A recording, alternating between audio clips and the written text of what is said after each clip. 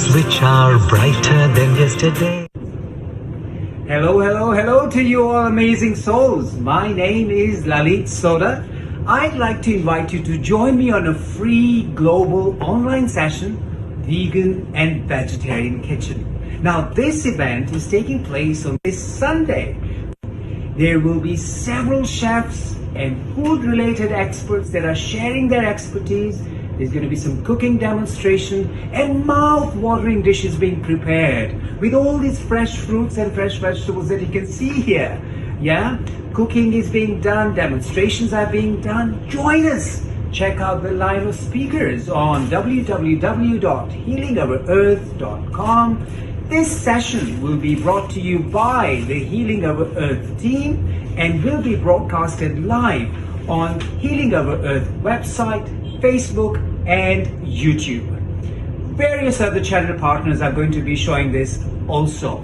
Guys, this is the Sunday. You want to join us on the vegetarian, vegan cooking and demonstrations. Be there, be square, otherwise love the vegetarian cooking. Join us all. Have a wonderful day.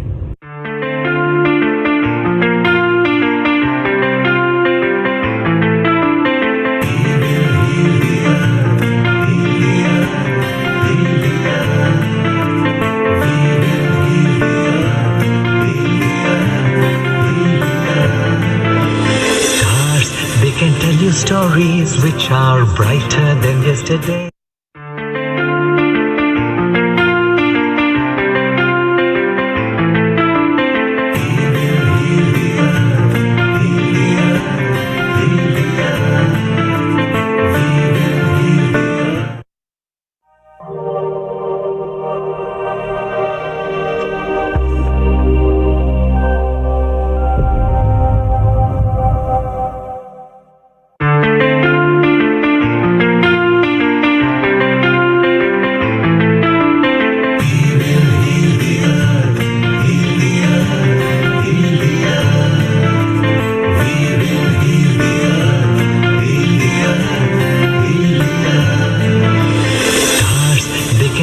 Stories which are brighter than yesterday. The streets have never been so quiet. The squirrels found a new hideaway. Tomorrow will never be the same. There is so much hope in our hearts. Brick by brick we shall overcome and walk right into a new start. Welcome to the brand new world. We're the children of our Mother Earth. Reach out your hands. Let us heal our earth together. Welcome to the brand new world. We're the children of our Mother Earth. Reach out your hands.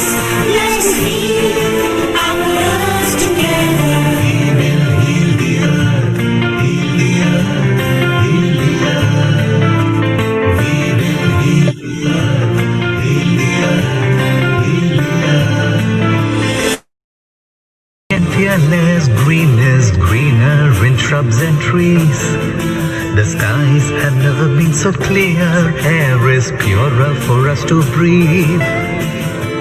Tomorrow will never be the same. There's not much for us to proclaim.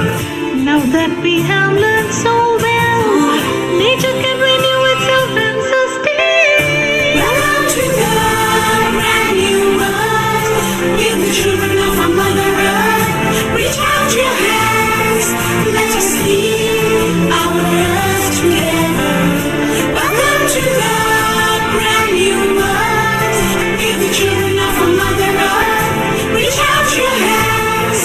Let us heal our earth together. Heal the earth, heal the earth, heal the earth. We will heal the earth, heal the earth, heal the earth. Together we will rise from the ashes to be a strong human race. Together we will find new horizons and wake up to a new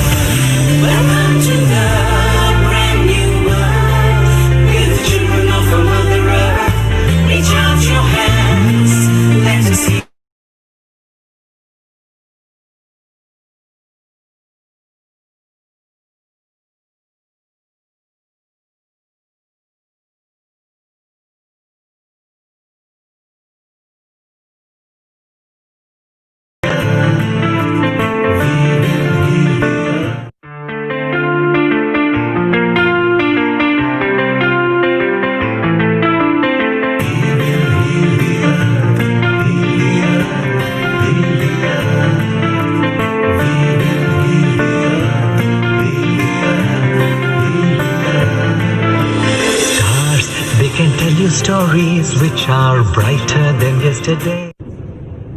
Hello, hello, hello to you all amazing souls. My name is Lalit Soda. I'd like to invite you to join me on a free global online session, Vegan and Vegetarian Kitchen. Now, this event is taking place on this Sunday.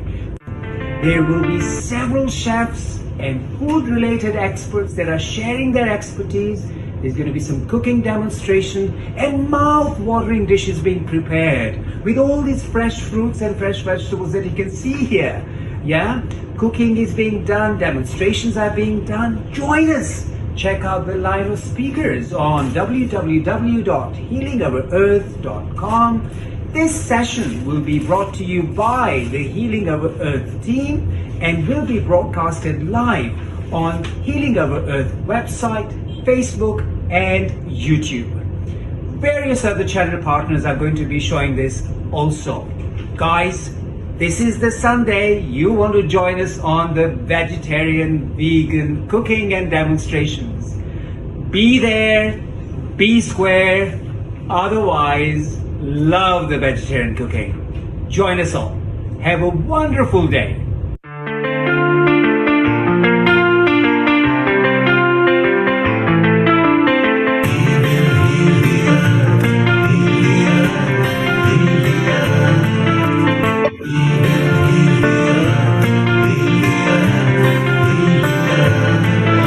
Stars, they can tell you stories which are brighter than yesterday.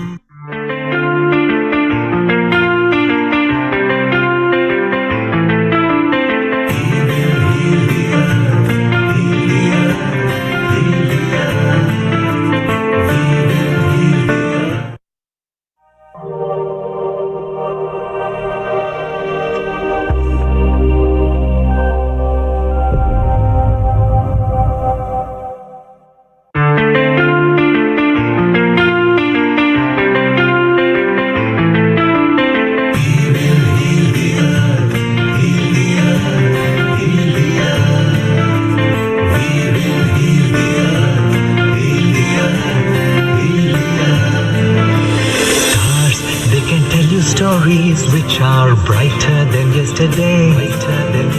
The streets have never been so quiet. The squirrels found a new hideaway. Tomorrow will never be the same. There is so much hope in our hearts. Brick by brick, we shall overcome and walk right into a new start. Welcome to the brand new world.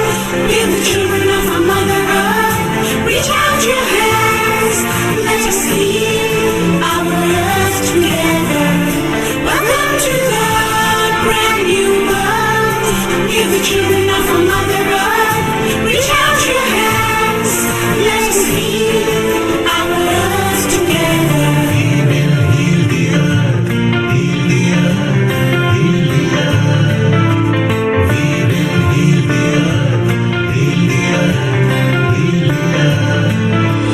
Birds are flying strong and fearless. Green is greener in shrubs and trees.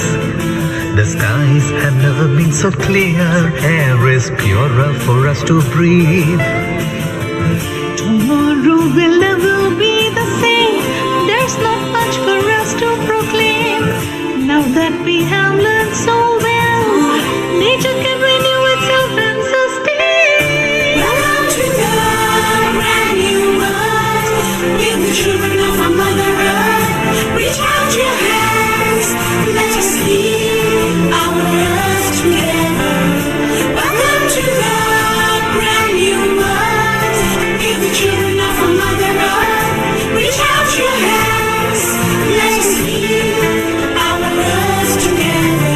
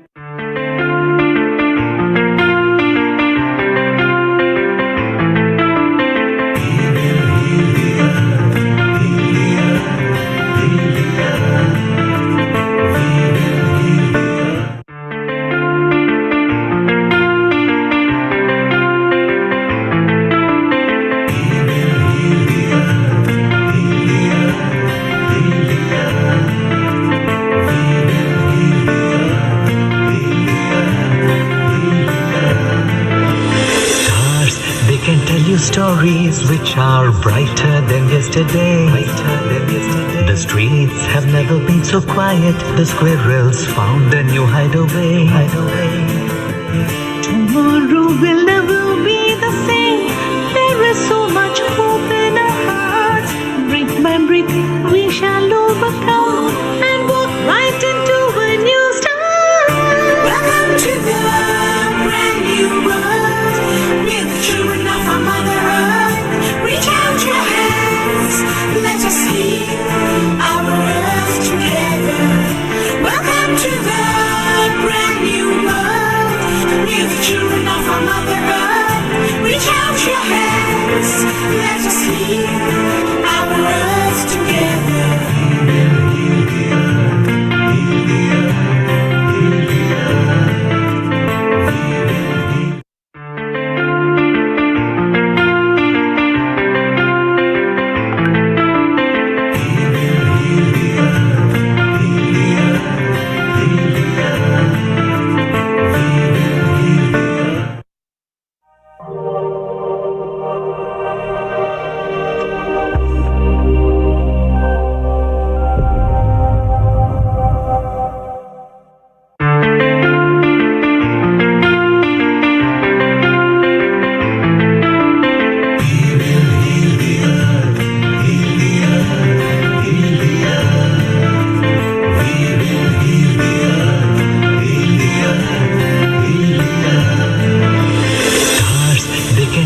Stories which are brighter than yesterday.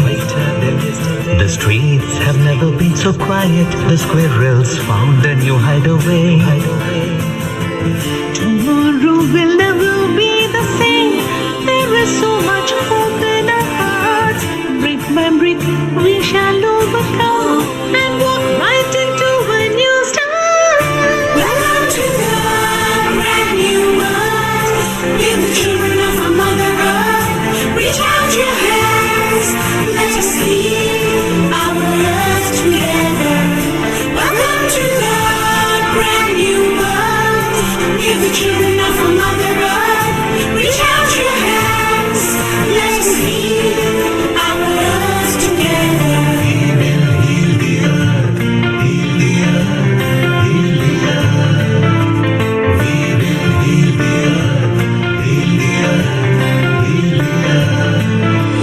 Birds are flying strong and fearless. Green is greener in shrubs and trees. The skies have never been so clear. Air is purer for us to breathe. Tomorrow will never be the same. There's not much for us to proclaim. Now that we have learned so well, nature can renew itself and sustain. Welcome to the brand new world. We're the children of our Mother Earth. Reach out your hands, let us heal our earth together. Welcome to the brand new world. We're the children of our Mother Earth.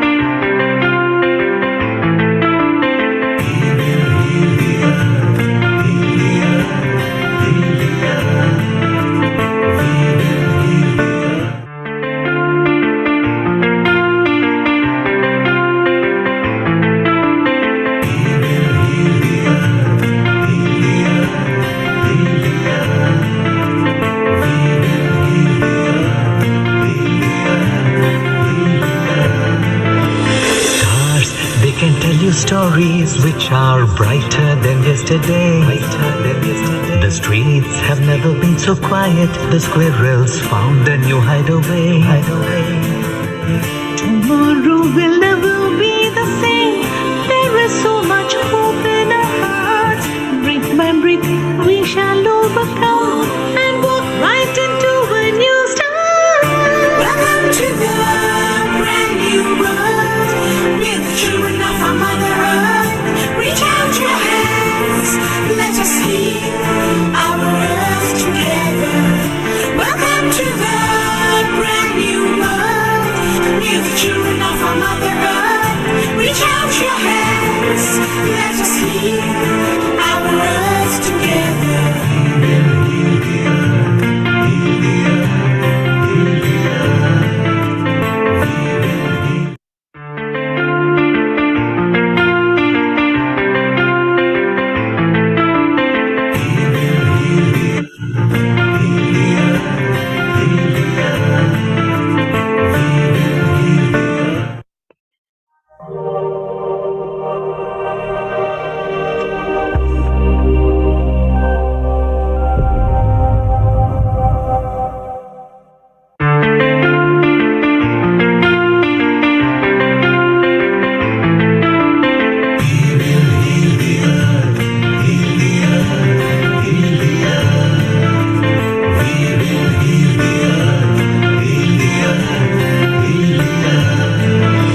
Stars, they can tell you stories which are brighter than yesterday. The streets have never been so quiet. The squirrels found a new hideaway. Tomorrow will never be the same. There is so much hope in our hearts. Brick by brick, we shall overcome and walk right into a new start. Welcome to the brand new world. We're the children of our Mother Earth. Reach out your hands, let us heal our earth together. Welcome to the brand new world. We're the children of our Mother Earth. Reach out your hands, let us heal our earth together.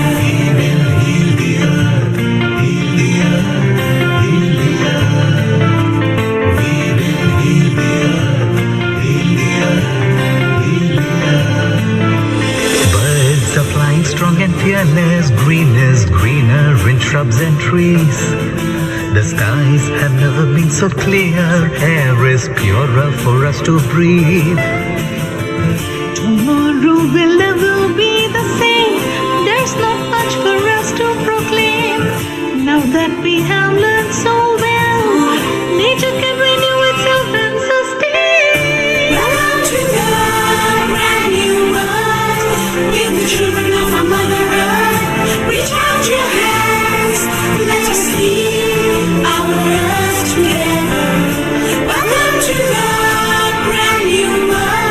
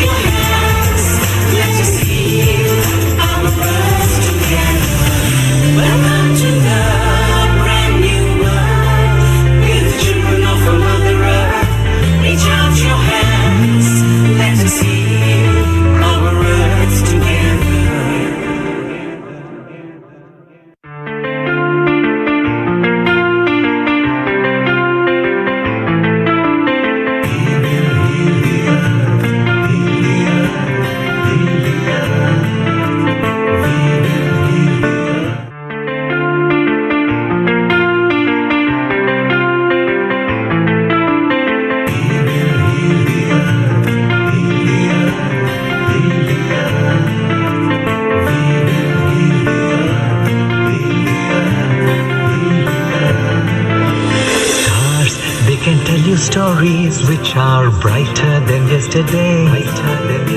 The streets have never been so quiet. The squirrels found a new hideaway.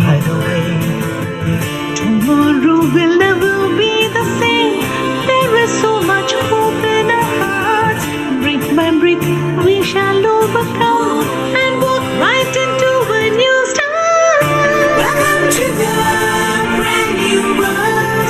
We're the children of our Mother Earth. Reach out your hands, let us heal our earth together. Welcome to the brand new world.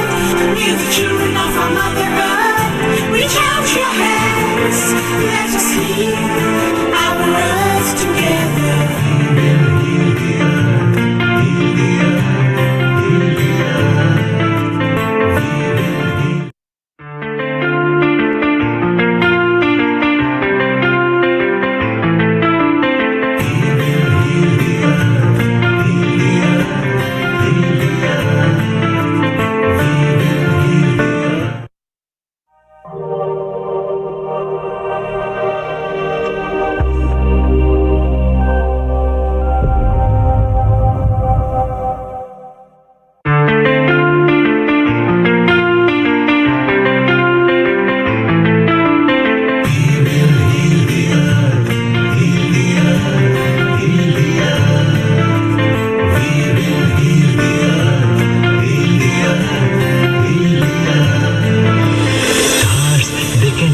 Stories which are brighter than yesterday.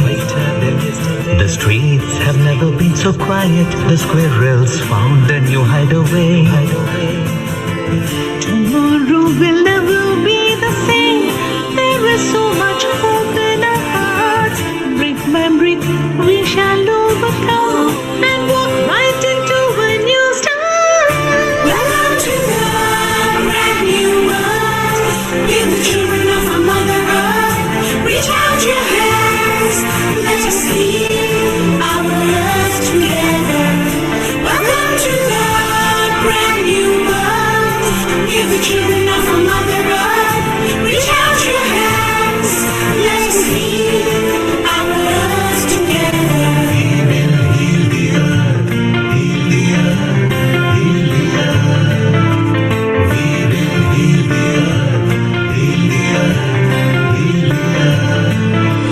Birds are flying strong and fearless. Green is greener in shrubs and trees.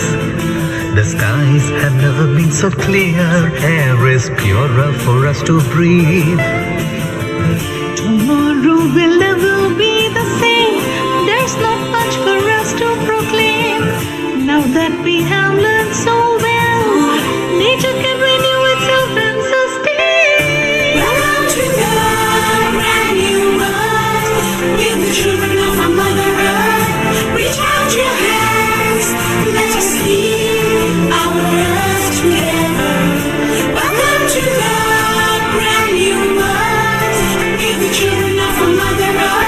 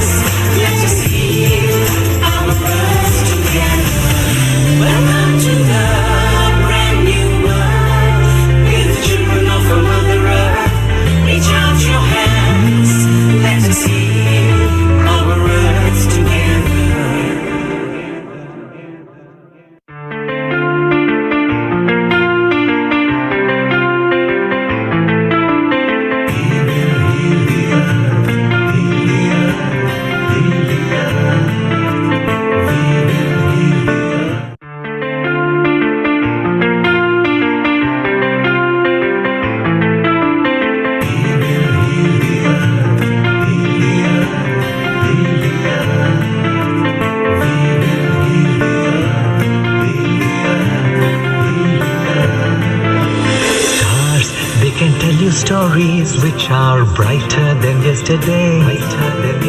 The streets have never been so quiet. The squirrels found a new hideaway. Tomorrow will never be the same. There is so much hope in our hearts. Brick by brick, we shall overcome and walk right into a new start. Welcome to the brand new world. We're the children of our Mother Earth. Reach out your hands, let us heal our earth together. Welcome to the brand new world. We're the children of our Mother Earth. Reach out your hands, let us heal our earth together.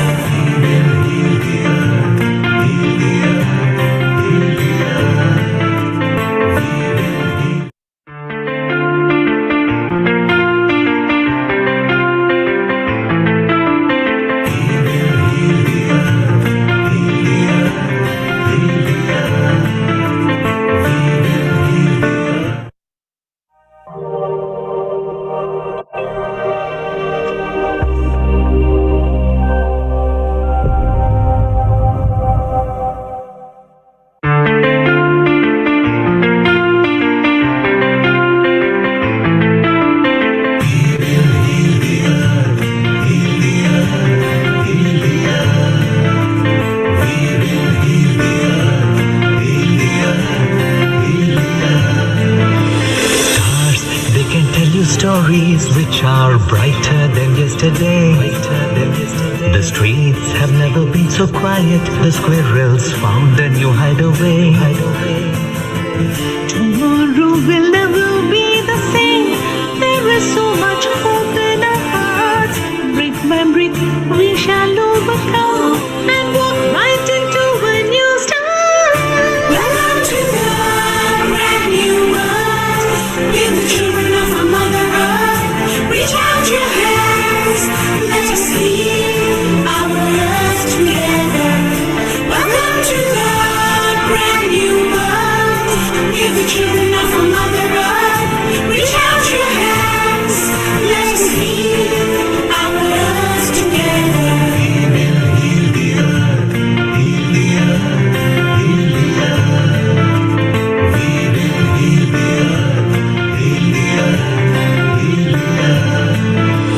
Birds are flying strong and fearless. Green is greener in shrubs and trees. The skies have never been so clear. Air is purer for us to breathe. Tomorrow will never be the same. There's not much for us to proclaim. Now that we have learned so well, nature can renew itself and sustain. Welcome to the brand new world. We're the children of our Mother Earth. Reach out your hands, let us heal our earth together. Welcome to the brand new world. We're the children of our Mother Earth. Reach out your hands, let us heal our earth together.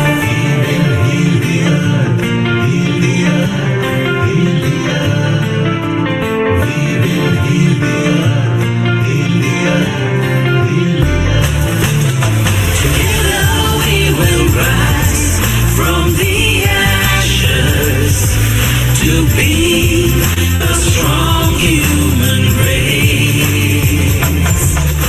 Together we will find new horizons and wake up to a new rising sun. 10, 9, 8, 7, 6, 5, 4, 3, 2, 1. Namaste and a global namaste and a welcome to everyone around the globe for our 58th session of Healing Our Earth. So wherever you are in the world, I hope you're tuning in. Do share it with all your friends and families, healingourearth.com and all the channel partners, whether on Facebook or on YouTube as well.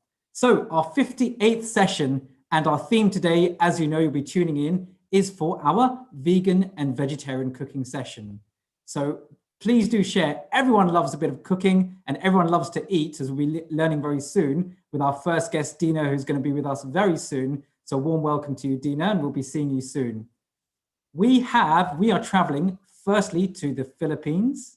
We then move to Egypt and then back to London here as well. So I'm calling you from London at the moment.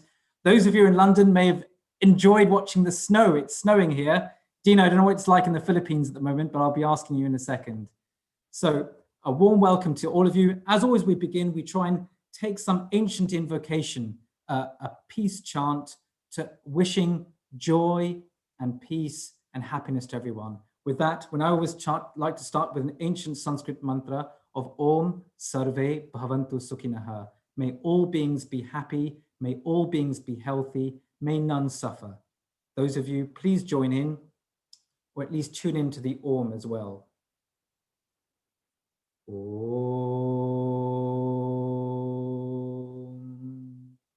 Sarve Bhavantu Sukhinaha. Sarve Santu Niramaya. Sarve Bhadrani Pashyantu. Ma kaschit dukha bhag bhavet. Om Shanti Shanti Shanti. May everyone be at peace. May all of you watching enjoy this session together with your loved ones. We all know we're here because of this global pandemic of COVID, and this is how Healing the Earth started. But since then, it's grown. We've had sessions on COVID, on well-being and wellness, which is our session again next week, yoga and meditation. And of course, as well, we've had children entertaining us, and today with the vegan and vegetarian kitchen. With that, I myself have been working, I'm a UK doctor, and been working, last time I showed you, I've been busy vaccinating as well. So here's an empty vaccine bottle. I've been busy with either various ones. So this is what I've been doing. Otherwise, obviously looking after a lot of patients with COVID.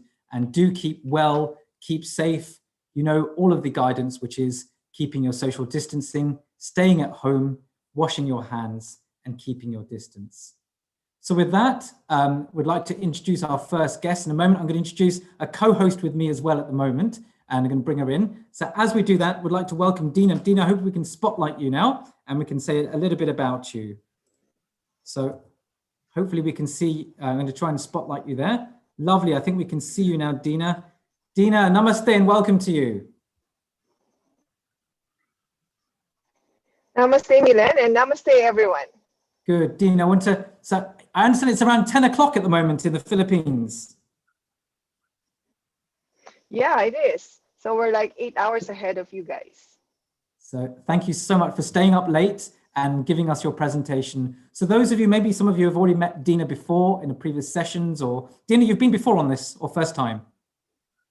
It's my first time. Ah, excellent, and even better. A warm welcome to Healing Our Earth and the family. So for most of her life, Dina did not know how to cook, but she loved to eat. She discovered yoga in 2005, and this led her on a path of wellness. One of these things she learned on the way is preparing her own food. She transitioned to a plant-based diet and learned about the concept of life force nutrition. Founded on the principles of traditional Chinese medicine, this will help us understand why we eat and how food helps us have more energy. She's not a nutritionist nor a chef, but will be sharing with us how she applies these principles in her food preparation and cooking, and discovering how food and more energy can give you more energy through your life force. So a warm welcome, Dina. In a moment, I just want to introduce our co-host with me today. So we actually have a co-host who wants to hopefully hurry up and come on. So we actually have here. So I actually have my wife with me, who's far better looking and beautiful, and is certainly a better cook. So Bijal, I know, and this is Bijal Soni, and sharing your thoughts on sort of what inspires you to cook and prepare. Well, growing up, food was always about getting together with people, happy times, love and laughter. And it's continued with us at home when we get together with friends. There's always a cup of tea or something on the table that we're nibbling at. And if you're going to have something on the table, you've got to be able to cook it. And I was really lucky. My mum's a fantastic cook. So she showed me quite a few of the ropes. Excellent, good. Well, and definitely, and you're definitely a good cook, and you love watching cookery programs. We've got enough cooking books, but actually, we want to build demonstration. We want to know about the life force, and we know, look, from a medical background, we know that in fact, good food and good diet is the maintenance. It's the very force, as we know from yoga. We know the five pancha kosha, the annamaya kosha. We are actually made of food. You are what you eat, and I'm sure Dina, you'll be sharing with us there. So the maintenance of good health, and also food being used actually as a treatment as well. So sometimes actually using ginger, using turmeric, using various different foods can actually propagate or remove disease. But with that, Dina, we're so happy to have you. And rather than us move on, I think we'd like to have you. So take it away, Dina. And I know that sometimes your bandwidth or your internet connection may go down. And so those of you watching, please do bear with us. If not, we do have Dina's presentation ready to upload, and we may share that. But Dina, I hope your internet stays with us. Yeah, I hope so too, Milen. And thank you for the introduction. It is a privilege for me to be able to share my knowledge and my own experience about life force nutrition. It might be different from what you know about nutrition as you were taught. But I'd like to invite everybody to just keep an open mind. It is based largely on traditional Chinese medicine and has a very naturalist perspective. So I hope that you will pick up something new today. And as Milan mentioned, the internet here can be quite spotty, especially on a weekend night. So people might be watching Netflix and we are competing with them. So I have pre-recorded my presentation, but I will be here live, and from time to time, we'll be interacting with you. This is just to make sure that the presentation is uninterrupted. All right, so let me move on. And as Milen mentioned, I am not a nutritionist, I am not a chef. I just love to eat. And that's what we will share with you today. All right, here goes the first one.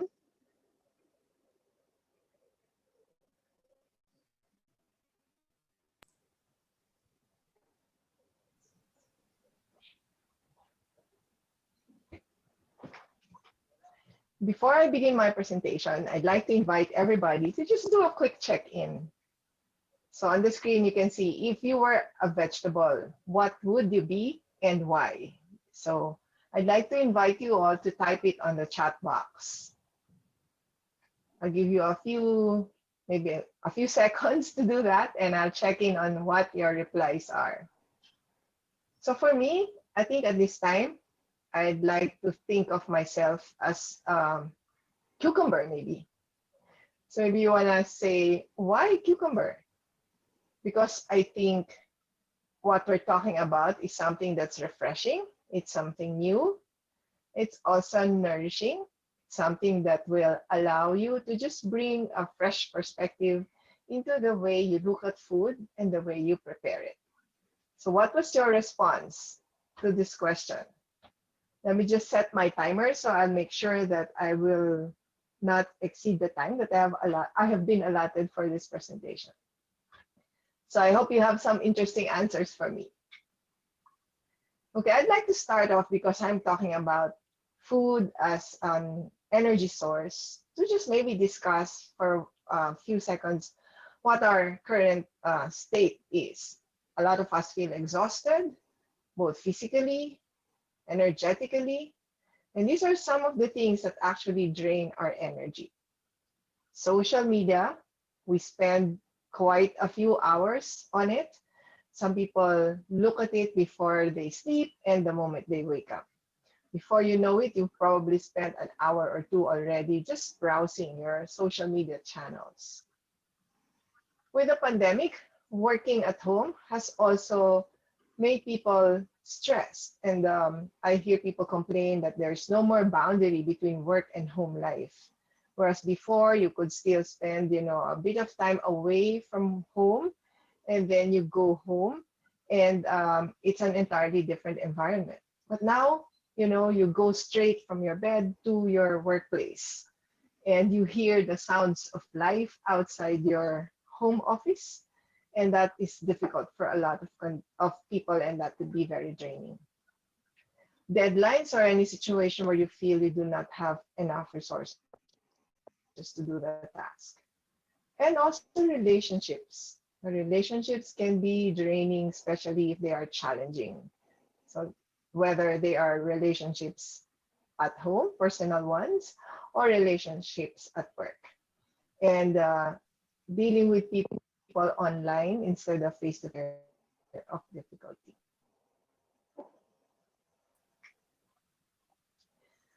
But what we don't realize is that our bodies are powered by energy. We are like a cell phone. Okay, it may not be such a very good analogy, but like a cell phone, we also have hardware, which is our physical body. We have Dina, sorry to software, interrupt. our nervous system, To and we share the have a screen battery, from our side. or the If you could press energy that the pause, body needs. This is powered by electrical impulses from our cells. if you could press Yeah, I have pressed pause. and if you could stop screen sharing, and what I'll do, because it's such a beautiful presentation, I think we're just getting feedback from the public that some of the slides aren't coming through properly. So it gives you a chance. So you Okay. you stop screen sharing, and what I'll do is share it from my side. Lovely. All right, that might be better because Yeah. your streaming quality might be better. It might be better. So just give me a second. I'll Yeah. just bring that back on. So just let's see if I can share that. But so far, excellent. And you've been telling us about the drainers as well, which has been important. So let me just see if I can also just share that. I had it a minute ago. Here we are. Perfect. So let's just bring that forward. I think we saw the drainers here. So hopefully we can see Whereas the battery, the life the as a body's like a platform. battery. Yes. There you go. Yeah. Thank you, Milen. Like a cell phone. Okay, it may not be such a very good analogy, but like a cell phone, we also have hardware, which is our physical body. We have software, our nervous system, and we have a battery, or the energy that the body needs. This is powered by electrical impulses from our cells and transported throughout our body's nervous system.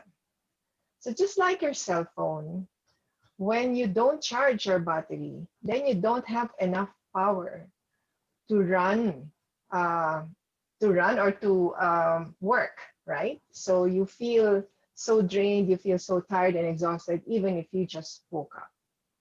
So what are some of the things that we can do to make sure that we have enough energy and we feel alive? That's what's important. So one of the things that we can look at is nutrition. And today we're going to talk about that, which is in particular life force nutrition. But first, let me ask a question. Why do you think we eat? So again, I'd like to invite our listeners, our viewers, to just type on the chat box. What are some of the things that you think we do, or what are the triggers that make us eat? Okay. Okay, so I'd like to share some of the things that I feel are the common reasons why we eat. First is sustenance. So we feel hungry, our body needs fuel to run, so we eat. The second is pleasure. Maybe a lot of times this is our prevailing trigger for eating.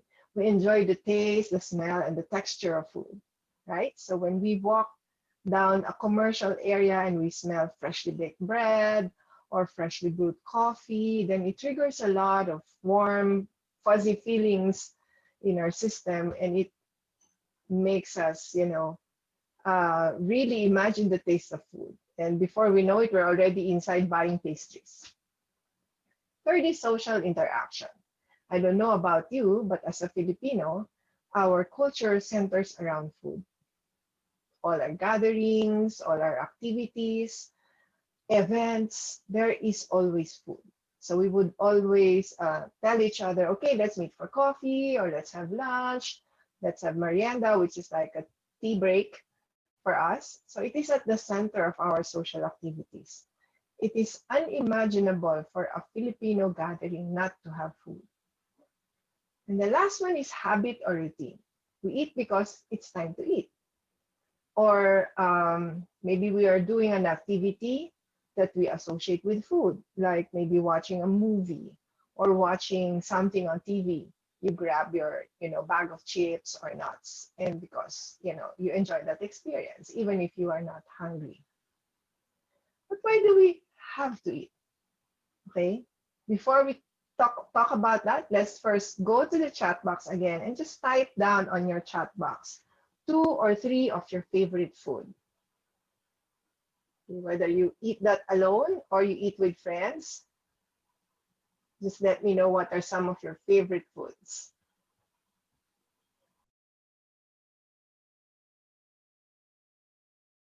I love Indian food, by the way. So these are some of my favorite dishes.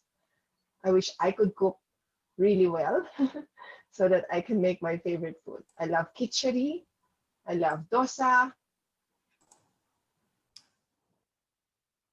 All right. So thank you for sharing your favorite foods on the chat box. And so I will continue with the reasons why we eat and what we typically eat. So what you can see here on the screen is I just looked at some of the typical Indian foods. So we have samosas, we have all sorts of bread that we eat with maybe meat or vegetable that has some kind of sauce. Okay, but why do we really need to eat? Okay. It's because food contains nutrients that our body needs to perform its functions.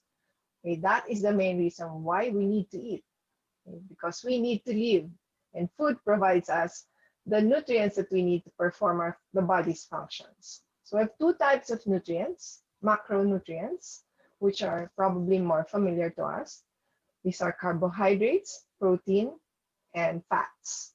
So carbohydrates can be vegetables, grains, fruits, right? Nuts and seeds. Okay? Protein is typically meat: beef, pork, chicken, fish, seafood.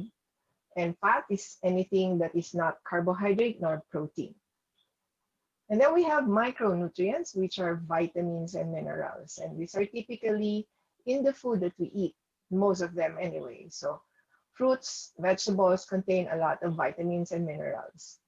We also take vitamins and minerals that are needed by the body but may not be produced by the body, and we use supplements for that. Okay, so we'll talk about life force nutrition, but first I'll define what it means. So when we say life force nutrition, we're really talking about eating for vitality and longevity, and using food to maintain balance in our body so we can live a life of wellness and balance. So it's like using food as medicine. There are 3 key life force elements in our food. These are air, water, and grains. So when we say that food has air, that means food must be alive or as close to being alive as possible. The second is water. Food must still retain water and not be overly fried, grilled, or baked. And then the third one is grains. So we eat food that have the ability to give us their innate energy. Okay, what is unique in the food is something that we can, or what gives the food the energy, or the energy that they manufacture is what we take in when we eat grains. We will describe foods with life force as having been organically grown. Why is that important? Because when vegetables, for example, are organically grown, then they contain microbiomes that come from the soil, and the soil is not overly depleted by commercialized farming. It also doesn't have chemicals from pesticides and herbicides and fertilizers that can change the quality of our food. Second is they are fresh or actively growing. Therefore, something that is frozen or canned or processed doesn't have as much life force as something that you just bought from the market today. Retains natural water content after food preparation. I'll talk about that later. And also foods that are rich in minerals. So they contain a lot of life force, like seaweed. Okay, so I don't know whether you have access to this where you live, but it contains a lot of life force. Okay, so let's talk about the first element, which is air, and see how we can determine whether the foods that we eat have this element. Okay, so when we say that food has air or has the element of air, we're saying that it's alive or as close to being alive as possible. So the first quality is that it's not processed or packaged. Okay, so meaning that you don't need a list of ingredients to know what the food you're eating is contains. Okay, so chips, anything canned or anything that is instant, where you need to have a list of ingredients, does not have life force. Okay, I'm sorry to say that. Uh, Second is it's as close to its whole form as possible. Okay, so when we, for example, eat rice, then it's very close to the rice grain. Boiled rice, steamed rice, even your biryanis, very close to the whole food. We immediately know that grain is rice versus eating bread. So we don't really know or do not immediately see what the bread was made from. It could be made from chickpea, it could be made from wheat, it could be made from coconut, potato, and any other sources of starch. Okay? Because the appearance of the bread is so different from the appearance of the main ingredient. And the third quality of, or the third characteristic of food that has air is it's alive. Okay, so it doesn't just mean eating raw like the Japanese do, or some in some parts of China they eat raw meat. But we can bring life into food by introducing a fermentation process or by sprouting. So fermentation will introduce bacteria, good bacteria into the food, and this makes your food come alive. Okay, so I'll share with you here a very short video that will show you how you can ferment food. So what I have here is chopped vegetables. This is pechay or like bok choy or wombok or any kind of green like mustard leaves or even cabbage you can use for fermentation. So I just chop it up and then I place some salt and then I squeeze it. All right, so just watch this. This is just a time lapse because it takes a while to squeeze. So it's all you need to do. You can use your bare hands so that you're also introducing the microbiomes from your skin. And then put it in a jar. All right, so put it in a jar and then you press it down, put some weight on it, and then you cover it with a lid. So I'll give you the steps here in the next slide. 4 easy steps to fermentation. First is you prepare the vegetables, soak or wash. I usually soak greens because they come with soil, and soaking allows the soil to settle in the water, and then I can just lift the leaves and it's clean. Okay, and then chop or cut, dry a little bit. So just drain the water after washing. Put salt, 1 tablespoon. Start with 1 tablespoon and squeeze the vegetables until the juice comes out. Then you can put the vegetables in a clean bottle, press down until it is submerged in brine. So just make sure that if you are fermenting, that all of the vegetables are submerged in brine to prevent other types of bacteria from growing in your culture. And then put weight on it. So there are glass weights that you can buy in a fermentation kit, and you can put that. Or if you're using a bigger jar, then you can just use maybe saucer or your sometimes stone. You know, if you can find stone and you can clean it, then you can use that. And then you cover it.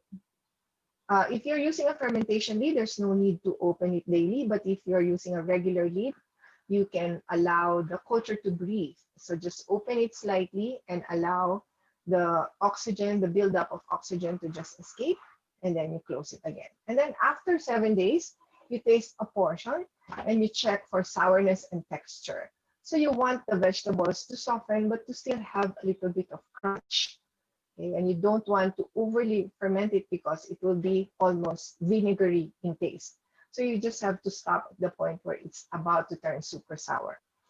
If you're in a hot country like the Philippines or maybe even parts of India, then maybe 7 to 10 days. Otherwise, if it's cooler, if you're in the UK, maybe 2 weeks. So you can just put it in an area in your kitchen that is more warm than the rest of the place. The second thing that we can do to introduce air or life into our food is sprouting. Okay, so sprouting recreates what nature does. Okay, so in nature, seeds and grains will drop on the soil, and when the rains come or when we water the soil, then they will get submerged, and eventually, after a few days, the plant will start to emerge. And this whole process of sprouting activates the life force in the grain. It brings out the protein in the grain, and it makes the food come alive.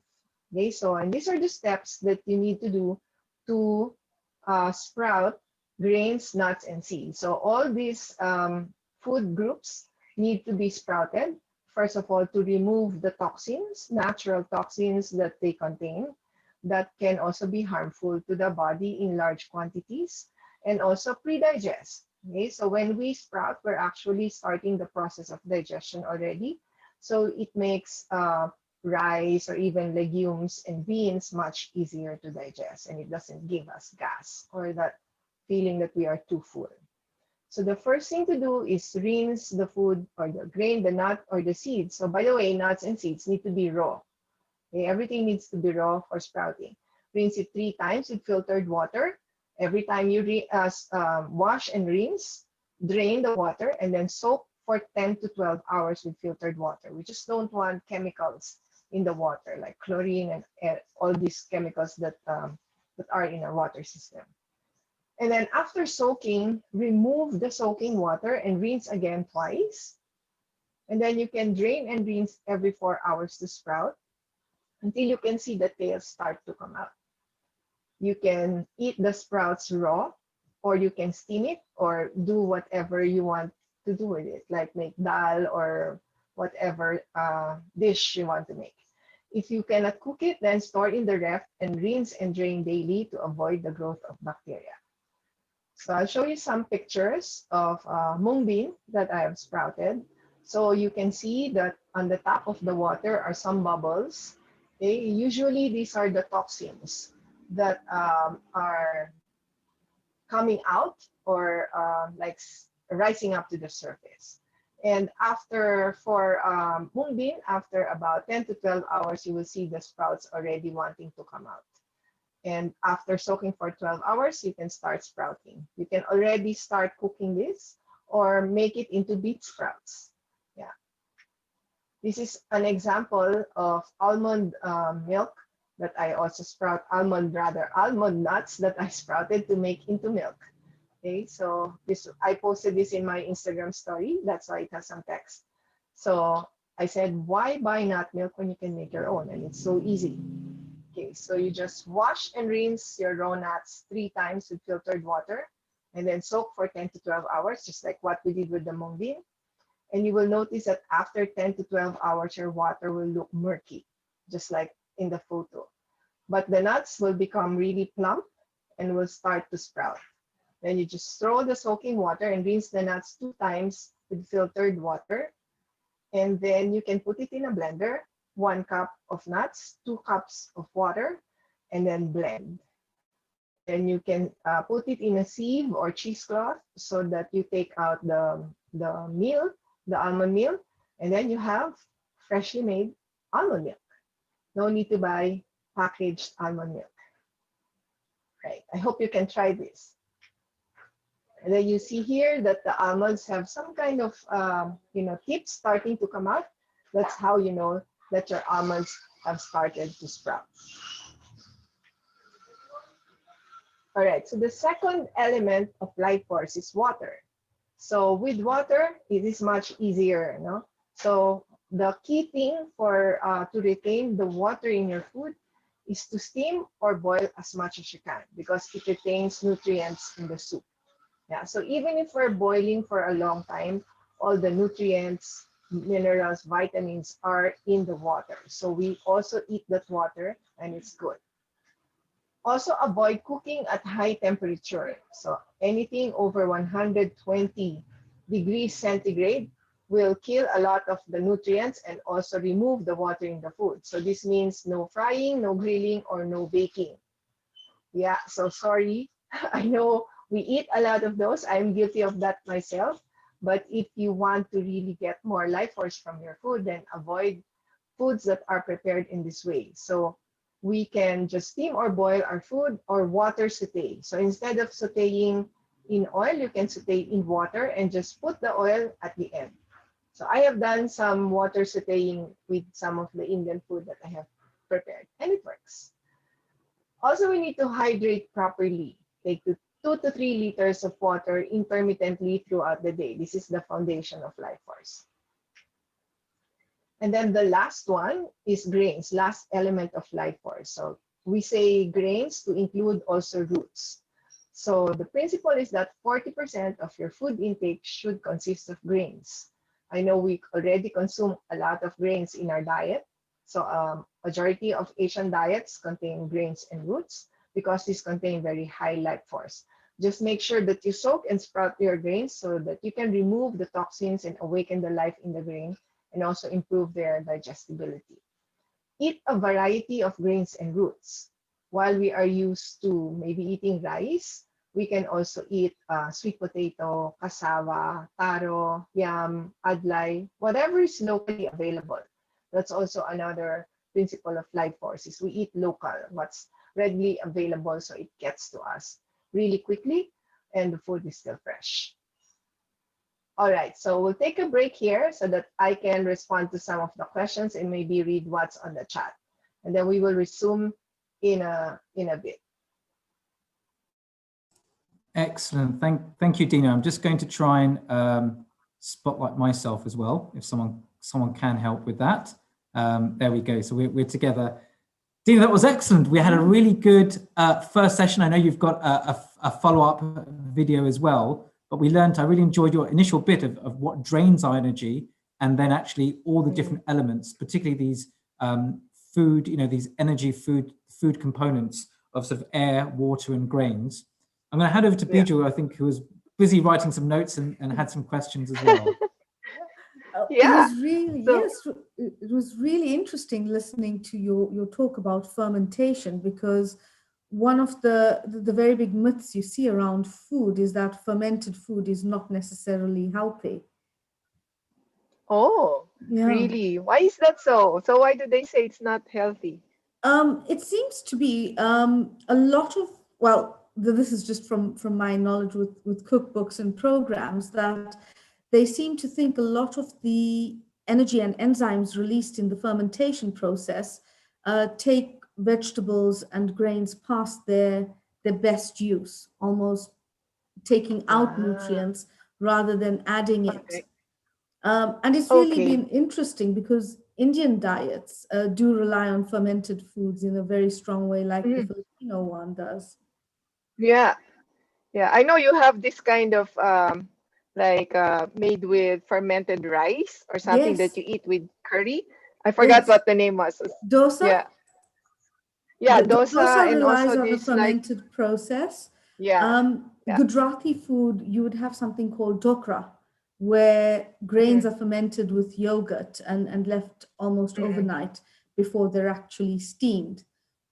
Mm-mm. So we've Yeah, got that. my teacher advocates using fermentation as a way to introduce life into the food because there's bacteria that is growing in the fermented culture, and therefore that allows the food to get pre-digested because that's one of the things that happens in fermentation is there's a pre-digestive process because the bacteria partially eats the nutrient or breaks down the food, right? So that's why it softens.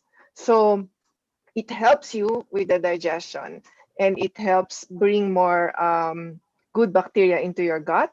So instead of us relying on probiotics, then we can use it. I know Indian food, you have lassi, right? And you also use a lot Yes, of yogurt, yes. which are all both fermented. So that's already a good way to help us because there's a lot of we need help in the digestive process then the system now is already not get taxed too much, especially if we, we have very similar cultures where food Yes. becomes the center of our gatherings, as you mentioned in the introduction. Very, very similar Filipino culture. But here also, actually, Filipino diet does not use a lot of fermentation. The fermentation that we do contains a lot of sugar. So the one that I showed is what is known as just salt.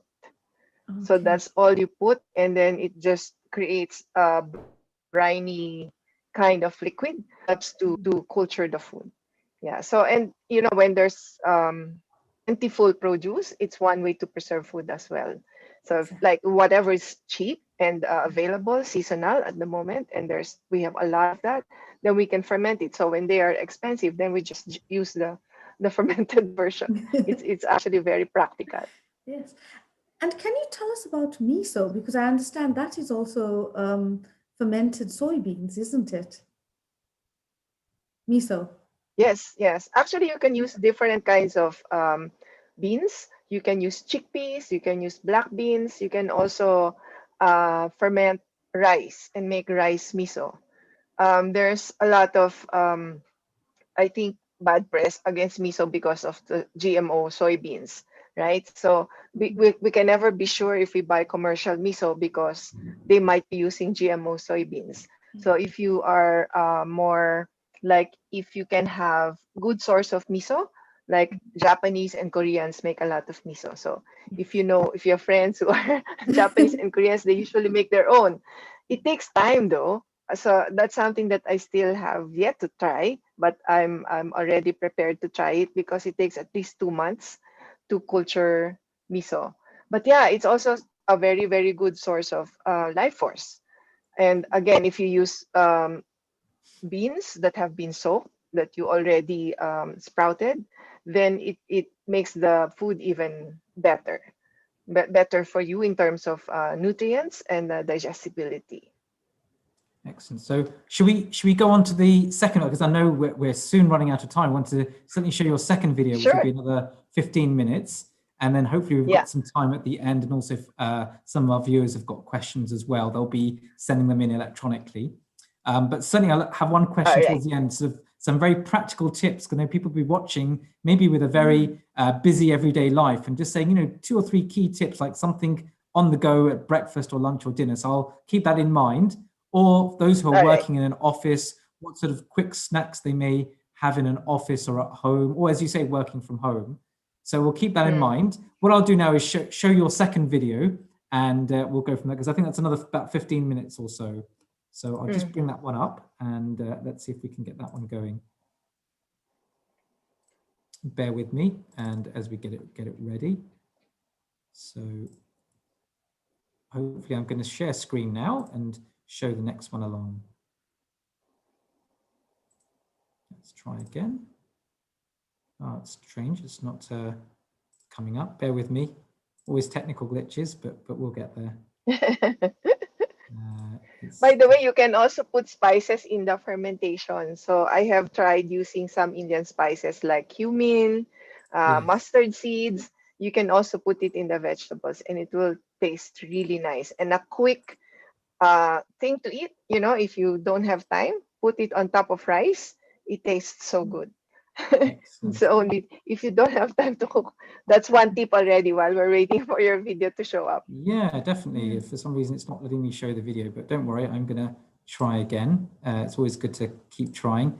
So let's put your, Maybe you need to turn off the other one first, or yeah, I think so. Let's just try again. are Share you video. using QuickTime or what Let's see. video player are Yeah, you just using? using Microsoft there. So may need some backup here. You Ah, may want to, did you So want me to show it first? And let's see. yeah, you want to just try maybe on your side initially and just Yeah, see. while you search for it and see how you can play it. Okay, I'll start first.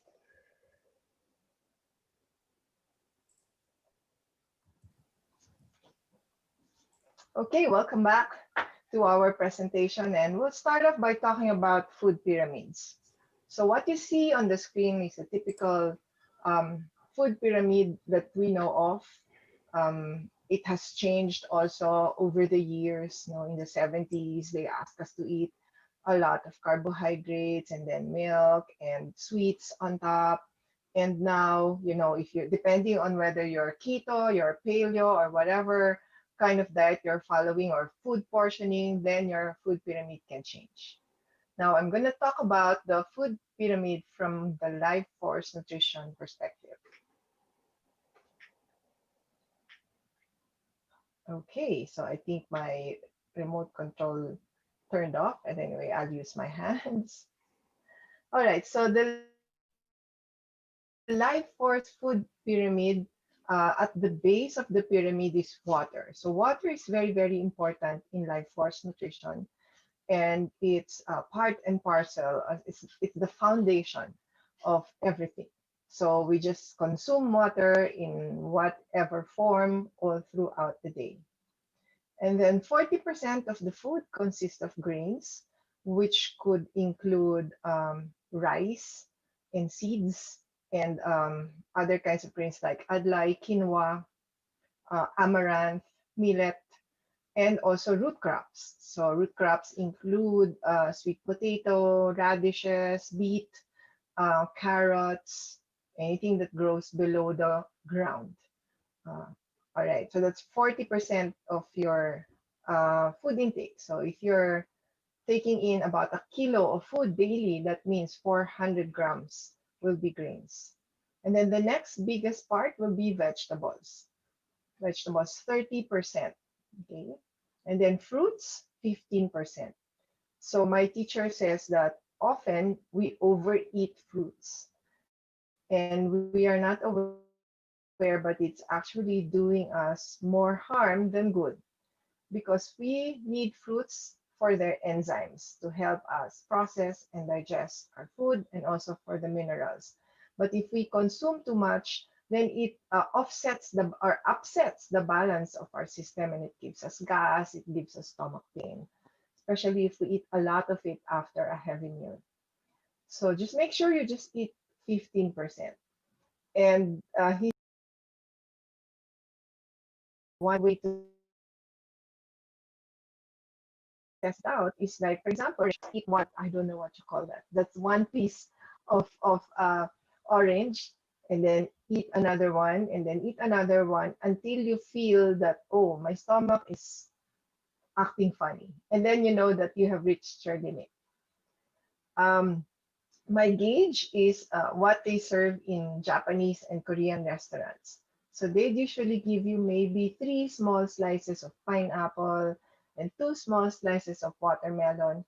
And that's just about enough to eat with a meal to help you digest your food. I don't know in your culture, but in the Philippines, we can eat like half a kilo of certain types of fruits in one sitting, and that's not very, very good. Okay, so legumes, I know Indian food has, we take in a lot of legumes. That's 10% of our diet. Nuts and seeds, 5%. Again, this is a food group that we tend to overeat. I love to eat nuts. But so 5% a day is practically a handful, or about 10 pieces of almonds. And I'll let you know why. I'll explain later why. And then meat, eggs, and dairy, we eat sparingly, if at all, right? So I am plant-based, so I don't normally consume meat and dairy. I eat eggs occasionally, but this is a type of food group that we don't eat on a daily basis. And I don't know in India, but in the Philippines, this is the usual practice back in the during the time of my parents and grandparents. Meat is eaten only on special occasions, and usually we eat vegetables and rice and sometimes fish. Okay, so and this is the reason why we don't eat. Let me just move my. Okay, all right, so that you can see the full size of the screen. This is the reason why these types of food on top we eat sparingly. It is a principle called yin and yang. And because life force nutrition, as taught by my teacher, is based on traditional Chinese medicine, so it talks about the concept. One is for us to have a moderately young net effect of the food that we take in. Because if we have overly yin diet, which is if we just ate only fruits and vegetables, we would be exceeding our yin intake and we would feel bloated, we would feel gassy, and it's also not very good for our body. It's gonna make us too cold, okay? Because yin is cold and dark, and yang is heat and warmth and light.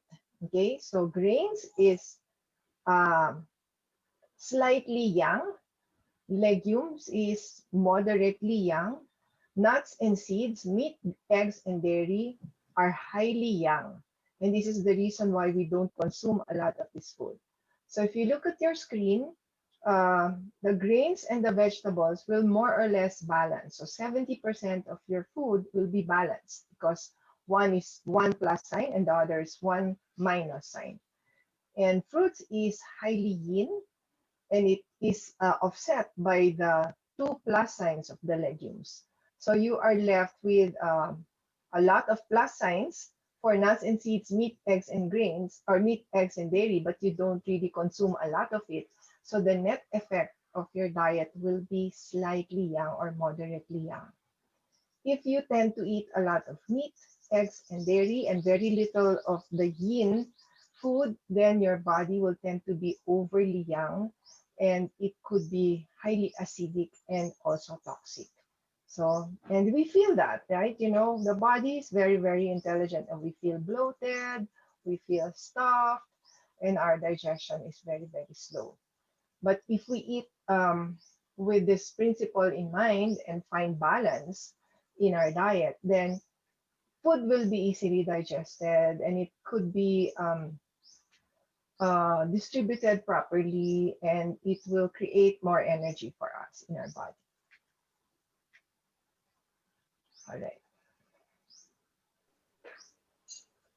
So this is, I showed earlier a photo of what we typically eat. So for Indians, you know, you have a lot of gravy, sauces, bread, biryanis, and also samosas. So in the Philippines, we eat a lot of grilled meat.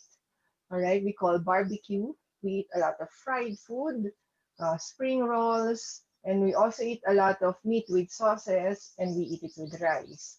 Very, very little vegetable, and when we eat vegetable, it's also overly cooked. So this is just an example of a balanced kind of food, and you can see it just by looking at the picture. Even if you don't know what the food contains, you can immediately see there is balance, right? So even the colors are balanced. So that's another thing that we look for in food is variety.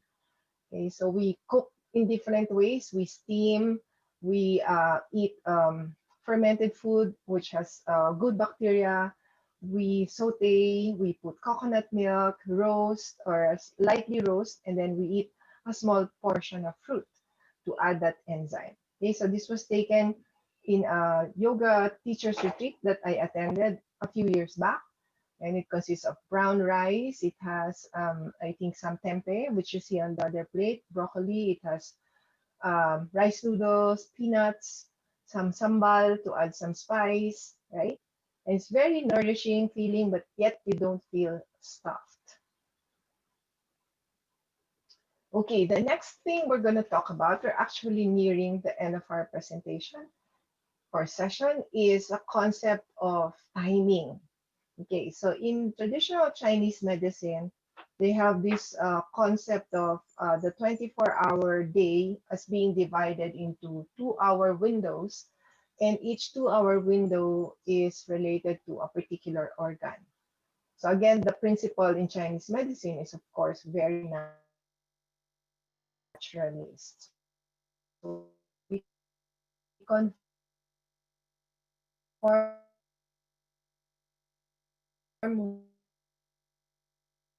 with nature. When it's then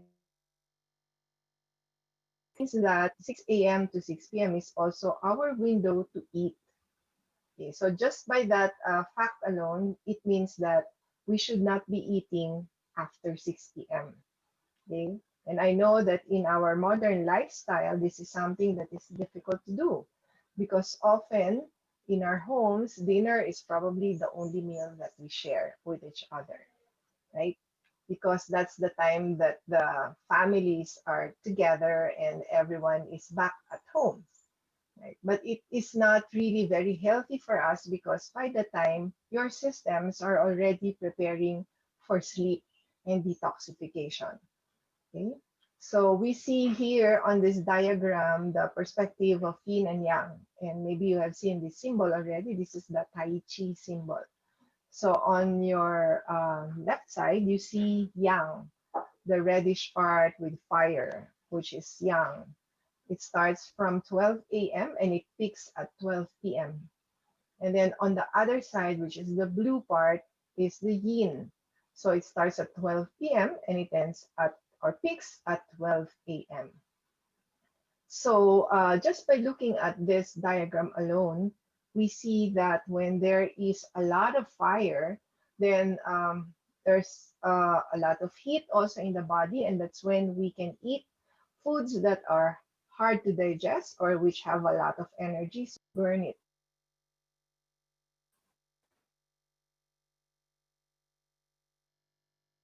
And we have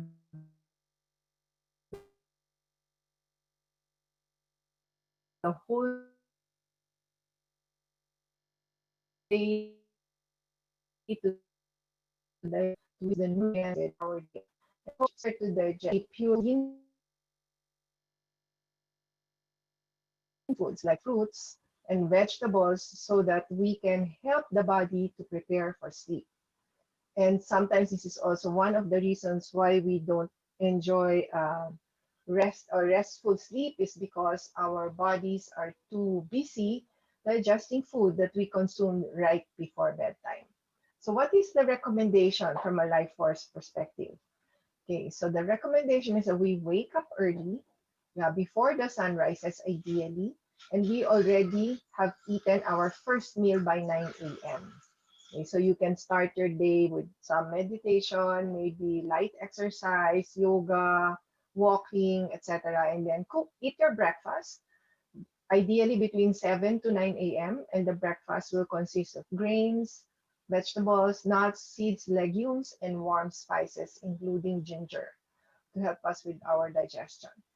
Also, from in the life force perspective, breakfast must be cooked. So therefore, food is warm or hot, right? So no smoothies, no overnight oats. All right. This is TCM, okay, and life force. So you might be following a different principle in your diet. So the reason why life force nutrition advocates for cooked food is because 7 to 9 a.m. based on Chinese medicine is the time of the stomach, and the stomach is associated with the fire element. So the Chinese believe that if you douse fire, then it will weaken and it will not have enough power to digest. So you don't want that to happen by just drinking cold juices or smoothies or overnight oats the moment you wake up. Okay, I used to do this a lot, and I would prepare a juice, vegetable juice, which would probably consist of greens, cucumber, carrots, and I'll take a glass full, or I'll squeeze it, make it into juice, drink a glass full upon waking up. Then I will go to my yoga class, which was hot yoga, very sweaty. And after that, I will drink coconut water that's been frozen, very cold, 1 liter. Yeah, I didn't realize what I was doing to my body, that I was actually dousing my stomach fire. So I had very poor digestion. I would always feel bloated. I was gassy. And yeah, so and my stomach always felt heavy until I took yin teacher training program, and my Chinese teacher said your body is too cold. So I shifted my diet and started eating warm foods in the morning, and I immediately noticed the change. Right before, I would eat fruits and vegetables only in the morning because I was following this diet, which was very popular in the 80s called Fit for Life. I don't know if you've heard of it. But anyway, I have shifted now and I follow this regimen. So I eat grains, vegetables, nuts, seeds, and I eat a lot for breakfast. That should be your heaviest meal because you have a lot of fire to digest it. You have the whole day to process it, and you can use it for your activities. Yeah. So some people skip breakfast, especially if you're doing intermittent fasting. You say that, oh, I'll skip breakfast and I'll just eat starting at 12. But think about it, when again, let's talk about your phones. When you sleep, you charge your phone, right? Because when you wake up, you want your phone to be fully charged. So why don't we do that with our bodies? Why do we let 6 hours pass before we charge our phone when we are already working for the first most part of the morning, so busy with a lot of things? So we need fuel, and that can come from food. So 12, maybe you can eat a light snack, maybe a salad. Here you can take a smoothie because the sun is up and there is external heat which could help you to digest. Okay, and then you can probably take a light snack because the period from 11 a.m. to 1 p.m., the Chinese refer to it as turbulent time. So it's not good to eat a very heavy lunch during that time. So you can eat around maybe 2 or 3. So if I have a heavy breakfast, I usually eat around between 2 to 4. And now you can eat more vegetables and leaves, stems, flowers, and foods that are easy to digest. And if you need to eat before you go to bed, you can also take a light soup, maybe something that's pureed so that it won't be very hard for your body to digest it or your stomach to digest it. No, very little salt, less fat. You can eat some raw food also towards the evening because then it's cold. So the body is naturally cold already, so that's okay because you're already in a yin state. Also, if you have a sweet tooth, I do have a sweet tooth. You can take your dessert early in the morning. So again, because the stomach fire is strong and you can digest and burn the food. So that is the timing from a life force nutrition perspective. Um, 5 key things to remember with life force. First is eat whole foods as much as possible. So avoid processed, avoid packaged. If you can buy produce, and cook it the same day, that's the best versus putting it in the refrigerator, freezing it, or even canning. Yeah, so we do that only in extreme situations. But if we have a choice, we will always go with freshly picked vegetables. Choose organic because you are getting more of the microbiomes and the natural bacteria that's in the food, and you need that for better flora and fauna in your gut. Balance between yin and yang. So eat food that have both these qualities, but lean more on eat more of the lightly yang and lightly yin, and less of the highly yang foods, which are nuts, seeds, and also milk, dairy, and eggs. Okay, and then cook in low temperature, nothing above 120 degrees centigrade. So avoid baked, fried, or grilled foods. It doesn't mean you don't eat it, but just don't eat it daily, every meal, because then that's going to affect your health. And the last one is timing. So eat more of the energy giving foods early on in the day. Middle of the day, you can eat something cold like smoothie, eat a salad, and then towards the end of the day, eat less food. And if possible, do not eat 4 hours before your bedtime because that's just the amount of time it takes for the body to digest or the stomach to digest your food. So you can have restful and continuous sleep and good quality sleep. All right, so it's not only food that contributes to energy and vitality. You also have to make sure you get enough sleep and take care of your mental health. You can meditate, pray, or whatever it is that you need to do to calm the mind, and also movement, exercise, dance, yoga, run, walk, or whatever you love to do. Integrate this into your lifestyle so that you will have more energy and vitality. Okay, so I hope you enjoyed the session. Thank you very much. And I'd just like to show my Instagram account. You can follow me there at Miss Lines. I sometimes post tips and also some of the food that I cook or prepare. Okay, so I'd like to stop sharing now and we will respond to questions. You can type them on the chat box as I stop my screen sharing and as I stop the recording. You're on mute, Milen.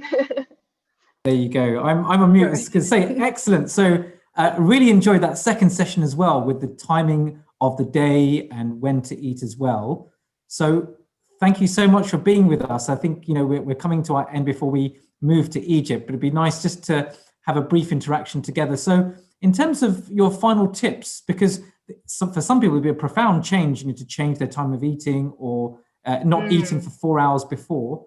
But for some simple things, for example, when someone is working in the office and feels they want to grab something, you know, I sometimes take some nuts or some seeds. We've got young children, trying to think of what to give them for breakfast. I'm just thinking of any sort of simple tips for those who are watching around the world. Well, I've discovered khichdi, and I love having that for breakfast.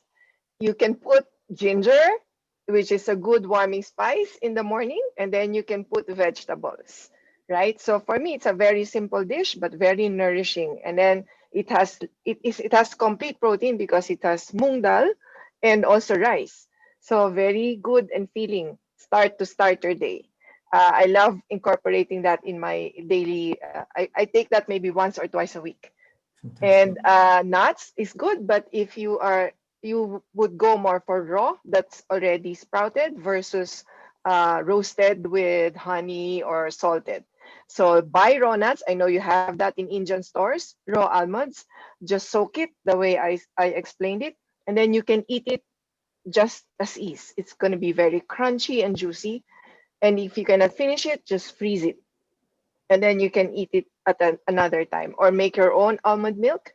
And you can also make brown rice milk. Actually, if you're on the go and you have some rice, just blend it together with water, put a little bit of salt and cinnamon, and you can take that on the go rather than just coffee and an empty stomach. Fantastic. You've really inspired us to think of food in a different way, with a life force behind it. And we have to sometimes move away from this sort of processed food culture. And thanks for sharing what was your Instagram again? Was it Miss Dina, you said? At Miss Dines. At Miss Dines. Very good. And I think your So, website is also yogaplus.ph. yeah, that's my studio. So there I placed it on the chat box. Excellent, thank you. Dina, it's been wonderful to have you today on Healing Our Earth, and you're now part of the family. We look forward to having you again soon at some point. For those who are watching, please do go back. If you just joined in, you can rewind, you can review the whole hour ahead, and maybe some of those videos we can even re-share with us. Dina, namaste to you, and have a good evening. Namaste. Thank you. Thank you so much. Yeah, thanks, Milan. Thanks, Bijal. Sorry, I forgot your name earlier. No, it's Thank good. you so much. Thank you. Excellent. So, Bijal, I hope you enjoyed that. I thoroughly did. And Dina, that was really enjoyed so that. much of new information coming through about different ways to plan meals even, and what to incorporate within it. And with that, our next guest is actually a citizen of the world. Zainab Arafa lives between Egypt and the United Kingdom. She is a human resources person who worked for 13 years before finding her calling as an amateur chef, and now has quite a good following on social media. Zainab is a mum of 3 kids and heartily endorses eating fresh, eating healthy. Today, she's going to show us a dish which we would normally associate with India, but is actually a common ingredient in Middle Eastern and Mediterranean diets, and that is okra or bhindi. This time, it's going to be presented as a tagine. Excellent. Good. Well, Zainab, a warm welcome. So we've moved westwards from Philippines to Egypt, and I understand you're in Egypt at the moment. Yes, I am. Namaste, everyone. Thank you for having me today. I am in Egypt right now. It's 5 p.m. here. I think it's 3 p.m. at your side, right? Yes, it's 3 p.m. and it's snowing. Okay, no, it is quite cold here, but it's not snowing. Okay. Okay, so we're gonna have today bamia, as we call it in Egypt. It's an Egyptian dish. We do okra in an tagine usually. It's ready here. I have all my ingredients ready. If you'd like me to take you through my ingredients. Fantastic. That'll be Yes. great. I mean, this is great. So a real live cooking demonstration in your Yes. kitchen. Yes, it's And in my kitchen. yes, and so we've got our next sort of 40 minutes together. Please do take it away. And I think my wife will be telling me to take notice, because I think that will be what I'll be cooking this evening. So let's see. Okay, that's great. So, It's a very easy yeah, dish to make. take it away. Okay. Okay, shall I start? Please do. Yes, Please do. Okay. So I have with me a whole pack of okra. It's frozen okra. You can use fresh if you have, but this one I got frozen, as it's easier to demonstrate how to use. I have tomato paste and tomato cubes. I have diced onions and diced coriander. I have garlic, minced garlic. And this depends on how you like your chili. It's chili. If you like your food hot, it's like our family, so you can have chili also, and the lemon, and salt and pepper, and dried coriander, smoked paprika, and allspice. Okay. I also have an extra tomato sauce here and broth. Okay, and some water and olive oil. Okay. My cast irons are quite warm. So I'll start. First step, you can use any kind of, you can use coconut oil, but in my household we prefer olive oil. I'll start with giving the onions a good stir in some olive oil until it's a little bit transparent. When I was preparing for this live session, I looked up some fun facts about okra, and it came to my attention that it's an Egyptian. It was first discovered by the pharaohs in Ethiopia, so that's quite interesting. Okay, and now I'll put some. After it's a little bit transparent, because I don't want the garlic to burn, I will stir around the onions a little bit. And then now I can put the garlic.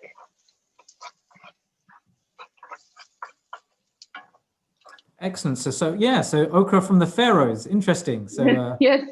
So what have we put in so far? Just if we give a recap, what's in? I put in the onions, one minced onion, and a couple of cloves of garlic.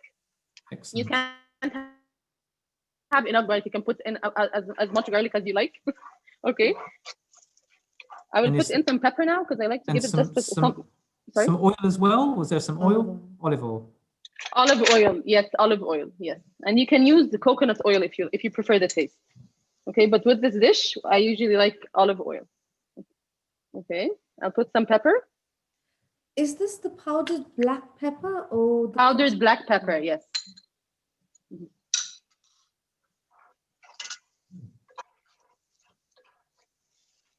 Okay, and then I'll put the okra and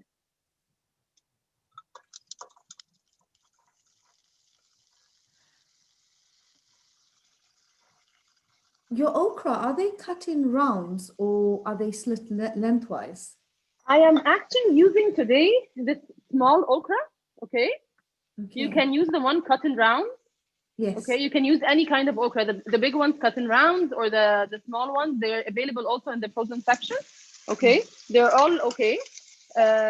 In this step, usually when you're using the ones that are cut in rounds, because the okra is a little bit bigger, it kind of, and anyone that cooks okra knows that it can go a little bit slimy. So some people don't like the texture.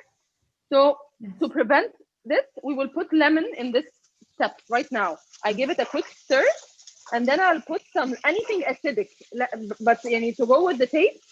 We're gonna put some lemon juice, fresh lemon juice, which is great. You know, okra is already a very good source of vitamin C and antioxidants and vitamin A.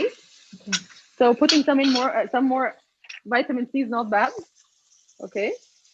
I'm gonna put in some lemon just to prevent it from going, you know, this texture. A lot of people don't like it. This will prevent it from happening when we put the tagine in the oven. Right, so we'll prevent it from getting sort of slimy. Yes, a little bit. The sauce sometimes gets a bit slimy, and that's why some people don't like okra. But it's very simply. You can put in anything acidic. It will prevent this from happening. Okay.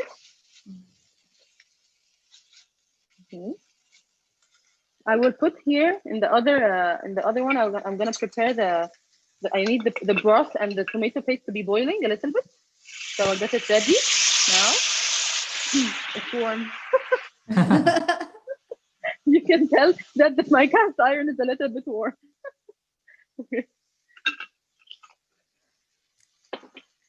I have fresh tomato paste, homemade fresh tomato paste. Okay, it's I blended it and then I put it on some in a pot. Yes. On medium heat for some time until it's a little bit shortened. Okay. So you've actually burnt a lot of the liquid out of the tomato, so it's a nice thick paste. Yes, nice and thick, yes. And as you're doing that, the broth that you added, is it roughly about half a liter that you've added?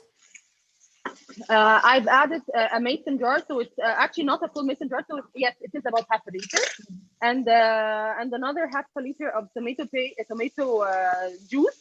You can use patata and water, by the way. If you'll get a very good result. Also, I'm using also some patata for the color. It gives a better, deeper color in the dish. Oh yes. Okay, but I'll put it here with the okra. I'll stir it in with the okra, and I will also put in the chili right now with the okra, the chili peppers. This is optional. All the optional steps I'll tell you, but this is how we do it in my family. We put in the peppers. Okay. You can put even chili powder if you like. Okay. And then put in the salt and the some salt. Allspice. The allspice gives a nice deep smell. Yes. Which spices are in allspice? If I recall, there's some cinnamon in it. Some people call I think it's called pimienta in English, or pimenta. Pimenta. It's usually pimenta. Okay, it's usually just pimenta. By the way, I thought it was a mixture of spices, but when I researched it, I actually found out it's only pimenta. But it's in England they call it allspice. Some countries, allspice is a mixture of different spices, but in UK it's called allspice, and it's just pimenta. Okay. You can add in cinnamon if you like cinnamon. You can add in some cloves if you like cloves. But allspice here, it's just pimenta, the one I'm using today. I'll add in, it's optional, also some smoked paprika.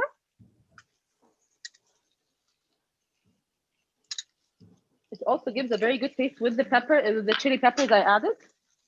Okay.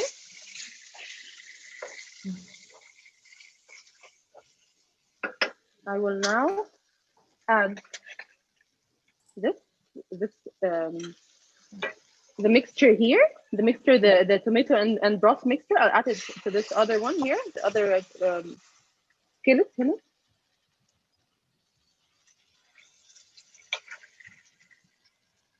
And by the way, this dish can be cooked fully on the stove. You don't need to do it as a tagine.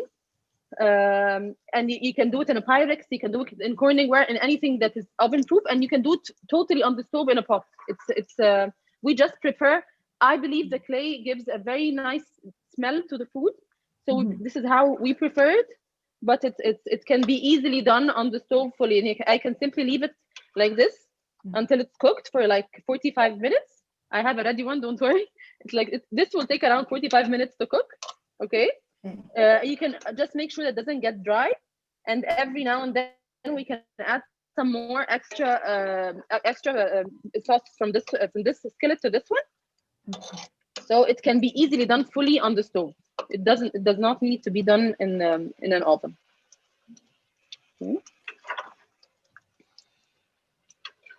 But when you put it in, if you decide to put it in the oven, you just need to make sure to account for the moisture. So on stovetop, you'll be checking every like 5 minutes and adding extra sauce. So it's gonna be easy. But in the oven, I try to, as much as I can, make this a little bit extra moisture so that when it's cooked, it doesn't get too dry. And even if it gets too dry, you can also add a little bit extra sauce from this one. Okay. I'll now add. I have tomato cubes. Okay. Fresh tomato cubes. Okay. I'll add it here. Stir it in.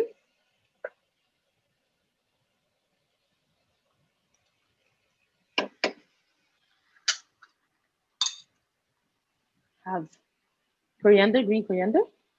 This is optional, but we also like it. It gives a very nice fresh smell. And it adds in some greens. Yeah, definitely. And I think coriander is obviously a big popular one even in Indian cooking. Yes, it is. Should we be switching on the oven at this point to? Yes, it should be. It should be. The oven should be warm by now. My oven is ready and warm. So it's multitasking. Yes, and I'll add in some dried coriander. Yes, I already have one ready just in case this one doesn't cook. Oh wow! Fast enough. Yeah. Should it be preheated to 180 degrees or gas mark 5? Yes, it should be ready and hot at 180 medium heat. Yes. Yes. I put it in the oven when not covered. Okay, so because I like it to evaporate a little bit, and so that the sauce gets a little bit thicker. Oh. So medium heat is good, because if it's high heat, it will get too dry.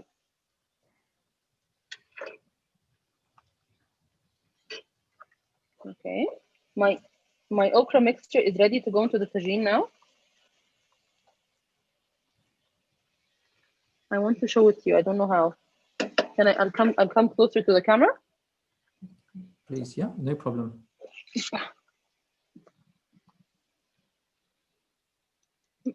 Check this. Oh, It already looks amazing and smells amazing. Now I wish the internet could transmit smell. Yes, I always say that when I'm cooking on my videos. Yeah. I really wish you can smell this with me. Okay, I'll transfer it. It's here now. Okay, and I think I'll put in extra sauce. It's nice and colorful. It's so full of fresh ingredients and spices. Yes, it is. In Egypt, we're so used to eating things fresh. Maybe only okra is not always available throughout the year, so we kind of store it sometimes. Especially in my family, we like the small size one, so we wait for when it's in season, and we clean it and store it. But it's a very common thing in Egypt that people eat fresh cooked vegetables. Yeah. Would this meal usually be eaten in the afternoon or evening? It's a lunch kind of meal for us. Lunch or dinner in Egypt. Lunch food is eaten either in both lunch and dinner. Yes. Okay. Different amounts only. This is how it looks. Okay. Now it will go into the oven. All right. Okay. Can I just go out of the camera? Please do. Yes. Yes, that's good. I'll get the other ready one. Fine. So. Nice and sizzling, the other one. Well, as we're doing that, I think we're online. We should show we've even brought our tagine here. So he's preparing for tonight. Nice. So we've got our tagine. This is a Moroccan tagine. I know it's a Moroccan one. That's right. Yeah, it looks really nice. I love Moroccan tagines. Yeah. They look so pretty. As you're speaking, I'm just realizing there are different sorts of tagines and tagine makers. Can you tell us a bit about the Egyptian one? The Egyptian one usually does not have a cover like the Moroccan one, because the Moroccan one is used not just for cooking, it's for cooking and serving. The Egyptian modern ones, they have clay covers, but it's not the common practice. We usually have them looking like this one in different sizes, and maybe sometimes deeper, or this is how it looks. Right. Okay. It's just a straightforward deep dish. They come in round form usually. We also we used to have clay bottles for water. By the way, in Egypt, it's very common that people drink water from something called olla.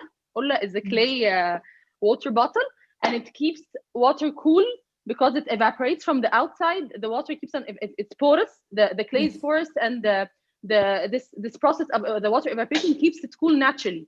So it was a common practice in Egypt that people had under windows this clay bottle, two or three clay bottles filled in water, and so they're always cold for the people in the house and the people outside that can access the water bottle from outside the window to have like some water. Yeah. Very good. So you can share with others as well. Yes, yes. And even in the street, we have a very big. It was an old practice, a very big clay water container also that's made of clay also. Okay. So here in Egypt, as I told you, the tagine does not have this cover for serving, but in Morocco it has this cover because it keeps the food warm when it's served. This one is not going to cool anytime soon anyway.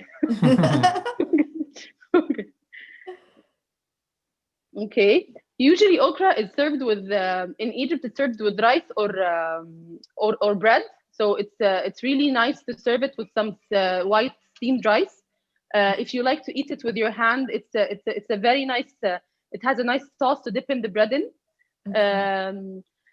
I prefer also to put in some raw tahini on it, raw sesame paste on it, and in my own plate. It makes it taste amazing. Okay, and it gives you an extra boost of flavor and benefits. So it's a very good thing to also put in, like if you serve like some spoons of some like two of these, okay, with a tablespoon of tahini, it tastes amazing. Raw tahini, you don't need to do anything. You don't need to like turn it into a salad or anything. It makes it taste also very good. This is one of the ways of cooking okra in Egypt. There's other ways of cooking it. It's also in Egypt is usually really saucy. It's not a dry dish, because I know in India some people cook it. It's kind of like a dry salad kind of dish. Yes. Right. And for me it was really interesting because in Indian cooking we would avoid adding water to okra simply because of that slimy texture that comes. So this was a good tip for me. Add some lemon juice and then you can add a bit of water. Anything acidic, lemon juice is a very good option because it's very healthy. Anything acidic will prevent this slimy paste from forming. And you should, but remember to always put the lemon juice as soon as the okra hits the warm pan. You put the lemon juice and it will be perfect. Don't worry at all. Okay. Oh, perfect. Upper Egypt usually does this dish with broth, but without tomatoes, by the way. But has a lot more garlic, a lot more coriander, okay, and a lot of it can accept a lot of greens in it, like coriander, parsley, and then it's left to cook on the stovetop regularly and without putting it in the oven. And they have a special tool that looks like a big wooden stick that they blend it with in order that it turns into a total paste. It tastes amazing. Some people blend it just in a blender, like a couple of shots in the blender, and it tastes perfect. It's a very good dip. I've seen that stick being used in cooking in Kenya as well. They use it for some dishes as well. Yes. These are when you get really thick pastes, grain-based pastes as well. Yes, exactly. It's quite sturdy and prevents that sticking at the bottom. Yes. You keep on like doing like this on the stove, on the stove top, until it gets all it turns into a very good homogeneous paste. It's I think Kenya and maybe this tool was also a pharaonic tool. I'm not sure. It could be, by the way. Yeah. This is how Africa and Egypt are connected anyway from the pharaonic times. Exactly. So it could be some kind of an old tool that used to be used. Until this day in Upper Egypt, this is how people eat bamia, and they don't call it bamia. They call it weka. It's a totally different name, but it's the same exact ingredients without the tomato paste. Wow. A little, and it tastes really good. It's worth a try because it tastes amazing. Yes. Now let me ask you this: when we put it in the oven, roughly how it stays in for about 40 minutes, and by the end of it, does the liquid all Is the liquid all evaporated, so you're left with a more solid sort of texture, or is it? Sometimes this happens, but this is not exactly what you want. Okay, you want it to be like saucy like this. I can get out a spoon. I'll get just a spoon. Okay, and it's like, it's nice and saucy. It's not exactly. yes. It's not exactly. I can get a plate and I'll show you how it will look. I'll get just a plate from behind me. Yeah. Okay. Now we definitely want a tasting session. So that's the only thing I've realized about these cookery sessions, that you just get really hungry now watching these things. Yes, I know. And this seems like a regular dish for you then, sort of making okra and a tagine sort of maybe once a week or something, or? Yes, it is. My mom loves it. And as a child, I used to not like any vegetables. So Okay. I don't, any, if someone told the child version of me that I'll be cooking bamia on live, I would have never believed them. Okay. My mom loves it so much. She used to make it so many. This is how it looks, and this is how the sauce should be exactly.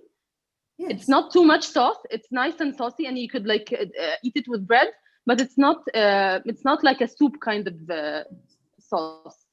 In the United Kingdom, we'd say it's almost like a casserole. It's an okra casserole. It's a stew. Yes. It's like a casserole, exactly. I'll show you the amount of sauce in the dish after I put in some. I'll get the camera like this.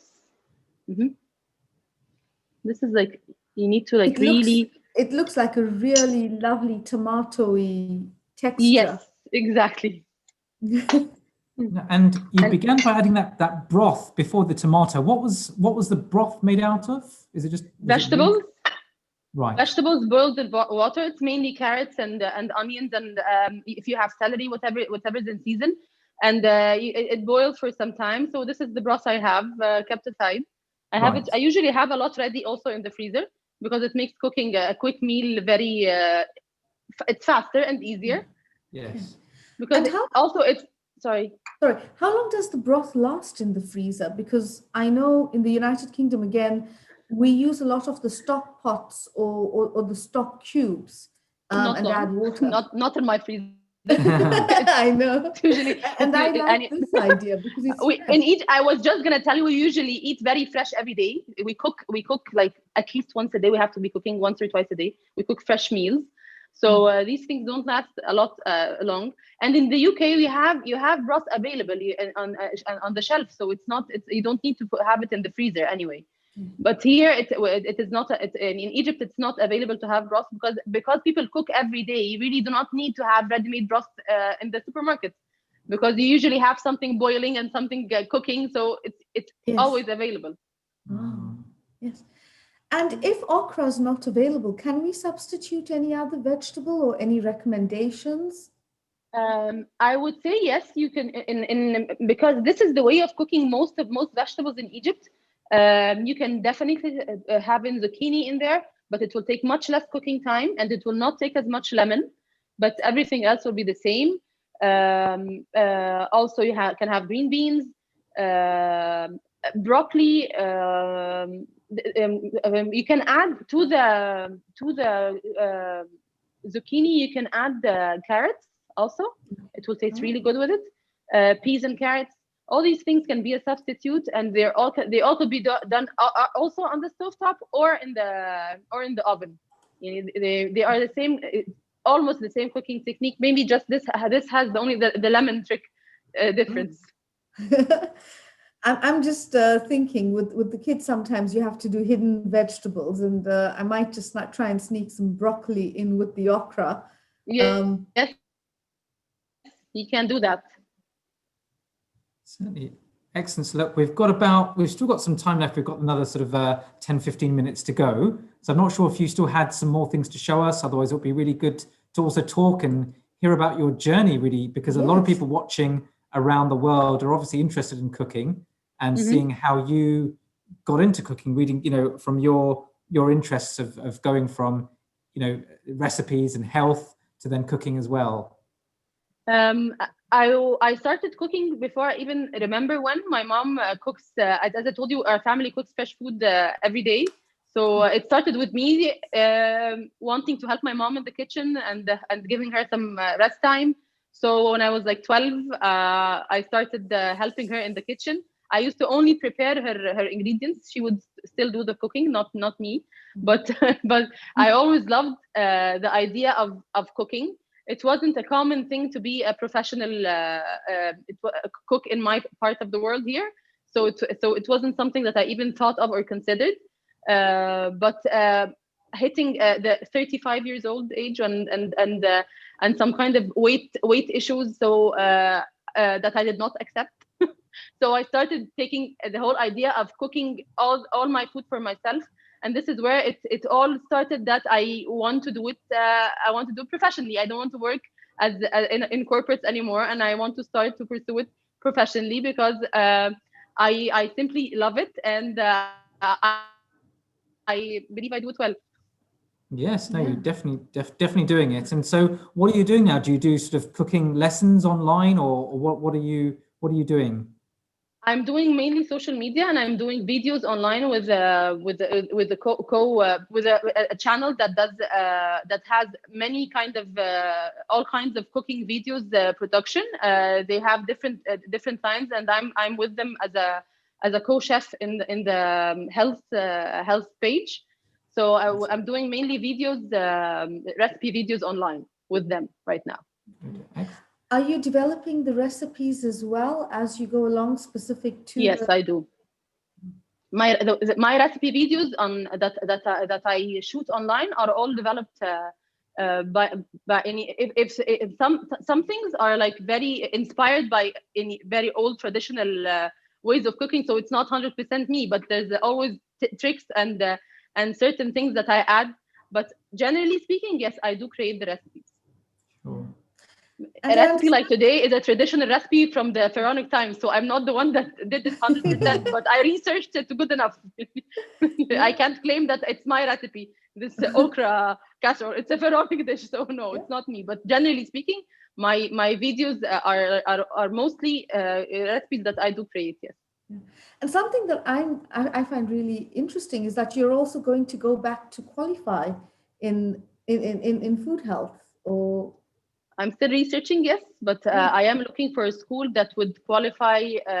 I'm looking for two different things, actually. I'm not sure if someone has both. I didn't find yet someone that has both sectors. I want to do culinary arts and as well as nutrition.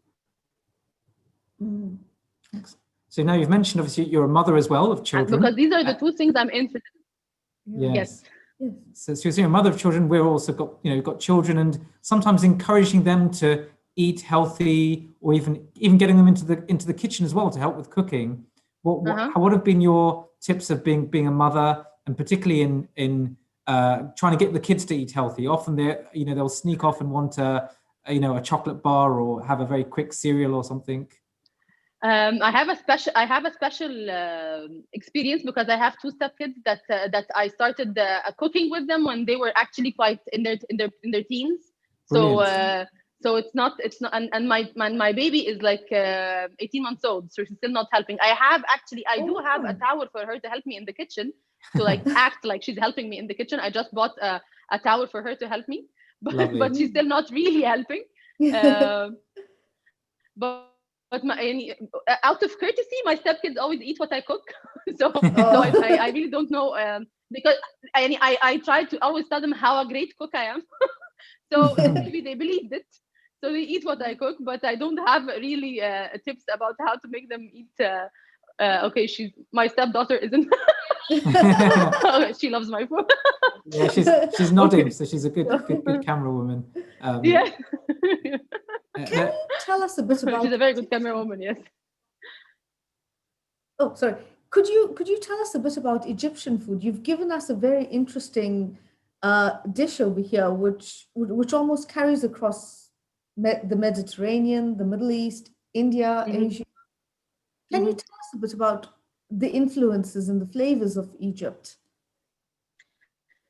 Egypt is usually the cuisine. They have it's very heavy on carbs and grains kind of cuisine. So one of the dishes that is always it's also another staple in the Egyptian cuisine is, for example, mahshi.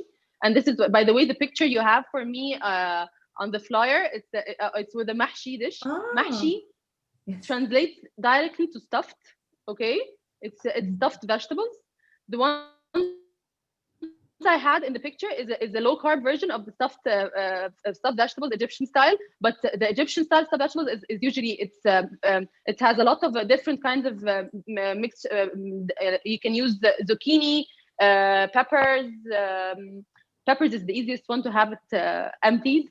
Eggplants, and you stuff it in a nice, very fragrant mixture of rice with tomato paste and onions and a lot of parsley and coriander and dill, garlic, and this mixture is used to stuff the vegetables, and also broth is used to cook it. It's a staple dish in Egypt. Carbs are like a staple thing. So the dish I had in my picture in the flyer, I replaced the rice with the cauliflower rice. I grated cauliflowers and I replaced the rice with it so that it's more low carb, and I increased a lot the green ingredients like the coriander and the dill and the parsley, so that it gives the exact same experience. So this is one of the staples in Egypt. And actually, for the benefit of the public, I'm actually just going to share screen now and show your picture there. So hopefully people can see. This is actually on our healingourearth.com website. And you can see Zainab now looking fantastically dressed as well with your outfit there. You can read there. You can also see Zainab's Instagram page of zainab.keto.arafa. So do have a look at our website, and you can see there all of the past sessions. Even if you want to go back and watch the session again, uploaded there. So excellent. Nice. Good. And this one, when I was shooting this dish, it smelled amazing. No one believed that it was even the low carb version. So it's really worth giving it a try. If you don't know how to remove the filling of the which is not easy actually, to remove the filling of the zucchini and the eggplant, you can use peppers, and it tastes really good. Just make a very good fragrant mixture of raw rice, by the way. Yes. With the tomato sauce and the nice onions and a lot of greens and garlic, salt and pepper, of course, and stuff it with stuff the peppers with it, and you can put it on stovetop with maybe around half a cup of stock, and then it will come out a lovely fragrant dish, and the kids will definitely love it. Excellent. So, and is the other tagine still in the oven at the moment? Is it still going? Yes, I can take a look. Still going strong. Okay. We can see as we're going along. So for all our viewers, I hope you're enjoying this session as much as we are. It's been fantastic so far. We're in the Philippines with Dina, and we've been in Egypt with Zainab, and we're in our final 5 minutes here before we actually then move on back to London with Min Bogatia. So, look at that. It's sizzling hot. Yes. And then I presume you serve, amazing. And then you allow it to cool down, or is it sort of ready to eat pretty much straight away? It's ready to eat straight away if you like your food that hot. Okay. But we can let it cool. It's still the sauce. Some people prefer it saucy to that, like this. Yes. But you can let it cook a little bit more until it's the sauce is a little bit less than this. But it depends on how you're gonna eat it. If you're gonna eat it with rice, this way it's gonna be amazing. Okay. And you get that, and the tagine. The whole idea is you get this sort of clay flavor to it, and I think it adds an amazing deep flavor and smell. Yes. It's a very deep smell. It's a beautiful tagine, the way it's decorated as well. Yeah. Yes. This is the traditional, by the way, decoration of tagines. Now you have people that really draw very deep kind of drawings on their tagines, but this is the traditional one. We have this, and we have plain, totally plain, but these colors, these haphazard, like green and white stripes, or like, I don't know, stripes, actually. This is like the traditional Egyptian tagine. And it usually has like two small hands. I don't know how they ever use them. they're not possible to use. Yeah. I was going to say they must have very thin fingers to pick those up. Would your tagines traditionally be cooked in a fire pit or something similar? Like Usually, I'll put this back in the oven. Okay. Usually, there are now in Egypt we have there are ovens usually that are like more with the fire on the side. yes. It's more like it's very close to a pizza oven, Italian pizza oven, by the way, but they're much smaller. But in my regular conventional oven, it's easy to use. Traditionally, clay can be used in any kind of deep oven, but this is the traditional way of using it in Egypt. It's usually in the ovens with the fire on the side, which is very close to a pizza oven, and also gives a very special smell to the food. Yes. So yeah, no, I was going to say we are almost coming to the end. We've got our last literally 2 or 3 minutes together, and it'd be nice to again, if you've got your final few tips to share. You've cooked a lovely dish for us live on air, which people around the world have seen and can repeatedly see when they rewind and have a look. And we can see how quickly it was to make. Obviously, some of the preparation took you time, but actually to cook it was quite quick. And actually live on air, you were able to take everything out and show us. I was actually planning and even preparing everything with you, because I wanted to show you how easy it is. It's just an onion that I sliced and some garlic that I minced. It's not much. It's really an easy dish to cook up in no time. You'll have it ready in like it cooks in the oven in like 40 minutes. So let's say the preparation time is another 15. So it's quite quickly you'll have a very nice smell in your home, which is a good way to have kids to eat, by the way. Smelling food when it's cooking, it's usually a nice trick. So it's really easy to prepare. As I told you, do not forget the lemon. It's very important. Other than that, let me know if you have any questions. Yeah, no, sure. And so it'd be nice, really, just in the final minute or two, any other tips you've got really on people who are either trying to get into cooking. Sometimes you've got people who are just starting off, or obviously you've been cooking from a young age, but then you sort of combined everything from actually leaving even your career to really get into this. But really for people who are watching around the world, some of them I'm sure just love cooking, and naturally others are just getting into it. So maybe some final tips on, how to get in, or choosing recipes, or any other tips you may give for newcomers. Do not get intimidated. This is the one thing I always tell people. Cooking is much easier than it looks. Some people are really intimidated from it. So the one thing I always tell you, do not get intimidated. It's easier than it looks. It can never go wrong. You'll have your ingredients. If you have your ingredients ready and you have them all together, food is the whole idea of cooking is so full of passion and love, and it really cannot go wrong. So do not be the one thing I can tell them. Do not be scared and just go there and do it. It's lovely. It's great to know what you're eating. It's great to know what's in your food. So cooking is essential right now. You were just saying about moving away from the processed food industry, and which is the only way to do that is to cook. So and it really is simple and easy. My mom is an engineer, so maybe this is why she taught me that it's all about planning. But it's other than that, I find it very easy to cook. The one thing that you just need to always remember: do not be scared, do not be intimidated. You will eat a very good homemade meal in the end, whatever it is. Yes, true. Excellent. So, all right, I won't get intimidated then. the tagines waiting. Yes, definitely. I'll help you prepare everything. Fair enough.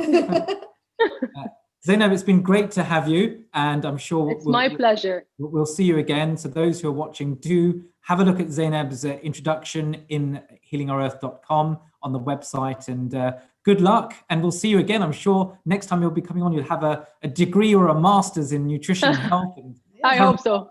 And, we'll see you back when you're in UK. I understand obviously you travel between UK and Egypt. So obviously at the moment, travel is a bit more difficult, but keep well and keep safe. And it's nice we obviously mentioned COVID right at the end, I know, but hopefully just keep yourself well and healthy as well. You too. Thank you very much. It was a pleasure being with you. Thank you for inviting me. Thank you so much. Thank you. Excellent. So, thank you. Good. Well, I thoroughly enjoyed that. So we've moved from Philippines to Egypt, and now we're coming back to England again. And I think our next guest is with us, with Min Bogeda, who'll be here in back in London. And we've traveled, we've learnt about sort of food types of energy of food with Dina at the beginning, times to eat, eating sort of raw food when you can, etc. We learned a lovely recipe of okra with Zainab as well.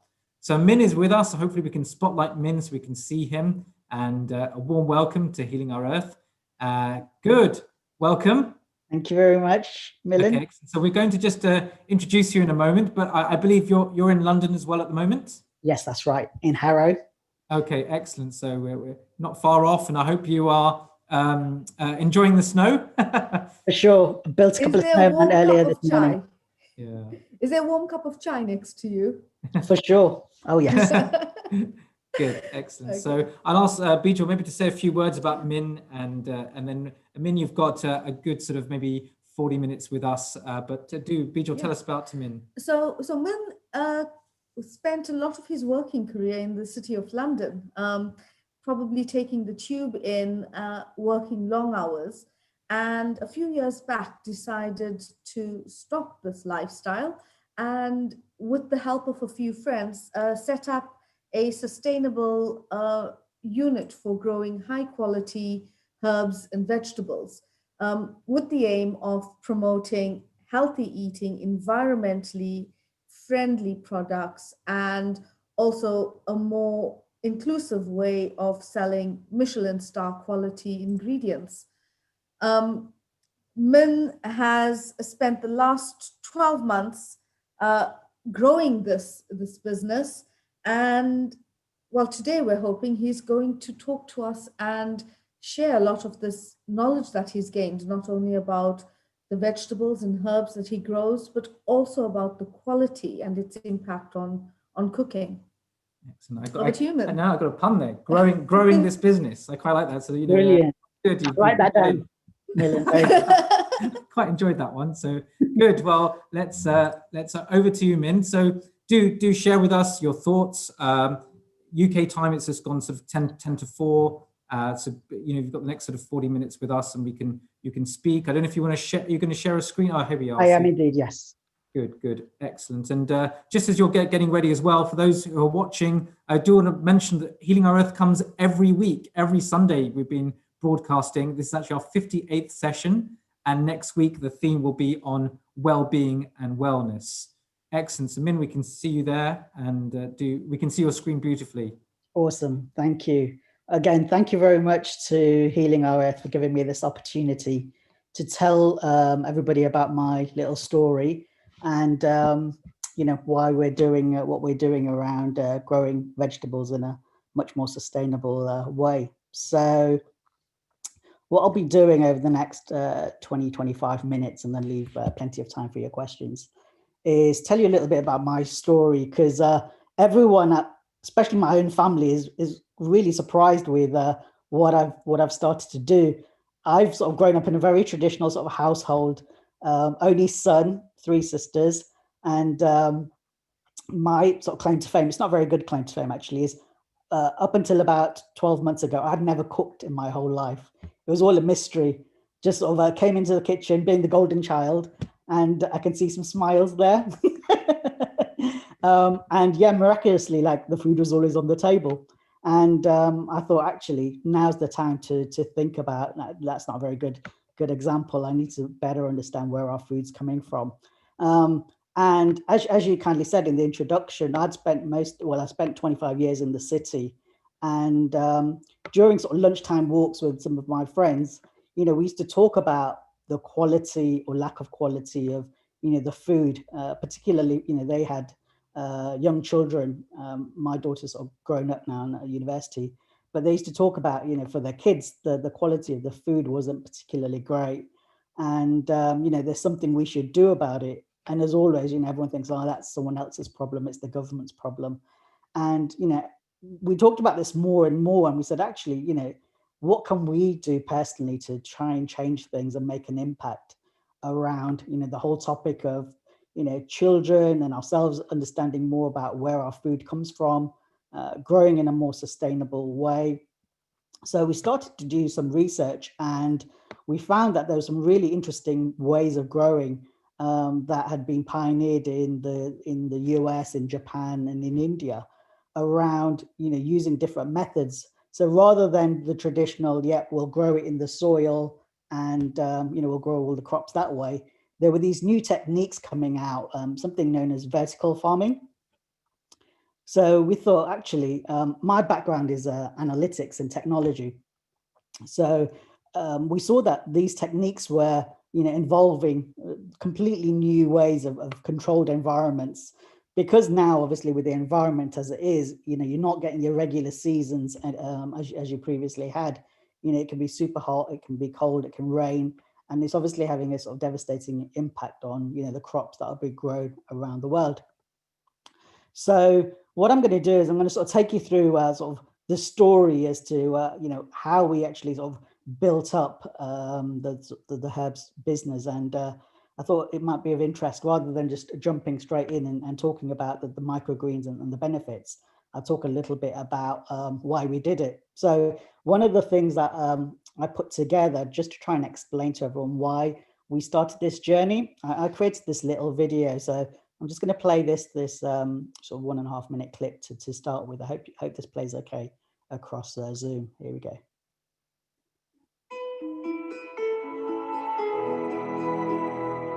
Yeah, that's great. It is playing fine.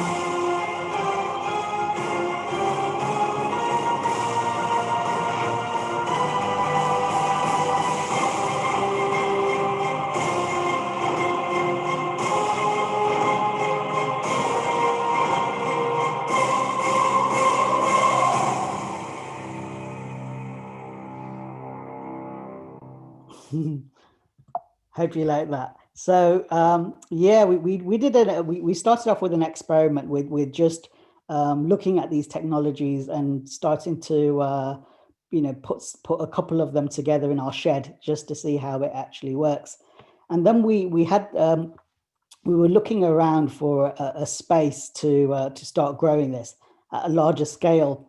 And my friend found this greenhouse in Enfield, close to where he lives. And he said, "Min, this will be perfect for us because it's got enough capacity to grow." It was actually about 10 times as big as we actually needed for our sort of first 12 months. And it was a super bargain. And you'll see why when I show you this next clip, because no one had actually used this greenhouse, I think, for about 5 years. It was something out of Jumanji, and it was all grown with lots of weeds and plants and all sorts of stuff. So I'm just going to play this little clip, which just introduces to this day is etched on my brain when we first sort of moved in to show you what it looked like.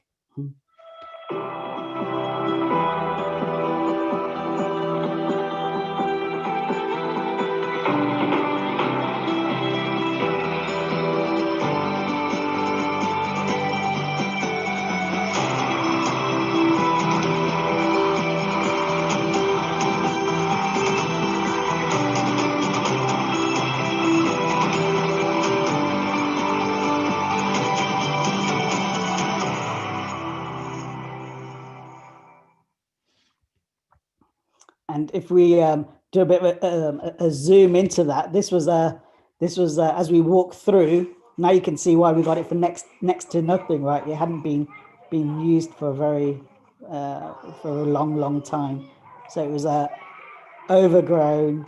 And our plan was to turn this into a shining sort of showroom to bring our customers, our restaurant owners and farmers to actually see what this would look like, how they could use this new way of growing using vertical farming to actually grow their crops. Gosh, So, this looks like it would have taken you a long time to clear up. For sure, yeah. Like we thought, oh, we'll get it done in a few days, and yeah, it took significantly longer than that. I'm but just actually, thinking the yes. clear up, yeah, the clear up would have been fine. It's laying the beds and that for growing everything. Yeah, I mean, someone had the previous tenant had dumped half of their sort of their furniture and things that they didn't actually want in their house anymore. So I've got some stills here of what greeted us on that first day, and I thought James is one of my colleagues that are involved in this venture. Me and him and a couple of other sort of friends started on this.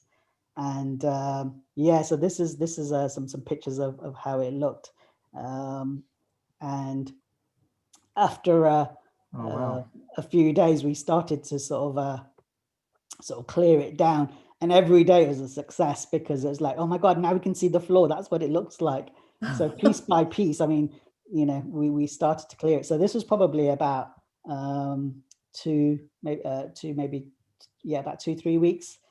After that first day of the videos that I showed you, but because you could see progress every day, it was it was sort of worth going in for. And I guess sort of working in the city and just sitting behind a desk all my life, it was completely sort of a different experience, but something I sort of and cherish and just love the sort of doing. I'm looking at the blue skies and thinking it must have been so hot inside there as you were doing this as well. 100%. This was we got the greenhouse in I think it was July, end of June, starting of July, and literally on some mornings by about 9 o'clock or 10 o'clock in the morning, you just had to leave the greenhouse because it was getting so warm. So yeah, we would sort of start early, sort of 5, 6 o'clock in the morning, and then work till we couldn't stay in there any longer. But yeah, obviously with the corporate sort of background I had, as you can see from sort of the picture in the middle, one of the priorities was obviously to get the boardroom table up and running. so we did that, and then we realized actually to kind of move this along, we need to get a little bit more sort of hired help. So we sort of drafted in some more people to just help us with sort of making it look a little bit nicer. So as you can see now, we've cleared out all of the sort of weeds and the green, and one of my friends kindly bought me a time-lapse camera to sort of congratulate me for starting this venture. So we thought we'd better use that. So that was that's good what we did. Yeah, to see it all being painted. And I'm sure you're going to tell us in a moment what vertical, because I'm still wondering what vertical farming is. Yes. But also, what was this greenhouse used for before? So they were primarily using it for growing cactus. Right. So yeah, when it was pretty much just filled out with cactus. Wow, bit of a tongue twister. Cacti, yeah. Cacti, very good. Thanks for helping me out there. So yeah, so what does perfect segue? So what is this vertical farming around? So once we actually sort of started to clear it and put some new flooring and then painting it, etc., we actually used the all the tables that were in the greenhouse, and we actually put them up as a bit of a wall just to kind of jazz it up. And one of the things before I actually show you the towers was, again, as I mentioned at my introduction, we really wanted to make it super sustainable around, you know, how we use the environments and the way we grow. So one of the things we did was we wanted to actually use what Mother Earth already provided to us in the way of, you know, why don't we just capture the rain as opposed to, you know, using water or having our own sort of system there. So we actually were collecting water from the roof, and we created our own sort of inlet, as you can see on the left-hand side, to create a pipe to actually then feed the big units we've got here to actually collect the water for the actual plants. And one of the things, so like in traditional farming, you actually use a significant amount of water, irrespective of what you're growing. And with this technique, you're actually using 90% less water than you would in a traditional method. But what we wanted to obviously do was we wanted to clean that water before it goes into the plants. And we did our research around what everyone was doing in this space around doing that. And lots of organizations were still using sort of chemical based systems, which aren't particularly great and also super expensive. So we thought, why don't we, again, just keep things basic and use the natural way, you know, that water is cleaned out there by nature. So we went opposite. Thankfully, they had like a big Travis Perkins type company where you could just buy lots of various items. And we came back with a whole bunch of sand and gravel and some rocks and all sorts. And we created our own filtering system. So here, as you can see here, we sort of Googled it and had a look that this works just as well as those expensive, you know, human-made systems of filtering the water. So by the time it came out, and again, we measured the pH and the levels of it, it was like, you know, drinking something at the Ganges. Fantastic. So a natural filtering system. And just going back that last slide. So how big was that? I'm trying to work out that is that sort of about a meter high? Yeah. So these two tanks, which you might have seen in the video, we actually found those just hanging around in the greenhouse. So we said, actually, again, let's not try and you know, buy something. And again, it's one of those things where, you know, when all of a sudden it's your business, you know, every pound counts, and you're like, okay, you know, let's try and sort of reuse whatever we can. So yeah, that's where we were sort of, so from the outside, the water's coming into here, getting filtered. And so in these two, we actually had, you know, big versions of this. So coming from here into these two, and then the clean water would sort of work its way around these big units, which each hold about 1,000 liters each. Cool. Right. So to your question, what do these vertical towers look like? So this is me again, just putting some of those together. And the idea with these vertical towers is that you can grow 10 times as much crops in the same space as you would do with just growing them in the soil on the ground. So that's what we've got here. So that's the first set of towers just going up there. And then obviously after doing that one, then we started sort of setting them up in the other sides as well. And the whole idea with this, as I said, was just to kind of, you know, learn a little bit more and scale up the business. So this was once we set up the first few, what it actually looked like. I mean, looking at these towers, yes, does it limit the sort of crops you can grow? So you wouldn't grow something that's wider like a cauliflower, for example, but rather runner beans. Yes, but what you can also do is it's primarily around how big the roots are. So if the roots aren't particularly big, you can still grow quite big plants, and then you can have like a mesh or something for them to actually sort of lean on to do that. So here we had a number of different things going on. Here we thought, why do the easy stuff? We grew some basil and some salads in the shed when we were doing our experiments. But coming up to summer, we thought, let's try and tackle some of the trickier things. So we were actually growing strawberries. as one of the items here. Yeah. So that's what we've got here. But again, the whole idea with vertical farming and these controlled environments is you're trying to keep the climate as standard as possible and growing to a recipe. So what we then did was we put these lights, these LED lights, which have different colors in them. And again, you can control the mix of the lights depending on what you're growing. And again, that sort of fools the plants into sort of thinking, right, now I need to kind of shoot my buds and the plants, etc. So depending on what you're growing, you can change the mix of the blues and the reds within the actual lights as well. So yeah, this was a very exciting day when our strawberries finally sort of started to grow and fruit. So you can see some of these. Because we weren't doing this to scale, these strawberries probably cost more than the ones you'd pay for in Wimbledon, but at least we knew we could grow it. So a little bit about what microgreens are, just in case people listening today, haven't come across them. So primarily they're kind of the start of a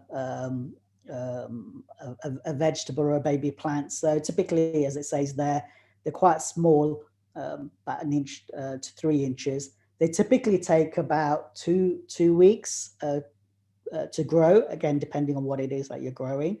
But the taste of them is absolutely amazing. And I don't know if either of you guys have had microgreens in the past when you've been to a restaurant. Yeah. So we use alfalfa a lot in cooking, alfalfa sprouts. Sure. Yeah. But the flavor was absolutely amazing. And I remember the first time we actually grew them. And I don't know if it's because it's your own labor of love and you've grown them, but the taste was compared to what you get in the supermarkets was amazing. And I think it was the first time my wife saw me eat 3 plates of salad in my life. So typically in a restaurant, what would, because from my ignorance, what would then a microgreen sort of be? Let's say if you went to a restaurant and they served you something like this. Yeah, good question. Well, we'll come on to that in a second. I've got a whole variety of microgreens that good. And we'll see which ones you've come across as well. Yeah. But the idea here is, we were trying to do, well, we're doing this at a little bit of a scale, obviously, for a business, but there's nothing to stop anyone who's interested in this topic just to use a window ledge or a little bit of space that they have to grow, on their windowsill or a spare wall that they've got. And, there's lots of places now where you can just buy these single units just to grow crops yourself. And again, it has lighting and everything you need. But just as your question was previously, there's a whole bunch of different microgreens that you can grow. So we were growing a couple of things primarily to start off with. So red amaranth was one we had a big focus on, which again is it's based on the sort of beetroot family and has quite an earthy type of taste. But we also did cilantro quite a lot with otherwise known as coriander. And again, brilliant, super taste. Do any of these other ones look familiar to either of you? Have a look. There's Russian kale. We've heard of kale, chard. Kale and chard we're familiar with. Yeah. There, she needs to put her glasses on. Red cabbage, definitely. Yeah.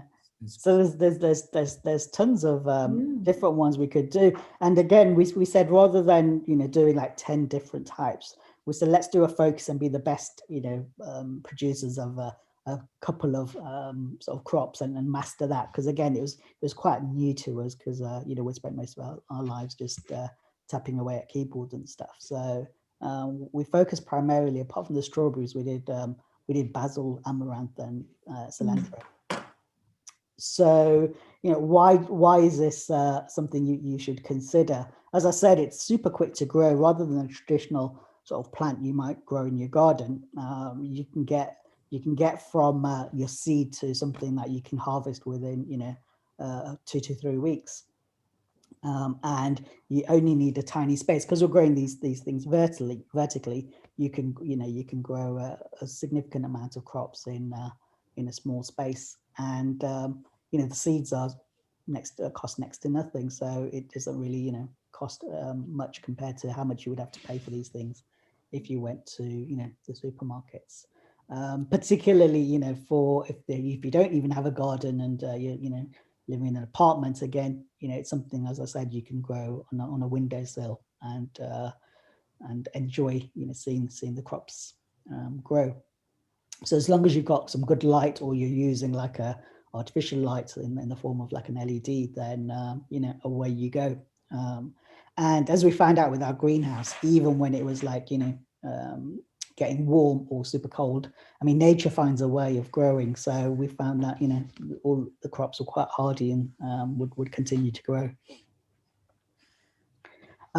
There's actually a lot of benefits of eating microgreens as well, as far as nutrients and antioxidants are concerned. So as you can see from this slide here, all of the great things that lots of people take tablets for, the multivitamins, why not have it naturally and get your iron and zinc, magnesium, etc. Requirements for your day just by growing and eating your own crops. The really interesting fact I like the one at the end there is some of these crops have 40 times more of these lovely things that our bodies like the vitamins and the antioxidants than you would get in more traditional crops where they've been left to mature. So again, that's why sort of microgreens are really sort of you're hearing more and more about those, and restaurants are starting to use them much more, and as well as in home cooking. For our bodies as well, what does that actually mean? So again, as we can see on this slide here, everything from heart disease to Alzheimer's to diabetes, which is obviously quite prevalent in our culture. Again, because of the way the sugars are formed, it actually sort of helps with that. And what I'd like to sort of end with before I get your questions is, we all like to sort of think about, okay, so how can this help me with something that's going on? And we all like our traditional Indian sort of remedies for things, right? When something's not quite right. So I'll just put up some content here just to show you what sorts of herbs you might think about the next time you have one of these ailments, for example. So yeah, rather than getting out the old Eno, the next time you've got a crampy tummy, as it says here, mint actually goes a long way to have the same impact as that would do, as it says, sort of reducing your discomfort by sort of 40%. We've got oregano and rosemary there as well.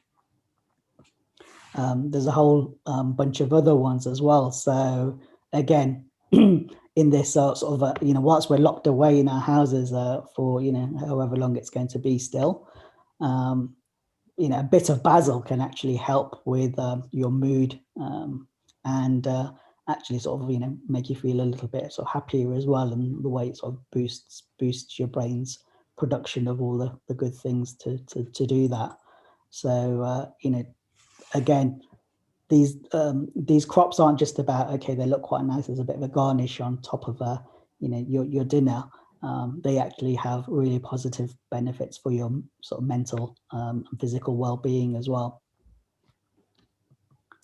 And then finally, we said, okay, how do we get the word out there? So we just started sort of, I started on Instagram, and I had to get my daughter to sort of tell me about Instagram because, it was a little bit new to me.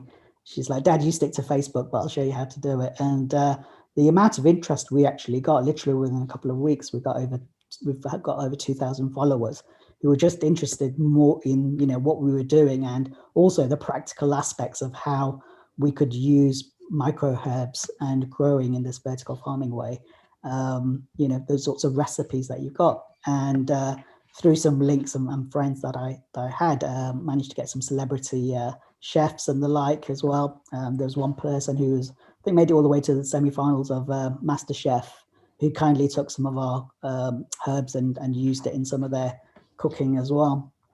And there's some pictures of some of the things that they made as part of that. So I think with that, that's the end of my little sort of presentation. I'm known as Mini Herbs. My name's Min, so Mini Herbs took ages to come up with that. Yeah, having the time of our lives. Where are we right now? I'm sure you'll be wondering.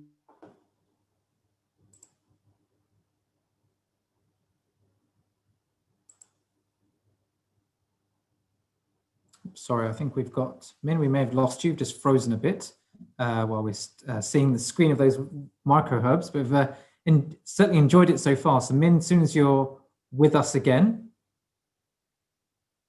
I think we've lost Min for the moment, Okay. but we'll Yes. come back on. And I think it was really interesting what he was showing, that with a bit of effort and a bit of sunlight even, you could grow such a variety of herbs to almost change the taste of your dishes totally, with adding Here help we are, as well. and Min's back with us. Good. Yeah, I'd agree. Min, you want to unmute and we can.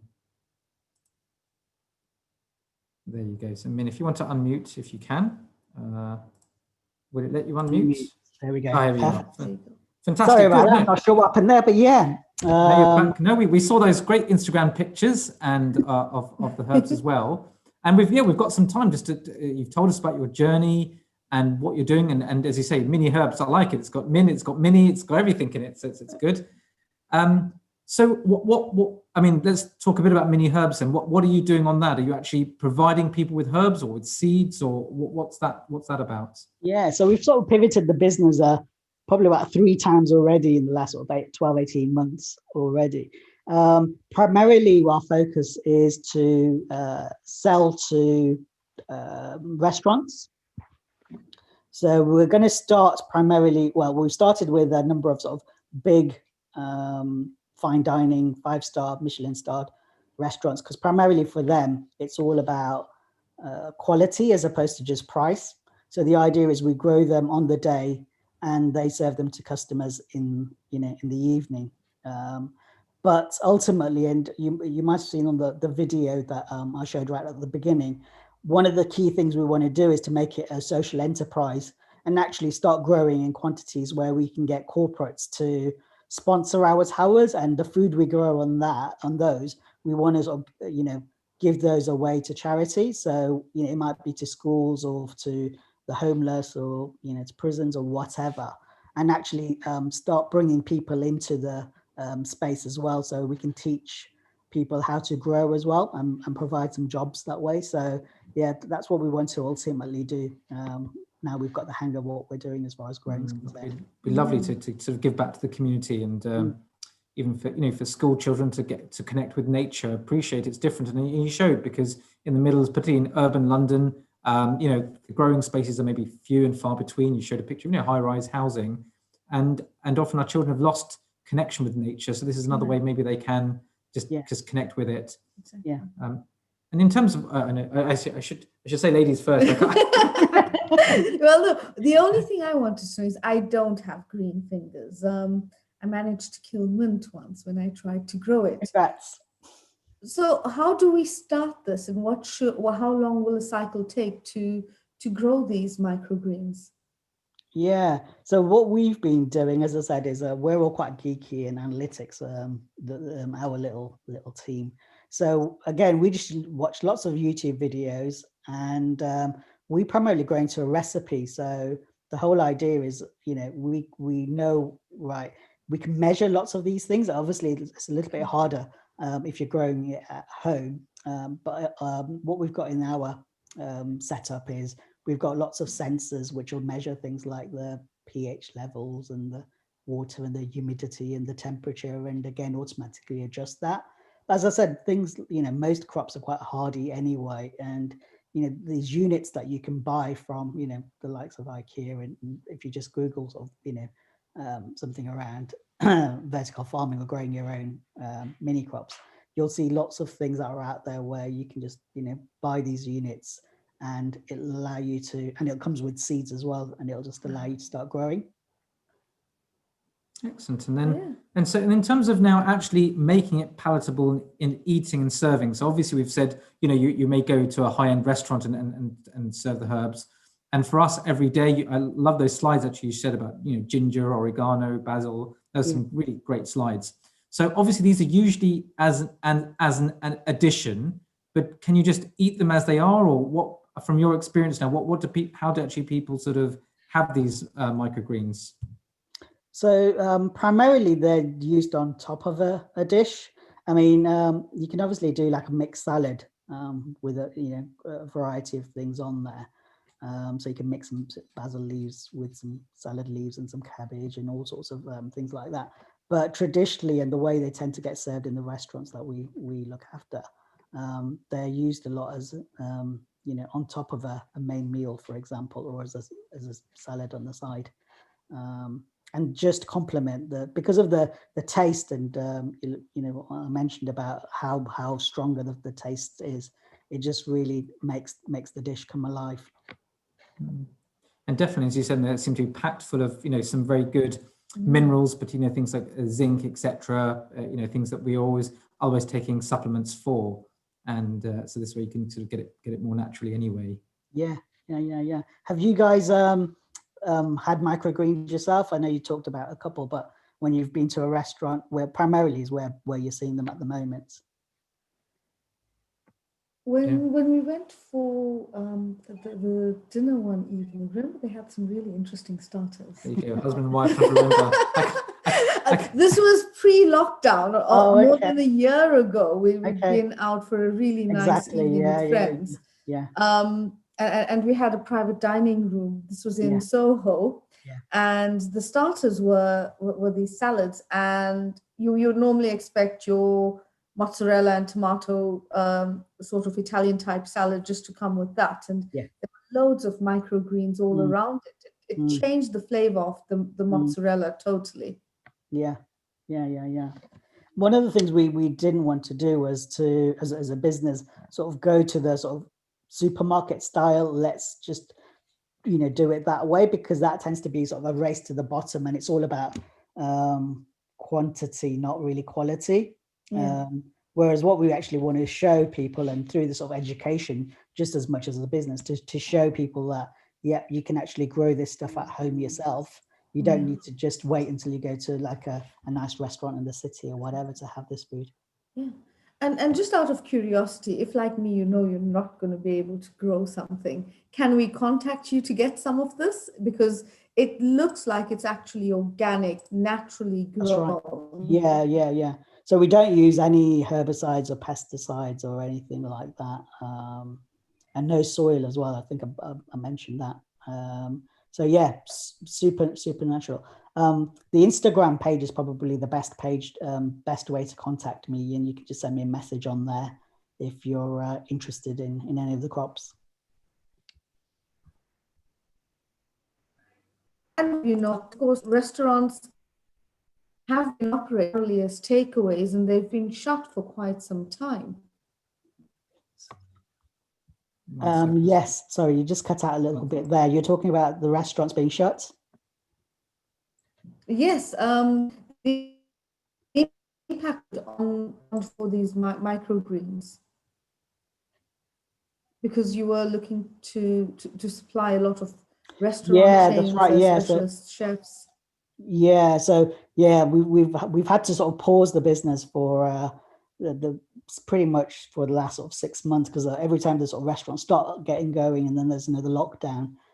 So we're waiting until we've all had our jabs and we can all get out there again and hopefully start eating out, whatever that was about. I can't remember now. Yes, quite. As I was saying, I showed at the beginning. So I showed the beginning. So here's one coronavirus, because let's say I work as a vaccinator as well. So there you go. So oh my God, so, amazing. Can I if you can just exactly, just pass it through. So we'll get there.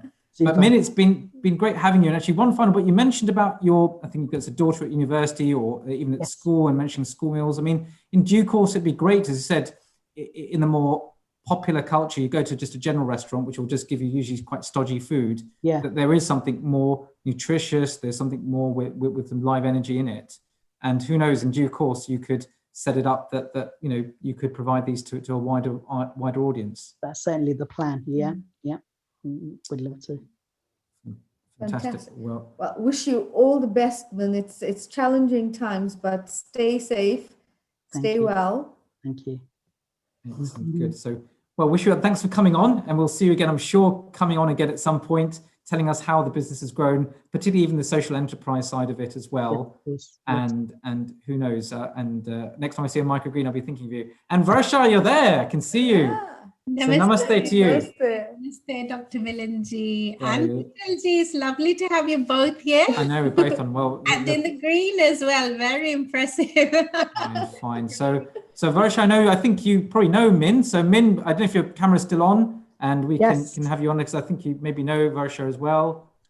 We've spoken once or twice. How are you? I'm very well. Yet again, a really informative and inspiring talk. And, the herbs are the crowning glory on so many of our dishes. And, just listening to you talking about microgreens and stuff, I know we always put the holy basil, the tulsi on our prasad, but it's not just for appearances, it's packed with so many nutrients, which we didn't really appreciate until you came on, and just countless benefits. So yeah, a huge education, and it's lovely that you could be with us again, Min. My pleasure. How have things been with you? Is your daughter settled in at uni? Because I think you were just dropping her off when we last spoke. Yeah, and then I think we picked her up very soon after as well, just as the lockdown was about to kick in. So yeah, she's just been doing it all online her final year back at home, but it's nice to have her with us. Good. And giving us some microgreens as you go along. So, I read up on basil, so that will certainly lift the mood and give us some ginger and everything else. There you go. Fantastic, Milan. Excellent, Min. Thanks for being with us. Varsha ji, I think it'll be time to hand over to you soon. We have been to, so there you go. It's on a budget, actually, being Gujarati, being whatever. I've taken my wife to the Philippines and Egypt and to London in an afternoon, and that's as good as it got, really. and for all his pains, he's cooking dinner tonight. Yeah, that I'm going to just try and keep quiet on, but I'm trying to get the okra. But so Varsha, before we go, I think we, from one of our directors, we have actually got a clip of the snow. So those of you watching around the world, you can see what's going on in London as we speak. Let's see if this comes through. I don't know if you can see the screen, but we can have a look. Ladies and gentlemen, Kashmir, no. Switzerland, no. This is London today, completely snowed under, looking beautiful, magnificent, and simply snow white. There you go. So straight from my director. What a clip. Yeah. That was a great clip. I hope you could see that, Varsha. Did you see that? I did, yes. I was in central London today, and to see snow in central London is something really quite unusual, to see. So Big Ben, which everybody knows, it's covered in scaffolding at the moment, but the scaffolding was covered in snow. So. Oh, fantastic. So we'll be handing over to you. So yeah, come UK time, it's 4:30. We've had a great time. We were with Dina, who told us about sort of whole food and live food. We were with Zainab from Egypt, who sort of did a tagine, okra, binda cooking. And we've just heard from Min all about micro herbs. I certainly feel a lot more educated about these aspects. And for our viewers, Varsha is very well known to Healing Our Earth, one of our team. And Bijal's been here sort of on our team today and taking over, I think. For those of you who don't know Varsha is a forensic practitioner working for the Metropolitan Police Service in London for over 3 decades. So definitely we've got our police officer with us. But along with that, Varsha is also part of the Metropolitan Hindu Association. And that's how I got to know her over many years. We've worked with Diwali in London, and she's done a lot of fantastic work really with the Hindu Association there as well. And she's involved in the welfare support of colleagues. I think it's really important during this time, I think, particularly in this lockdown period, wherever you are, I think all those forces, whether it be healthcare or police or whichever, we've gone through and seen different things as well. And really, as a proud mother of 3 children, spirituality and well-being are very much at the heart of her professional life. And so I'm sure you'll enjoy hosting us. So what have we got coming up, Varsha? Wow. So you've had quite a trip around the globe already earlier on. I know you've been to the Philippines and you've been to Egypt as well, Dr. Milan, then back to London. But so coming up, we have Seema Bhatia, who grew up in Kenya, but she's in London now. Then we also have Ashwini, who's going to be bringing us some Italian cuisine. And then we have Shivani, who's going to bring us from North America some yummy nachos. Who doesn't like nachos? And yes, so Seema is going to bring us some Thai specialities. So on a day like this, where we are a little bit snowbound, some lovely, lovely dishes to warm our hearts and our stomachs. So this is why this is my favorite Great. topic. So just before we sign off, I'm just going to just remind us really of next week's session as well. So then if you can see that, everyone, that next week we have got a well-being and wellness session next Sunday, the 31st of January. Can you believe it? January is nearly over already, from 2 p.m. to 6 p.m. GMT. And do go on. This is a screen share actually of the healingourearth.com website, and you can see all the past sessions of the last sort of 58 sessions. Most of them are all uploaded onto there. So with that, Varsh, only thing, Varsh, I can think of is with a cooking show, you just get really hungry and you wish they could sort of share the dishes. It reminds me of Charlie and the Chocolate Factory, a book by Roald Dahl, where this inventor wanted to actually share the chocolate through the TV screen. So who knows, maybe we can do that in the future. Well, it's a virtual world. Anything's possible, I guess, in the future. But we've come on leaps and bounds this year through adversity. So who knows what the future holds. But keep well, keep safe. I'll say goodbye from Boston. Goodbye. Goodbye, Varsha. And we're looking forward to this half of the program today. There's a really interesting lineup of cuisines. Thank you for hosting us so well up to now, both Bijal and Dr. Milan. Lovely to see you as always. And I'll be interested to hear what you're cooking as well, Dr. Milan. What's on the menu for this evening? I'm keeping quiet. I'm keeping quiet with that. My mum's just sent around some idli, so I'm going to reheat that. But actually, I was actually meant to be maybe making these bindas. So let's see. So when she was cooking the bindas earlier on, Milan remembered that we'd been to Morocco and we've got this lovely tagine. So he helpfully took it out. I took it out. So we have this tagine which we're showing. Wow. and so I said, fantastic, you've got the equipment to cook this dish yourself. So putting the program into practice. Maybe another time. Yeah. Well, I'm ready for our next guest. I think that was a good time to sign off. Well, lovely to see you both in the green and in the pink, should I say. Stay safe and have a lovely evening. Okay. All the best. Take care. Thank you for what you've done so far.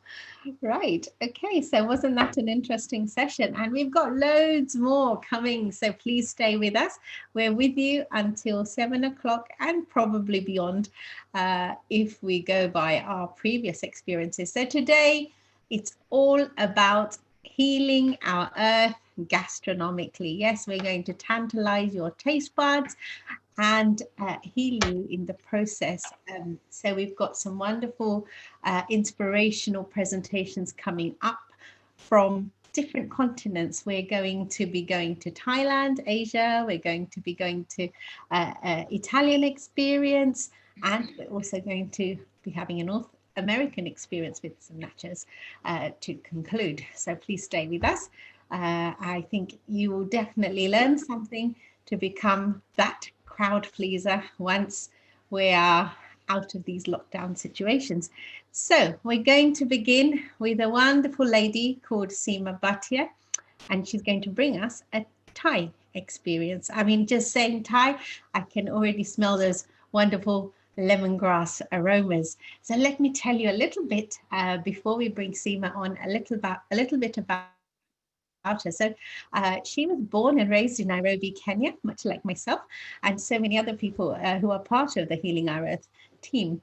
Her culinary interests developed at her early age, founded on a family food business. Extensive travel in Africa, India, and Southeast Asia have allowed her to follow her culinary passion and grow her knowledge on the effects of food on the mind and body. And we're learning so much about that today, how food impacts you in so many ways. I mean, right now, you know, all my teas have ginger and cinnamon in, all those warming, wonderful spices. Using secret skills handed down from grandmother to grandmother and drawing from her ancient practices of Ayurveda and the Mayan wisdom, Seema has been able to curate healing spice blends, immunity enhancing yogic teas, self care prescriptions, and other well being foods and beverages. Seema has successfully shared her skills and knowledge with corporates and individuals over many years in Hong Kong, Singapore, and she's now based in beautiful Oxford here in England.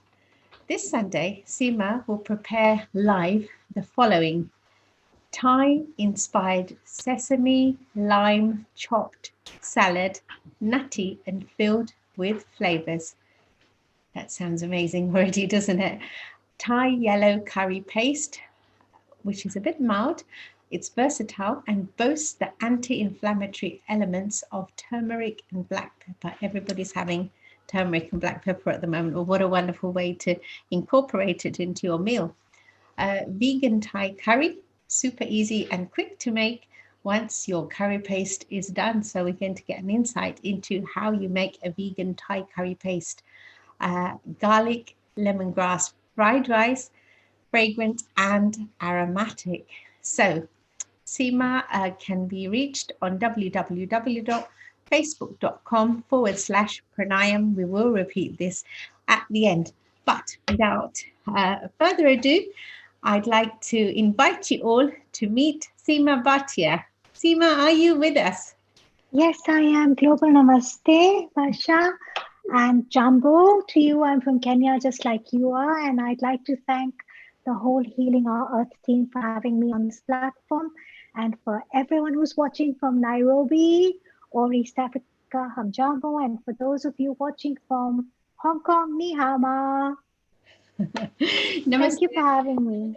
Namaste and a Namaste. warm global welcome to you, Seema ji, and it's wonderful to have you join us. We're really, really excited to see your wonderful Thai recipes, which you're kindly sharing with us from your own kitchen. I mean, this is the beauty of like, you know, digital and virtual advancement that we can be in each other's kitchens across the globe. And so we're going to begin, Seema, I understand, with the salad. Would you like to tell us a little bit about that? Okay, so actually what I'm going to do is I'm going to go backwards because it's a curry that takes time to cook. Okay. So I thought I'd start with the curry. Sure. And get that ready. Then we'd go on to the rice. And the salad, everything is mise en place and everything's chopped up and all ready. So it's very, very quick. Right. Okay. Wow. Sounds really exciting. Are you all right if we go backwards? Of course. Yes. Yeah, I really like a fantastic use of your time. So yes, please do take us through the curry to start. So basically what I'm going to show you, I was thinking about, should I demonstrate a red Thai curry? Should I demonstrate a green Thai curry? And I said, you know, a yellow one would be unique. Given that we're all in this situation that we are in right now, we're all staying indoors and we're all trying to really boost up our immunity, right? So I thought, why don't we bring in the elements of anti-inflammatory turmeric? And my grandmother used to always say, and I think I've said this before in my other classes, that turmeric is actually the Maharani, the queen of spices. And black pepper is the Maharaja, the king of spices. It's a marriage made in heaven, and both of them are inseparable. Isn't that a nice little story, Bajraji? Absolutely, and no one can appreciate the importance of the combination of these two as much as we do now. I mean, when we grew up, antibiotics were unheard of. As you will probably know, we grew up mainly in Kenya and then over here, but most of our ailments were cured with, yes, the Queen. the So, you know, if you fall down in Nairobi, your mom would have probably, or in Kenya, I don't know where you grew up in Kenya, wherever, if you got cut, your mom would probably put some haldi powder on it, you know. Or if you had a really, you know, rough day and you fell down and you couldn't sleep at night, she'd give you the golden milk, which is now famed as the golden latte. Yeah. Right? But we've grown up drinking saffron, badam, pista, haldi, and all these things in our milk since childhood, right? That's right. Yes. And of course now, yeah, and now the vegan trend has taken over, and we have such a variety of vegan milks. We have oat milk, we have coconut milk, we have cashew milk, and you can do golden milk with all these as well. Yes, yeah, and it's wonderful that this is now becoming readily available. Like you don't have to be at home to get these things now. It is wonderful that it's become more commonplace now. It is. It's really wonderful to see that ancient wisdom is really coming into all elements of our being, you know, with a lot more holistic food stuff available, a lot more vegan recipes, plant-based, etc. You know, it's something we can go on talking about till tomorrow, I think. So what I'll do is I'll just get my hands clean. Sure. And I'll start demonstrating the recipe for you all. Is that okay? Wonderful. Yes, we're looking forward to it, Simiti. So one thing my mom taught, my mom ran, my dad was a doctor and my mom ran her own food business in Kenya. She actually authored a book, India, the Cuisine of the Kings, that sold in W.H. Smith in the late 80s here in the UK. Now, one thing she taught me, she said, the key to any successful dish is getting everything mise en place, ready in advance, all things in place, okay? So what I have here is I'm going to walk you through the ingredients one by one. Now, can you see this under the spotlight camera clearly? Or should I move this a little bit? Okay. So what we have here is the traditional Thai curry. The traditional way would have a fish sauce, but the vegan alternative would be to substitute it with soy sauce. And if you're gluten intolerant, you would use tamari. Right. Okay. Now, Thai cuisine takes a lot of inspiration from Indian cuisine and Chinese cuisine, Malay and Indonesian. So, of course, we have here is our dhana jiru powder, which is a teaspoon. Mm-hmm. Now, a yellow Thai curry would actually employ ají amarillo, which is known what it's called in Peru, or yellow chilies. But unfortunately, I couldn't find them anywhere here in Oxford. So I'm going with the traditional red chili. You know, a nice wedge of onion or a shallot chopped up. We have our fresh turmeric here, and we have fresh galanga, Thai ginger. I go with a very little bit, just a stem of lemon, lost the inner bits, you know, because the outer bits are very, you know, strawy. So what you do is you take out the outer leaves and you just use an inner stem, a very small piece, 3 to 4 cloves of garlic, jaggery, traditionally used in a lot of our Gujarati cuisine, and lemon. So you get the yin and yang of flavors, the total balance. And of course, to enhance the bioavailability of the turmeric, like I said, that black pepper is the Maharaja, the king of spices. And generally, our system doesn't absorb the curcumin from the turmeric. So our bloodstream doesn't absorb the curcumin from the turmeric so effectively. But studies have proven that by adding black pepper to it, we can actually enhance the bioavailability or the absorption of the turmeric to almost 2000%. Wow. Okay, so if you were in my mother's kitchen, she would probably tell Maggie or Mahina and say, Kuja Hapa, come over here and twanga this, you know, help me twanga this. And she would use a pestle and mortar, which is really a great way of making your Thai curry paste. But I am the modern cook, So I'm going to blitz it in the blender. So I'm going to go in with the galangal and the turmeric, the shallot or onion, chili, the dana and the jirupe powder. Oops, that seems to tap it in. Okay. The tamari or the soya sauce, which is the substitute for fish sauce. And my jaggery, you can substitute it with coconut sugar, 4 to 5 cloves of garlic, just bung them in. Really easy, easy peasy lemon squeezy. I like my curry pastes fairly pungent, so I'm going to go in with a good teaspoon of black pepper, level teaspoon. And I'm going to squeeze in that lime. Oh, this one's a tough one. My wrist's been giving me a problem recently, so I'm really just going to get a fork out. I'm just going to squeeze in some lime. So you're going to get that by the perfect balance of flavor here. And there's one ingredient that we're going to add to this.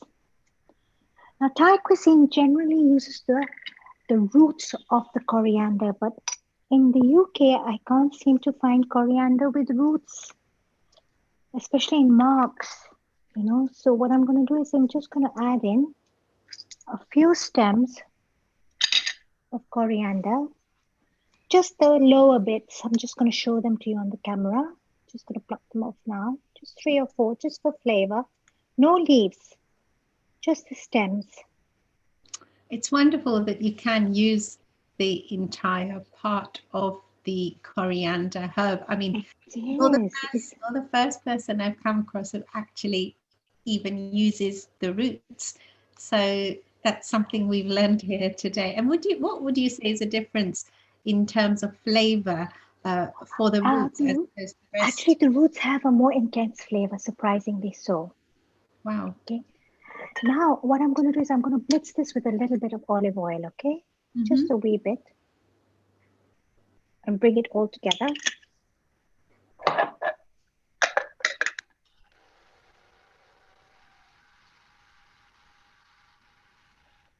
Can you see that on the camera? Okay, it's all coming together. You have to keep this. This requires a little bit of patience.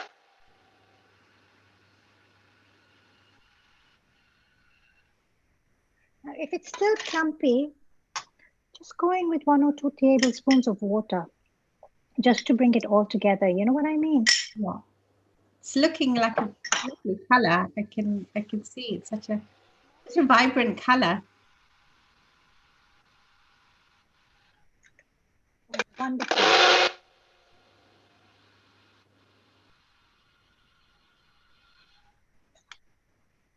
Still little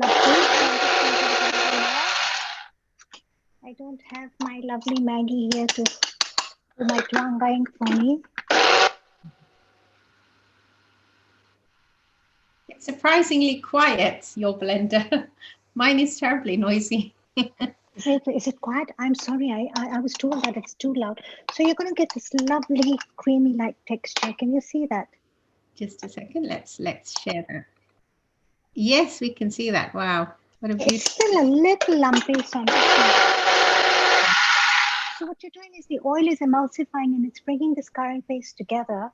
And it's bringing it into this creamy whole. Now, what you could do is you could make this a day in advance and put it in your fridge.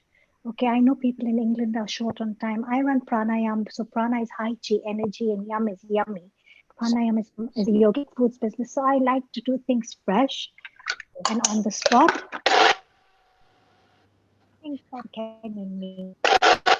How long can you keep this for in the fridge, Seemaji? Wouldn't go beyond 3 days. Okay. Actually, 2. It would sour. 2 days. Is it possible to freeze it at all? You can freeze it, but I'm not much of a freezing person. Okay. Fortunately. I hate this cooker.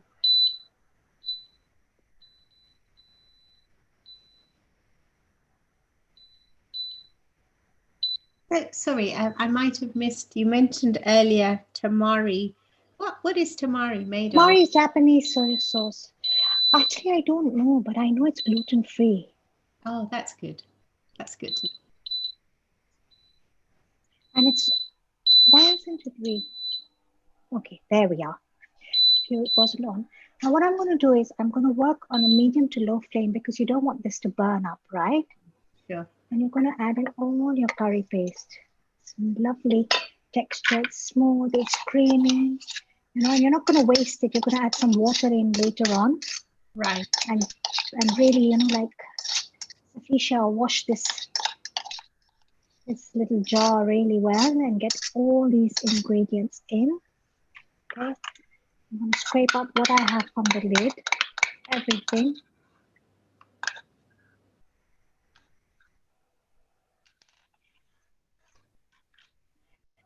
I'm just going to, you know, bring this down. I'm going to turn the heat up a little bit. A new stove, so and you're just going to, you know, how you stir your masala. You're just going to stir this up till it becomes aromatic. Okay, you can see that the steam is coming up. It's going to work quite fast. And it's going to get very. You know when you buy lemongrass, so often you can't just buy one piece. You have to buy quite a lot. So can you freeze it just to avoid? You can. I'll be very honest with you. I've used dried kaffir lime leaves here. I actually dried up a whole bunch and brought it along with me from Hong Kong, thinking that we wouldn't get them here. But you do get it in the Asian provision stores here, frozen. You get galangal, you get fresh galangal over here, which is great.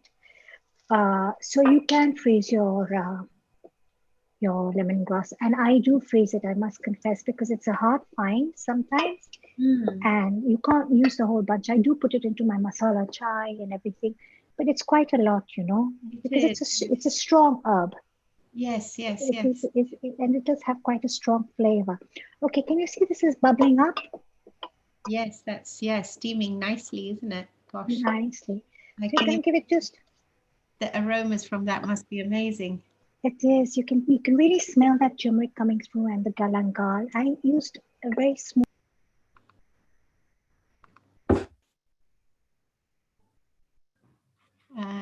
Sima, we can't hear you. Just a second.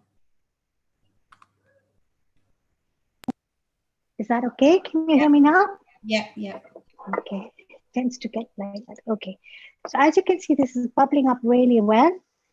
All the aromas are coming through. And what I'm going to do now is I'm going to add in our vegetables. Now, like I said, I run Pranayam, which is a yogic foods business, and we really like to observe Ritucharya, which means eating for the seasons.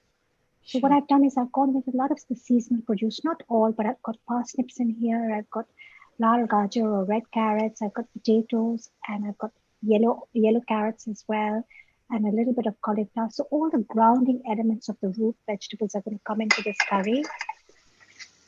So that's quite a fusion of flavors then. So basically, any vegetables of the season can be used. Is that right?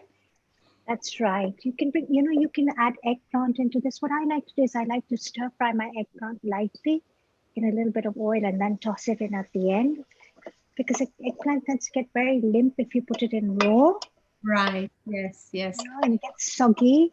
So it's again the Kenyan in me. Stir fry your eggplant, cut it into little fingers and stir fry it, and then bung it into your curry. And you can do the same with okra. You can add spinach at the end to this. You can add your peppers at the end so they have a bite. They're a little crunchy. It's another thing you could add is the plant-based no meat meats, like the plant kitchen chicken, no chicken. You could add those in if you like. Right. Yes, I mean that would definitely enhance the protein then, wouldn't it? It would, because a lot of them are made with pea protein as well. So, okay, you can see the vegetables are very nicely coated up, right? Right. At this stage, we're going to go in with at least a cup or a cup and a half of coconut milk. So you just want your vegetables to be covered. Now, can you see that yellow color coming through? Yes, yes, yes, So yes. you've got a yellow curry here, okay? It's Now, lovely. I haven't salted this because it's got soy sauce in it, and I'm trying to observe a low salt diet. But should you wish to salt your curry, you could give it a little taste later on and salt it towards the end, so you're not really over salting your dish. Right. You know, Sure, what sure. we're gonna do is we're gonna allow this to simmer and cook on a low heat till this curry is done. Okay, till the vegetables are tender. So that is going to take at least 5 to 8 minutes. Okay, covered. In the meantime, would you have any questions? Um, so with the you mentioned you'd put aubergine in there as well, and it's like I have people in my family with different spice preferences. So is it possible to add like chilies to it, and which type of chili would you recommend to complement the flavors in there? Okay, so I put the red chili in here now, Oh, right, in the curry paste. Now, traditionally, it would use the ají amarillo or the yellow chili, which is also used very extensively in Latin American cuisine, especially in Peruvian cuisine. Okay, but I couldn't find that here, so I just went with the red chili, and it's quite pungent and it complements the Indian palate. If Sure. we like things tiku, we like things spicy and tikka, and then the red chili is perfect. Now this is going to simmer, and at this stage, when it starts bubbling, I'm going to add in 2 to 3 lime leaves, cassia leaves, and if you don't want your curry to be too thick, just add in 3 or 4 tablespoons of water. You have to add it when the coconut milk starts bubbling, otherwise it will split if you add it before that, you know. Okay. And we're just going to allow this to simmer on a low heat. And now, if you were going to make a Thai green curry, since we have time, why not I share the recipe?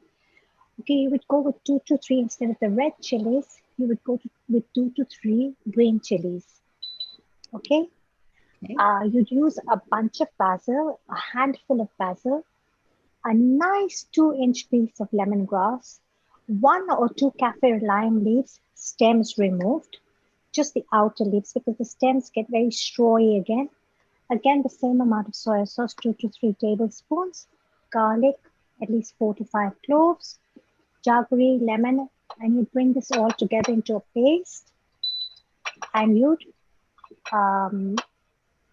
with the oil, and you could store it in the refrigerator for up to 2 days. This cover is dancing. I'll have to keep doing this. What I'll do is I'll just give this a few minutes more. Sure. To simmer on a low heat. Have you been to Thailand, Varshaji? It's definitely a place I'd like to go. I haven't had the pleasure of visiting the country, but it looks amazing. It's a beautiful country, and Thailand was actually once known as Siam. Yes, that's right. Yeah, right. So I can't pronounce his name correctly. I think it was some people say it's P-Boon and some people say it's Fee-Boon. So he was the head of the military in 1938 to 1944. And he changed the name from Siam to Thailand, which means the land of the free. Right, okay. Gosh. And this was done as an attempt to bring the whole people together in unity. Wow, lovely. Okay. And it's really a very beautiful country. It's famed for the Emerald Buddha Temple. It's got beautiful palaces in Bangkok and in and around Thailand, and gorgeous beaches in Hua Hin and Phuket as they call it, and the cuisine. The further north you go, the more pungent the cuisine gets. So they have a version of Thai curry they're known as a jungle curry, which doesn't have coconut milk in it. Right. But given that coconuts are found so much in abundance, like, if you go to Goa or to Kerala in India, or you explore the Konkan coast of India, the cuisine, the Malwani coast, has a lot of coconut because coconut is what grows in abundance there, right? Okay. Did you grow up in Mombasa, if you don't mind me asking? Okay, so we basically, I was born in Kenya, and then my father worked for the East African Railway, so he was working in different countries at different times. So, like about a year or so after I was born, we actually moved to Zambia. So most of my memories are there, but prior to that, he was in Uganda. So we've they've been to different places, but. Yes, I mean, once you've lived in East Africa, you know, it does certainly change your makeup, I would say, and your outlook, and It does. and the food and cooking and gatherings are very much, you know, a part of that sort of, you know, that lifestyle. It was food that brought everybody together. Everyone was Together. That's it. And what I love about the show you have, especially today, is we're traveling the world on a plate. Yes, absolutely. You know, like you said, you had Philippines, and you had Egyptian, and then you've got Italian, and you've got something else I can't remember coming up. I mean, how wonderful is that, right? Exactly, but it's like as you say, today food is globally bringing us together. So it is an amazing topic, and yeah, it's such a unifying thing. But we're in veganuary at the moment, so it's wonderful Yes. that you're It's a sharing perfect, a vegan. a vegan recipe. Yes. Absolutely. So what I'm going to do is I'm going to get all that curry paste here in there. Okay. And I'm going to just wash up the cover with a little bit more water in there. So we clean the cover up. Okay. And even if I leave this to sit for some time covered on the other side, it's likely that the vegetables will cook to a tender. Right. Okay. So what I'll do is, because we're short on time as well, so I'm just going to bung this over here. Okay. Thank you. And my stove is being switched off. I'm going to clean it up a little bit. I'm going to move this out of the way for now. So, since you've been to many different countries, was that through work or was that through family or what? Good question. So I met my husband at a party in Pune. Okay. And less than a year later, before I knew it, we were married. And I lived in Bombay for 3 years, which was a real blessing. I had always visited India on holiday, visited my grandparents, gone to Delhi, gone up to my grandma's farm in Uttar Pradesh, gone to my dad came in Punjab. But I've never lived in India. And, you know, visiting India is one thing, living in India is quite another, let me tell you that. And, but it was a blessing in the context that my husband really, really took me down to Kerala. We explored the Malwani coast of India. We, we, we would go to Goa extensively, especially in December. He loves Goa. So I gradually found myself learning more about Maharashtrian cuisine, Malwani cuisine, Goan cuisine, Kerala cuisine. You know, I was delving deep into the, you know, the spices, the methods, the history behind the cuisine. You know, how Goan cuisine is an amalgamation of actually local Saraswati Brahmin cooking combined with a lot of Portuguese cooking. Wow. You know, gosh, and the influences, the Portuguese, very much what we have in Mombasa, in Kenya. You know, the Portuguese influence that came into the coast. So it was exciting for me because the foodie that I am, I learned a lot. And then 3 years later, we got transferred to Hong Kong. Wow. So I landed in Hong Kong in 2000 June, and in August I was pregnant with my first baby. Oh wow. So of course then the next 7 years went in motherhood because another baby came along as well. So, you know, it was just the home and the children and everything. And then I launched a private kitchen called Africa to Asia, a culinary safari that journeys between two continents. It was my journey on a plate, really. So in that time I had already traveled, extensively within Asia, been to Japan, been to Thailand, been to Indonesia. And one thing, whenever we travel, my husband and children always say, Mummy's not going to come snorkeling or scuba diving and all that. She's going to go for a cookery class or to the spa, which is exactly what happens. So I learned more about the cuisines. I love learning about food. And of course, my private kitchen was a different school of thought. And then I became a vegetarian. And that's when I went away from Africa to Asia. I closed down the business and I launched Pranayam. So I have my own brand of teas, as you can see here. They're the yogic teas for your soul. These are holistic teas for the soul. And I was running Pranayam. So I was doing lunch boxes for JP Morgan, Morgan Stanley, Bloomberg, and we were doing corporate events, combining meditation, breath work, yoga with other yoga teachers, and yogic cuisine. And that's how the business was going on in Hong Kong. And I'm now in the UK for the children. Wow, what an amazing, amazing journey you've had, and yeah, inspired by food. And of course, little trips back home to Kenya always keeps the inner nourishment going. Sure. Being back with your family and all.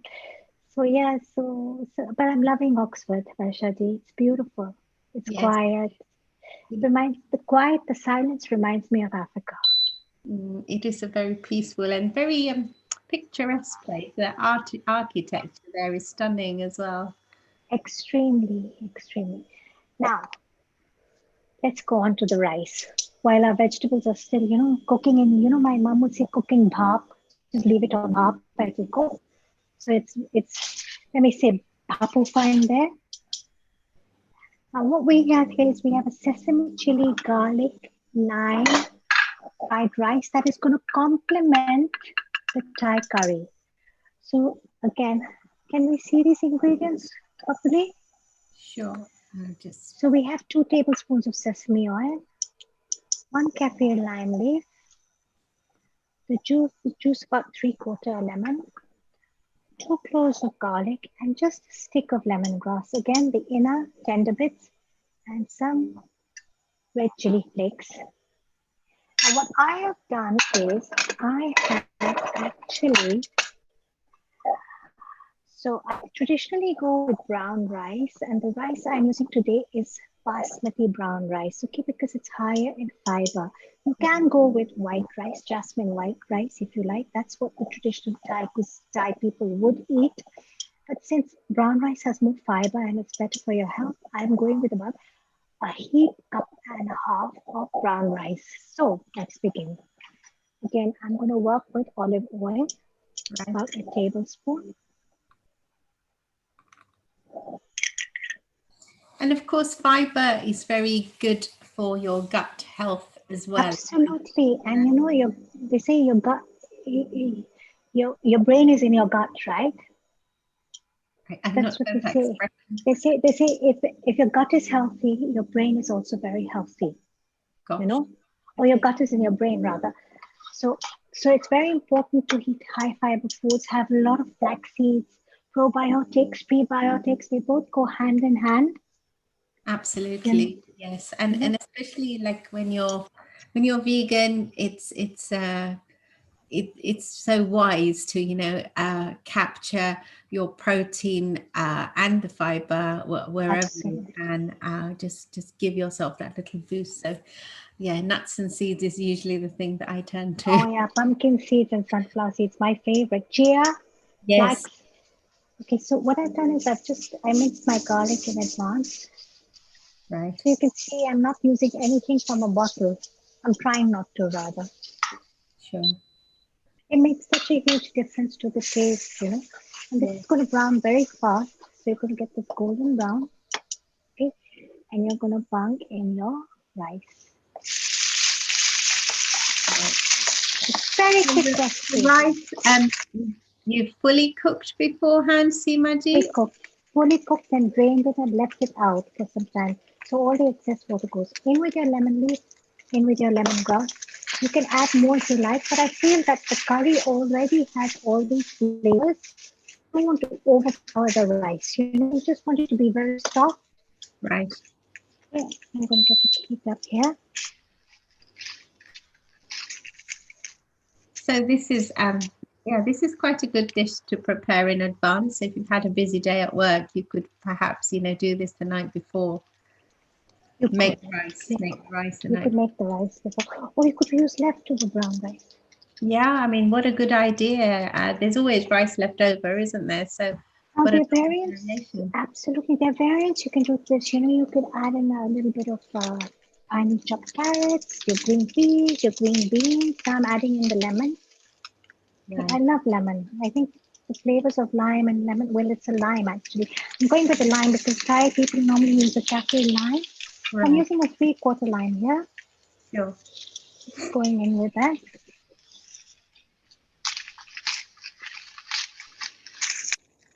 And it's not that coming through. And of course, again, my pili pili, the Kenyan in me. You know, you're just going to gem flake this up with the red chili. So it's really pretty. You have these little flecks through your rice. It looks really attractive, as you can see. Yes, we can see that. Lovely. Up really fast and in with our sesame oil. Sesame oil was that? Sorry. Sesame oil. Lovely. So that will give an extra nuttiness to it. That nuttiness, and I'm going with dark roasted sesame oil because it has a deeper flavor. Now I'm going to try this out. I hope it works. What I like to do is I like to just put in a red chili, a lime. I hope this works. Say a prayer for me. And a lime. I'm going to try and pack this rice in really tight. This is what we like to do back home in Hong Kong. And my Melissa was really good at doing this. I miss her. I'm going to pack this in really tight.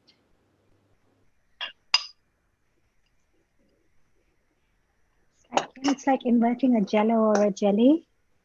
Right. Oh, you're creating a mold, basically. I'm creating a mold, right? I just thought of this right away. Really should have really thought of doing this earlier. I'll just put this away here. Get a nice plate. Switch this off. Can everybody see? We can, right. Gayatri? Gayatri? Sorry, I'm just going to ask my daughter to charge this phone. Gayatri? Gayatri, can you charge this phone? Put the lead on so it charges. Sorry about that. Okay, we can see. So this is a very quick recipe. And I haven't added salt to it. Like I said, I'm going easy on the salt. Now,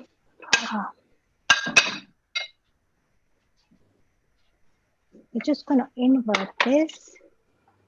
Say a prayer for me. Ah, brilliant. Bravo. Okay. Now, the mini herbs, the gentleman spoke about mini herbs and he spoke about microgreens. I do tend to use a lot of microgreens in my cooking. I didn't have any, so I'm going with the rocket.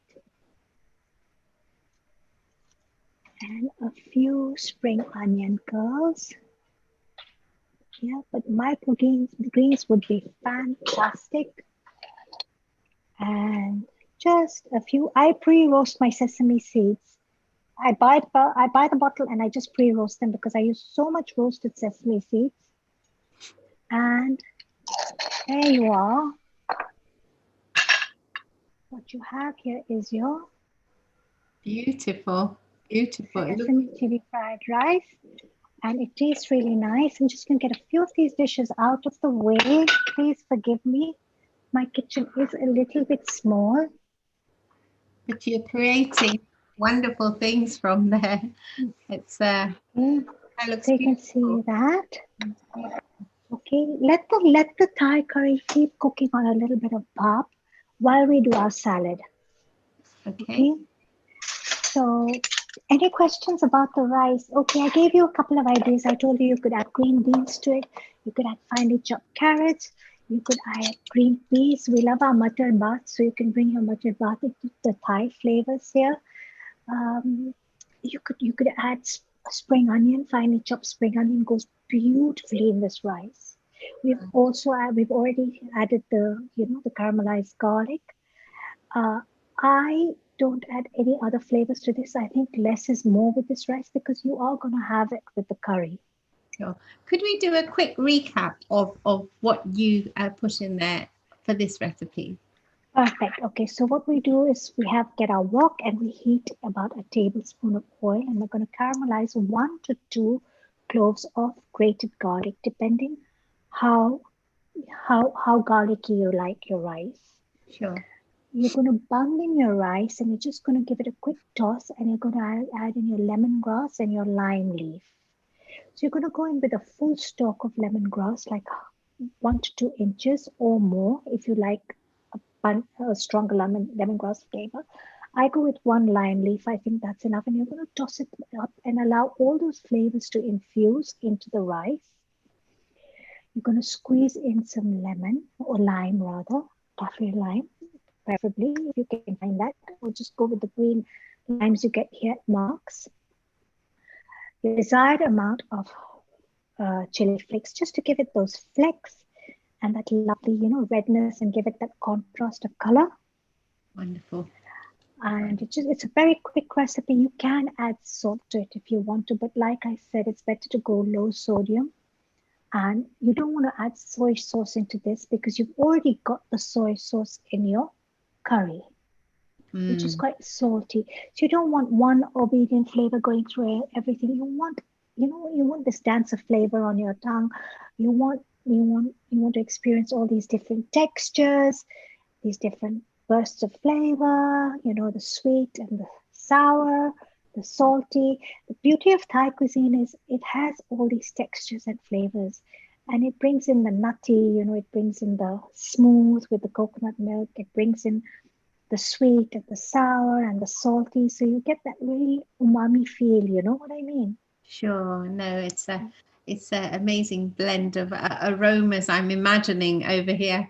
And yes, the flavors must be just beautifully subtle, but yet we like our chili, and I can feel that coming through as well, Simaji. So thank you for that recap. So we're going to go into the salad now. Yeah, I'm just going to clean up this cover a little bit because the salad again, like my Maggie isn't here to twanga stuff for me. So we're going to go into a new jar, which I have ready here. So I'll walk you through the salad ingredients. And these are very exciting. This is a very exciting salad, and this is a wonderful lunchtime salad. Generally, as per Ayurveda, in winter, you favor warming cooked foods over cooling foods. Yeah. But I thought to myself, I said, traditionally, whenever we go into a Thai restaurant, we probably have a curry, another tofu dish or something, a rice, and a salad. I said, so to make this complete, let me just demonstrate a salad. And it's better to favor salads more towards spring and summer, of course, but I do like to have a salad once in a while at lunchtime, especially. So I thought I'd do this Thai chopped salad. Now I'm going to walk you through the ingredients here. I have some red onion.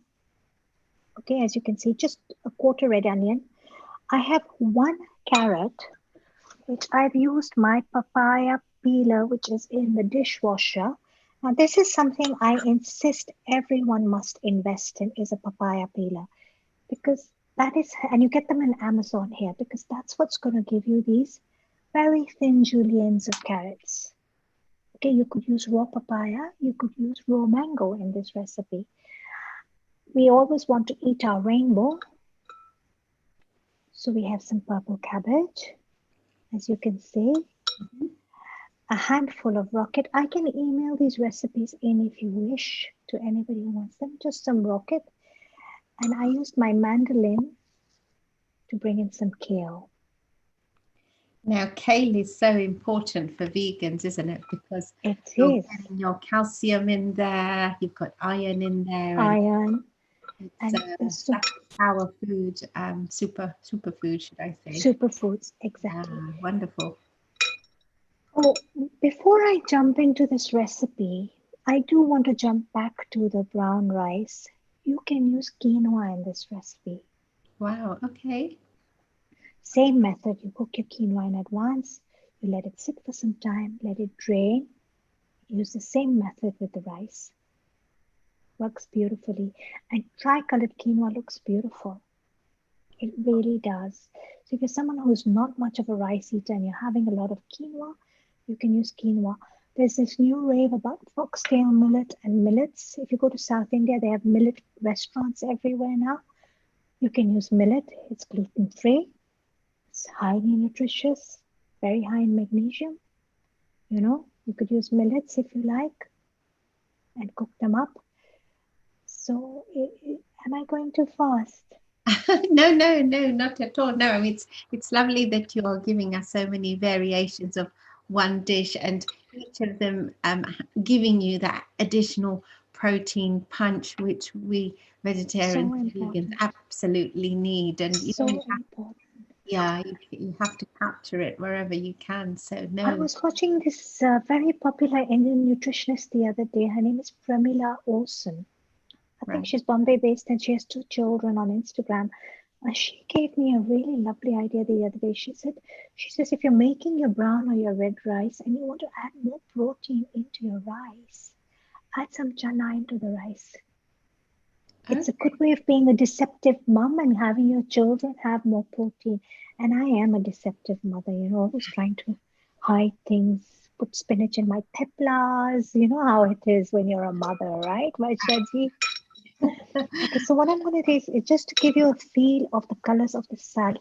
You could add cucumber into this, but I find in winter cucumber is very cooling, especially in the evenings. So I would rather have it for lunchtime. So I'm just going to bring these colors. So can you see how beautiful this is? Yeah, there. Okay. You could also add some yellow peppers in this. This has some green pepper, red pepper. Go with andaza. I went with about half a red pepper, half a green pepper, a handful of rocket, 1 carrot, about a quarter an onion because you don't want it too oniony. No. Okay, now what I'm going to do is I'm going to throw in a little bit of spring onion. Now, the way I did these spring onions, I want to share with you. This is the way they do them in Asia. They cut them into very thin shreds, as you can see. Yeah. And they soak them in water so they'll automatically curl up into these curls. Oh, okay. Wow. So soak them. Over that again. They soak them in water and then In ice cold water and leave them for about 15-20 minutes and they'll curl up. Oh wow, gosh. These lovely curls and they look very pretty. And they'll go through your salad. Okay. Now we are going to use some fresh coriander leaves. I wish I had microgreens. I would have used microgreens in the salad as a salad. So you see, you have your coriander stems, you cut them up, and you're just going to throw in a few. In Thailand, you'll find a lot of the salads, just, pluck them up into half like this. You find a lot of the salads have actually got some coriander stems in them. Okay, so you've got your salad here. Now you want to prepare your dressing. No Maggie, unfortunately, over here for me. I do miss my Maggie. So what I've done here is I'm going to walk you through the ingredients again. Can you see this clearly? Let me get this off. Yep, we can see you. A handful of cashew nuts for healthy fats soaked overnight. A quarter cup of dark roasted sesame oil. 2 to 3 tablespoons of soy sauce or tamari. Your jaggery again. Garlic, because Thai cuisine really does favor a lot of garlic. Some lemon, which is going to add the perfect balance of flavor with the jaggery. Sure. Okay. We're going to bung in 1 red Thai chili, just for that little kick and heat. make it exciting. And then we're going to top it up additionally with peanuts. Now, if you're allergic to peanuts and cashew nuts, then you can substitute this recipe with seeds, Okay. like you said. So I would, in the dressing, actually use, if I was allergic to nuts or tree nuts or any kind of nuts, I would actually roast about a quarter cup of sesame seeds and I would blend it into the dressing. Or just go for tahini, a tablespoon or two of tahini. Works beautifully. Oh gosh. It's more sesame seedish and it's very sesame. The sesame is very high in calcium, as you know. So it's very good for you. So now what I'm going to do is I'm going to bring this all here so you can see it into this jar. Is that clear? Can we see it? So we've gone in with our jaggery, gone in with our soy sauce, our garlic. There's a little stem of lemongrass here. This is optional. It's optional, but it adds a lot of flavor. We're going to take now the reason. Yeah, sorry, I think you're just about to cover what I was going to ask is why would you cook your nuts? So lentils, legumes, and nuts have a lot of phytins. Now, phytins are ACE inhibitors that prevent the nuts and the lentils from sprouting during the growth process. Now, these phytins actually don't allow our body to absorb the nutrient value of the nuts effectively, or the seeds, or the lentils or the legumes. So it's always better to enhance their nutritional value by soaking them overnight. Does that make sense? Ah, gosh, we're learning. We're learning with you here. That was not something I knew. So, gosh, soak your nuts to get more nutritional value out of them, and the legumes as well. There we go. We've got our sesame oil. Okay, about a quarter cup. And we're going to go in with our lemon now, a lime rather. If you don't have lime, go with lemon. It really doesn't matter, but go with fresh. Sure. As much as you can. Thai cuisine, you know why Thai cuisine is so flavorful and delicious? Because it's always very fresh. If I'm telling you, believe you me, go to the store and buy a yellow curry paste and make this curry paste at home and tell me the difference. Yes, homemade is usually better, mainly because you can tailor it to your preferences also. But you can. Yeah, and when you cook fresh, just as well as the flavor, the whole aromatic experience is entirely different, isn't it? Just brings everything together, you know. Yeah. So we're gonna go back into our blender.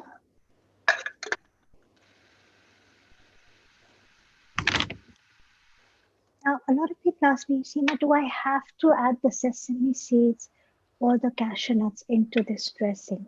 Yes, you must, because it coats the salad and it gives it a very dense feel. You're working with a lot of cruciferous vegetables here as well. So you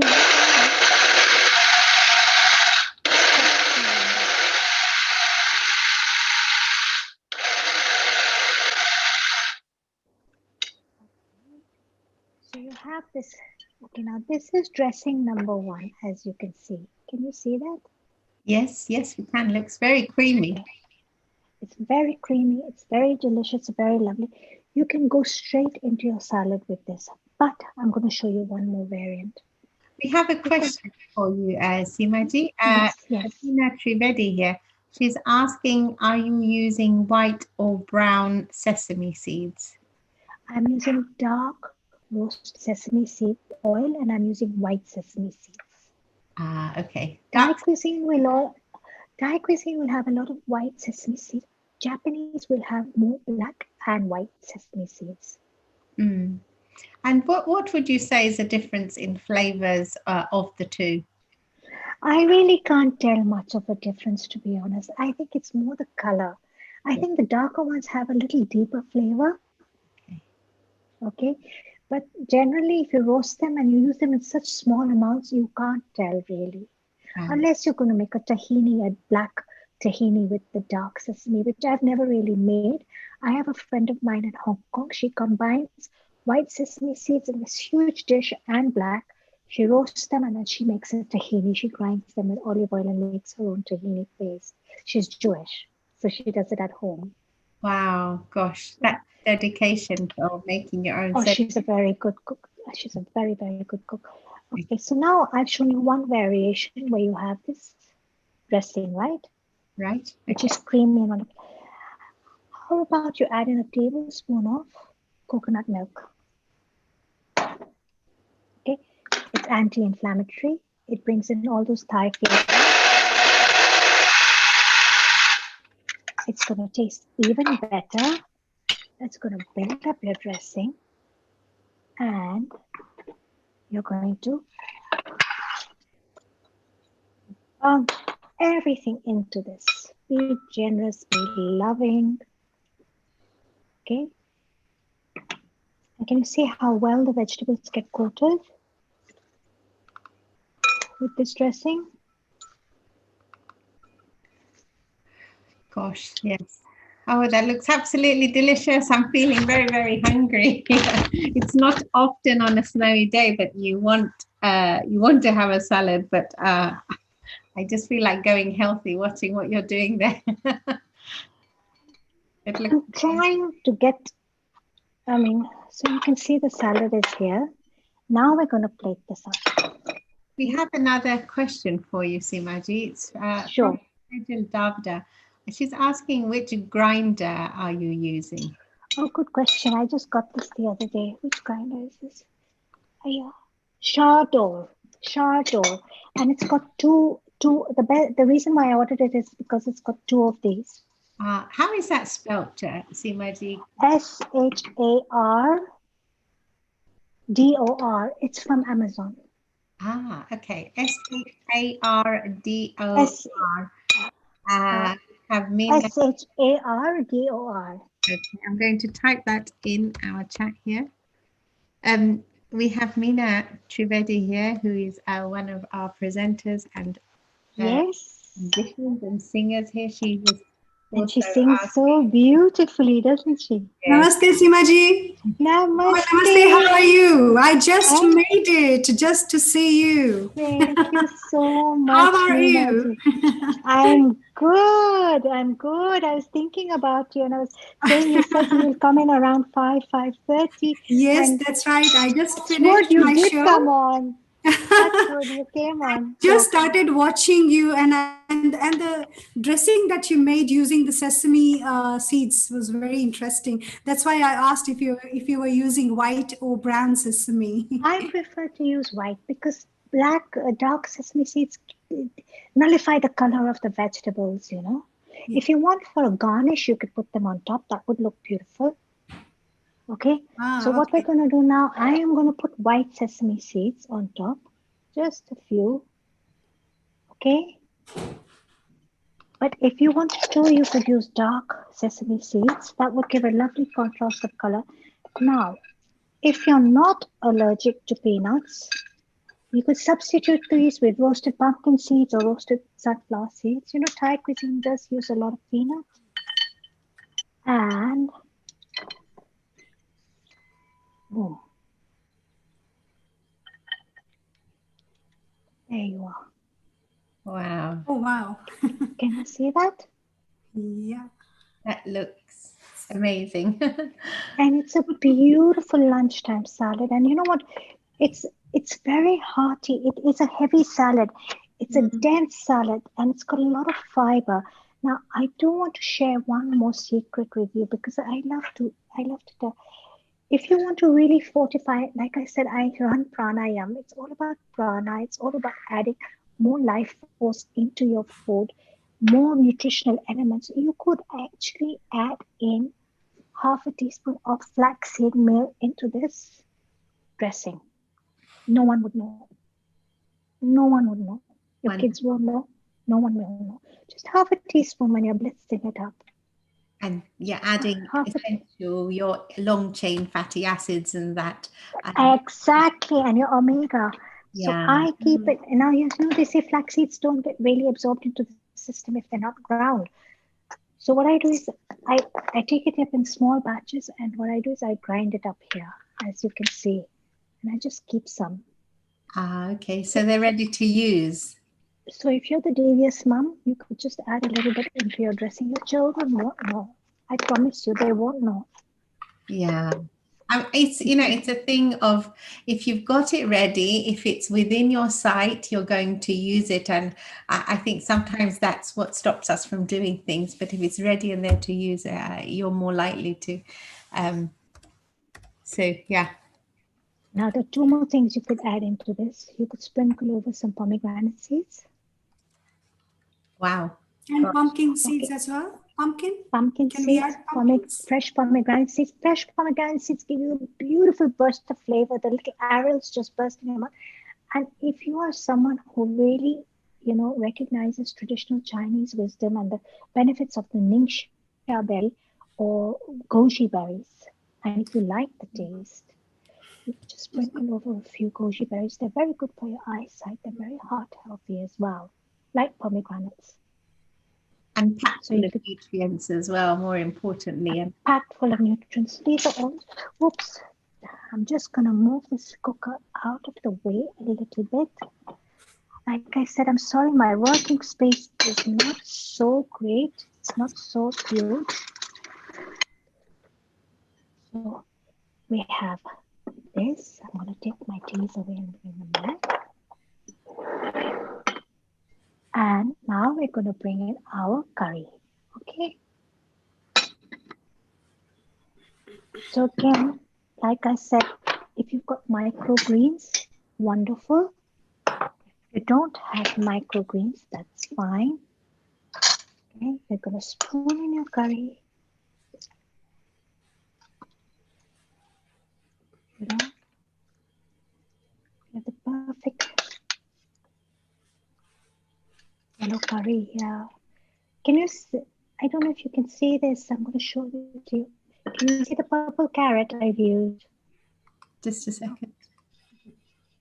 Ah, yes, yes. Purple, Yes, we can. purple carrots, parsnips, potatoes, carrots, all the root vegetables, cauliflower, because we like gobi in our home. Okay.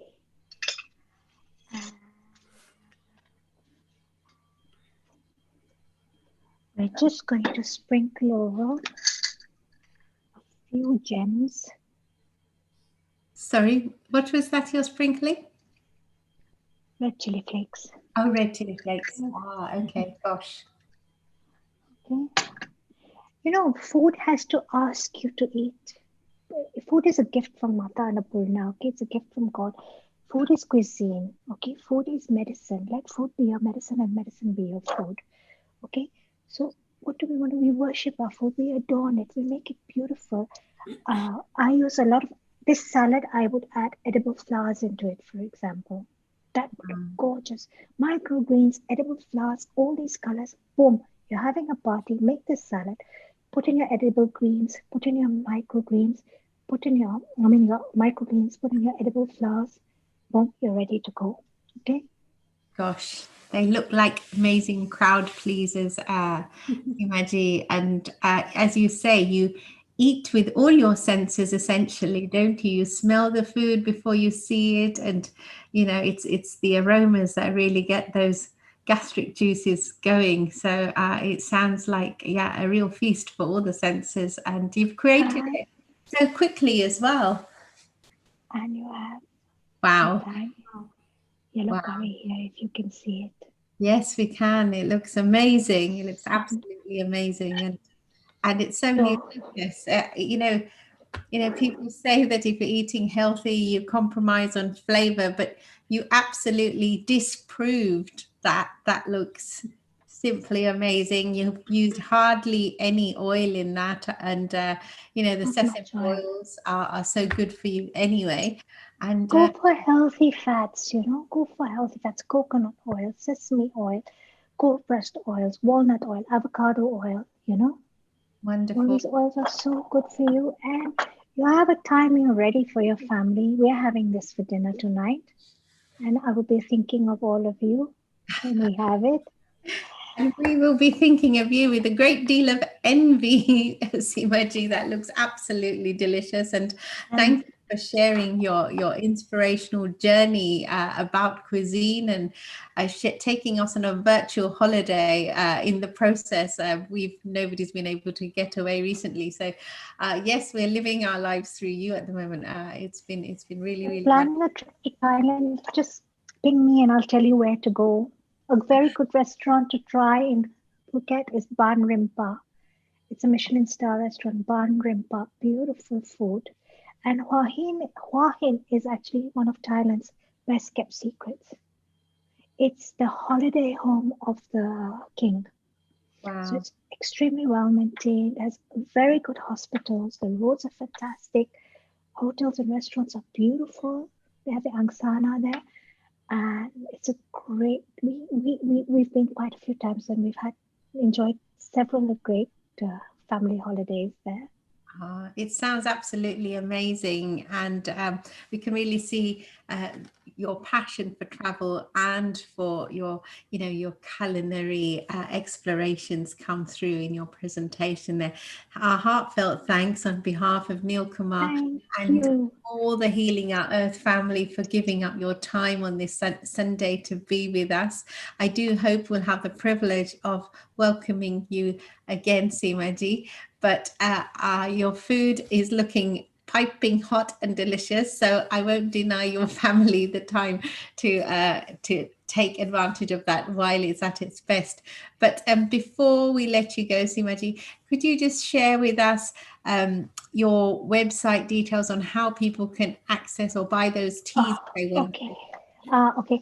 I'm on Instagram as Pranayam. I've just recently moved to the UK. So I'm still in the process of getting things up and running, if you know what I mean. No. I'm balancing my life between settling down on my children. But yes, we can get the teas for you. We're on Instagram.com/pranayam, P for Peter, RANA, as in life force energy, prana, yum, YUM, as in yummy. Mm-hmm.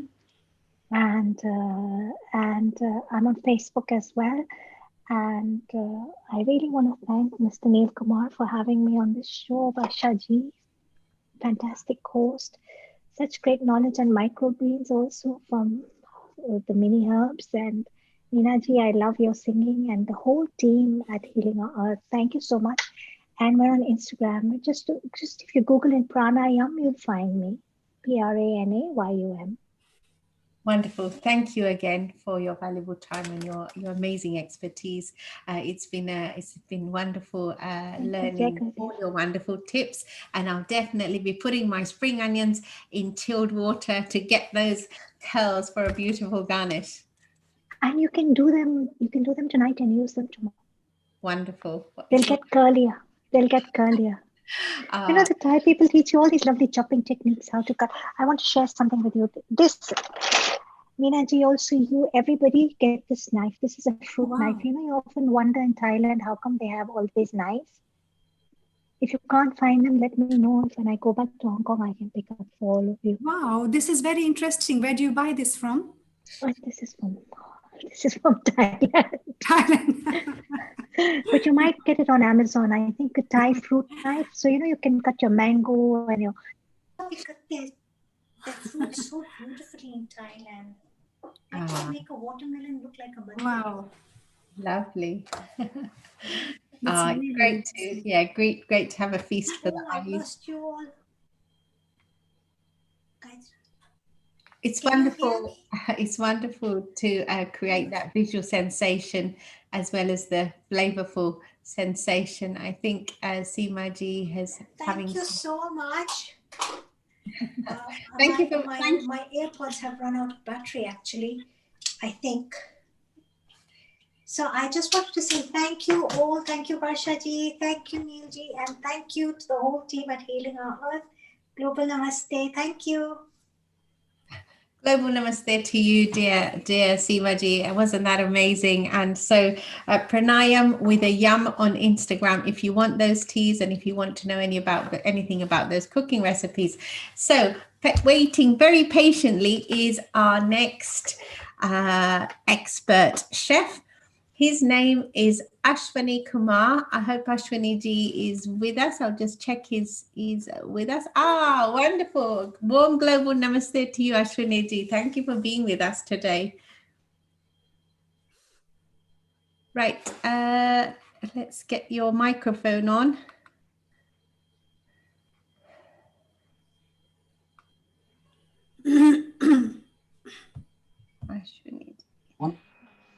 Ah, yes, now we can hear you. Now we can hear you. Wonderful.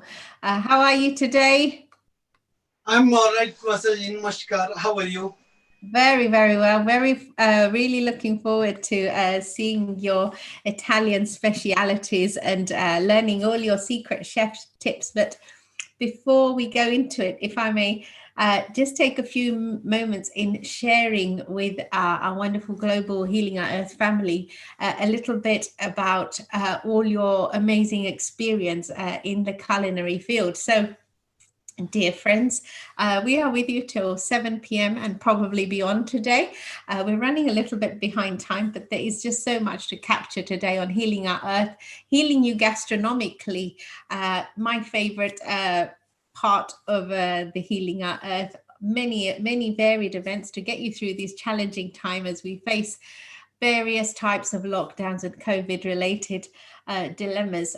So we have with us today Ashwani Kumar, who you just met, and he's going to share with us his recommendation, his ideas, his approach to penny pasta with rocket fuel. Ashwani Kumar was born and brought up in Shimla, beautiful Shimla. I've been there, and who would not be inspired when you come from there, such a wonderful place, which is in North India. He started his journey as a trainee chef with Le Meridian in Delhi, a really high-class hotel. I've stayed at some of these, not the one in Delhi, but they are absolutely amazing. He then joined TGI Fridays in Bangalore.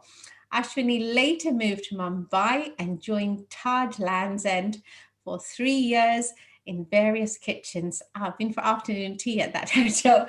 They do a very good job. He then moved to the United Kingdom, where he has worked at various prestigious hotels as a chef. He became head chef at the Radisson Hotel, where he served various establishments, including London, Oxford Street, and from here on, he worked with Doubletree Hilton, Finest Canary Riverside Plaza, and many others. After the lockdown started, Ashwani opened his own business named Sanskriti, Ashwani's Food in Guildford. So if you're in Guildford, you're very, very lucky. You have Ashwani at close access to yourselves. He does catering for vegetarian and vegan dishes only. Fantastic. Which is based on fresh farm to fork approach. So with that, let's welcome Ashwani ji and hear about this wonderful penny pasta and rocket fuel dish, which he's going to kindly share with us today. Namaste, warm global namaste to you again.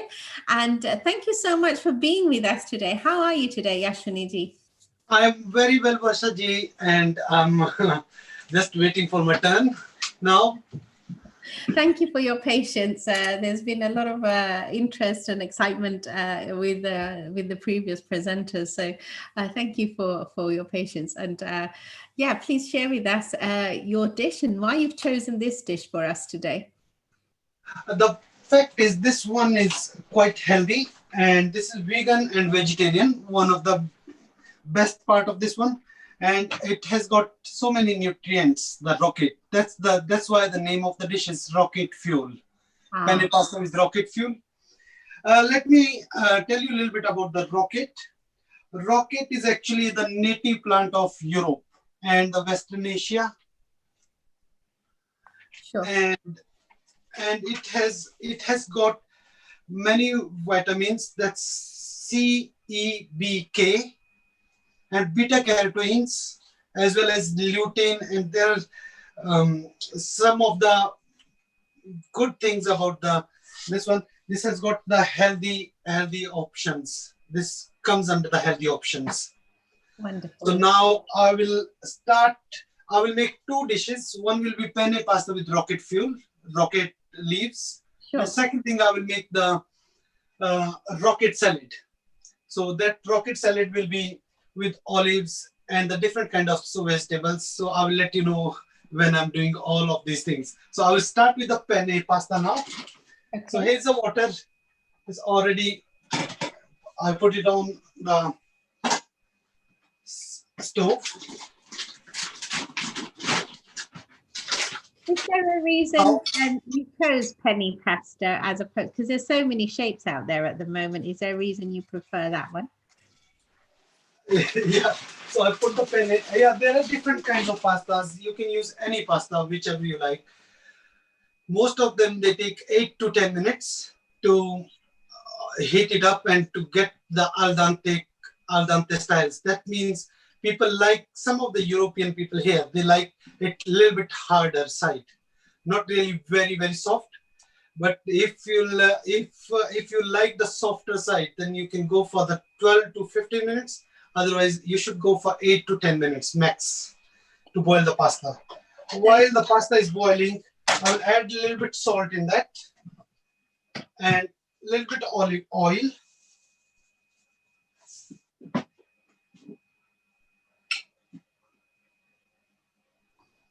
So while the Is there a reason you put oil in this? That's it's not something that I do. I'm just wondering how that helps the preparation of the pasta.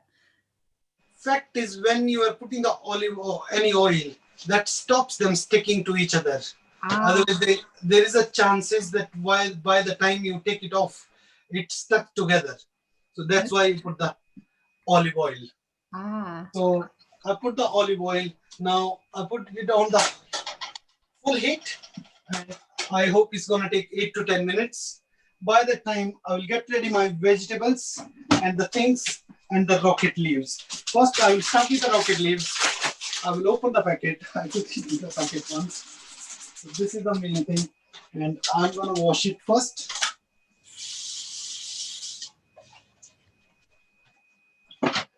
So anyway, it's gonna go in the cooking. So this is in the water already. So when I'm gonna take it, it will be ready to go. Yeah. So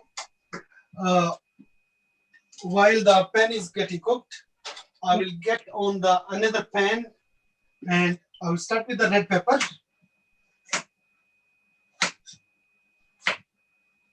So it will make it a little bit more colorful, and so if you see it when you cut the pepper, there should be 0% wastage. That's the idea here. Wonderful. So wonderful.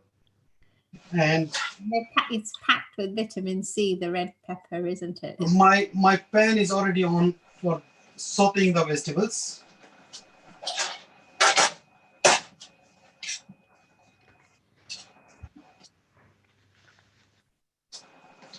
So thank you so much for your wonderful tips so far. So dear friends, Ashwini ji has just advised us, if you're just joining us, that if you want a bite to your pasta, the ideal time for cooking is 8 to 10 minutes.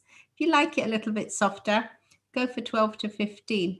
And if you add olive oil, it stops the pasta sticking to each other. So just a few tips from our wonderful expert with us today here, Ashwini Kumar, who's preparing penny pasta with rocket fuel. So, okay, so we've chopped up some peppers. So my pepper is ready, already cut. Now I'm cutting the onions. First peel them and then cut them nicely. You can give any shapes, but I like a little bit chunky, so that can come in the fork and you can eat it. Right. It can come in the fork. So Right. if you'll have a look, then. So, Ashwini ji, for our Jain brothers and sisters and others who don't eat onions, is there an alternative you can suggest for the onion in this recipe? Sorry? So for those who don't eat onions, is there an alternative you can use if people don't want to add onion to this? You can use broccoli, you can use other vegetables. You don't really have to go for the onions. But if you don't like onions, or some people, they don't prefer onion and garlic, so So you can use the broccoli or different kinds of vegetable, like especially the healthy one. There are the edamame beans or broccoli or some like green leafy vegetables like spinach. Sure. Okay. So most vegetables can easily replace the onion if you don't want to use it. Wonderful. Thank you. Yeah. So while I'm doing this, our pasta is boiling.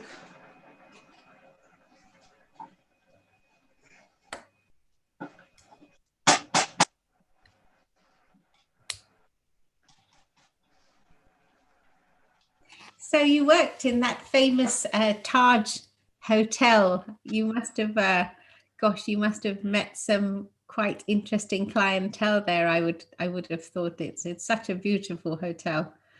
It's a very big hotel and it's really very good hotel. Yes, I met with quite big chefs, quite famous chefs. Now I think they have gone to the corporate worlds and they are the group chefs with the big hotel chains. One of them is with the Lemon Tree Hotels. It's one of the coming up chain in India. Oh, okay, gosh. So now my pan is hot enough already. And a little bit olive oil. Right. By the time this pasta will get ready. So I'm using some chili also. It's not really very spicy, but it adds to the color and it adds to the nutrients as well. So I will start with the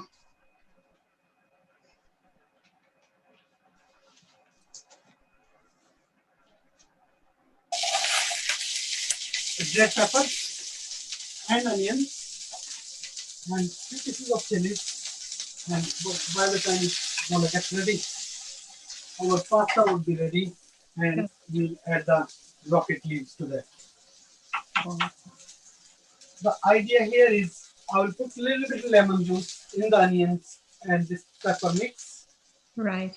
Sorry, lime juice. You can actually add the lemon juice if you don't have lime. Okay. I prefer lime. So that's gonna bring the really nice red color from the onion. And we're keeping it all in lovely big chunks, so it holds the shape.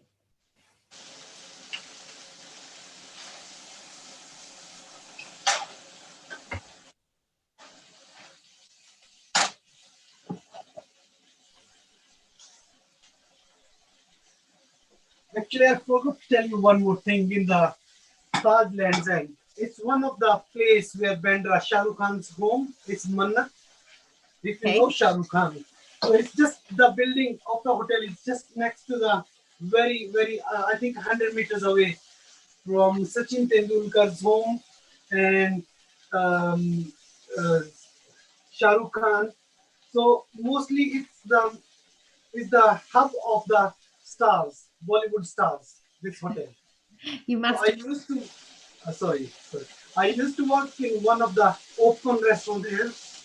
Name of the restaurant, I think it's still the name is Vista. It used to be the Vista. It's a coffee shop. So all Salman Khan, Amitabh Bachchan, Aishwarya Rai, Katrina Kaif, all of them, they used to come there. And I met some of them. I talked to some of them, like Jackie Shroff. He's really a nice guy. He's come and hug you. Hey, buddy, how are you?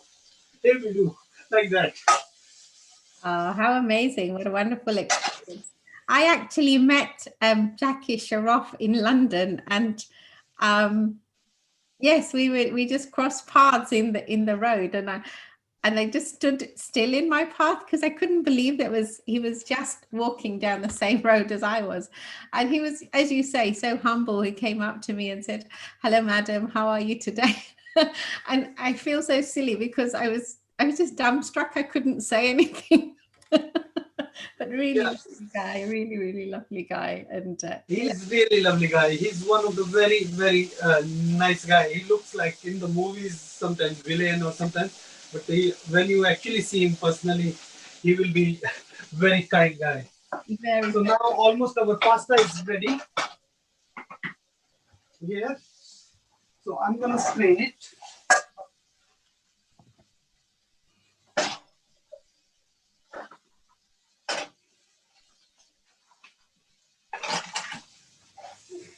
And vegetables, they are ready as well.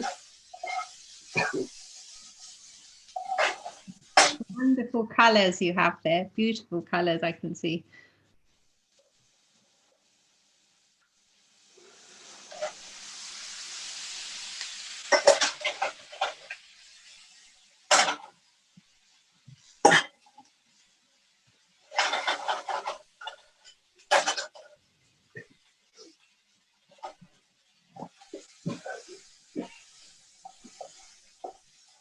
I think the beauty of pasta dishes is, especially in my household, there are very few things that I will make that everybody eats. I usually end up making 2 or 3 things according to people's preferences, but pasta is definitely a dish which I know I only have to make one dish and everybody will enjoy it. And gosh, it's amazing how quickly you've put that together. And I guess by cooking it for such little time, you're retaining the nutrients in all the vegetables. Yes, I'm using some. Oh, I think it's because of chilies. Just a second. I'll open the window.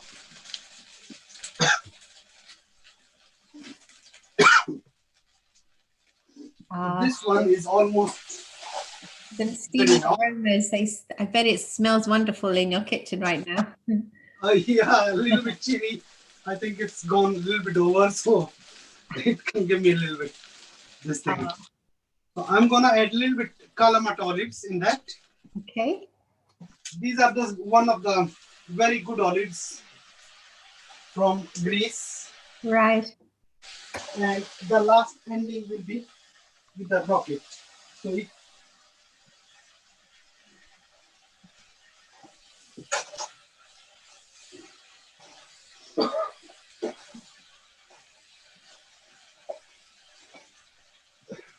you got the salt already there. I'm gonna use a little bit pepper.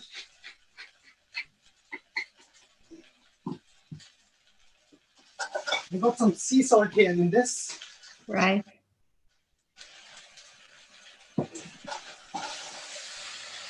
So this pasta is ready to go in one of the bowl.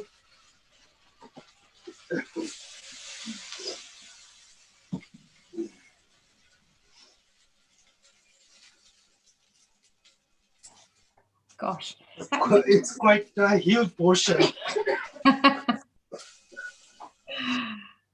It looks amazing, and it's wonderful how quickly you put that together. And as a working mum, I'm constantly looking for different ideas, which are healthy also. So that looks absolutely amazing. So could you quickly do a recap of the ingredients? Wow, look at that. I will just bring it to the top.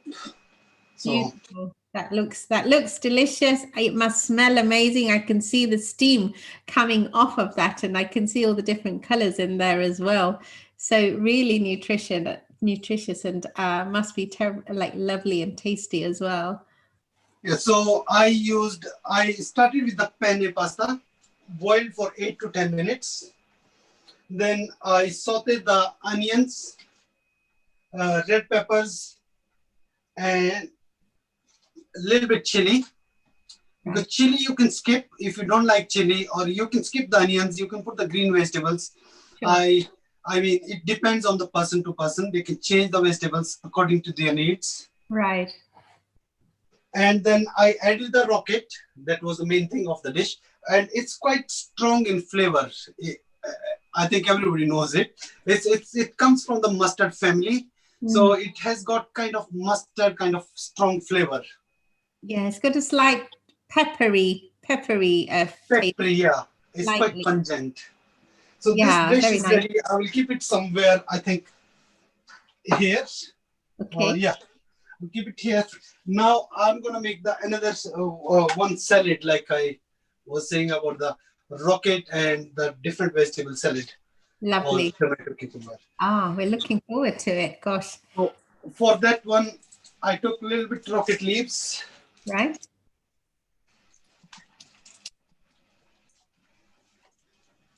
And I'll add some cucumbers.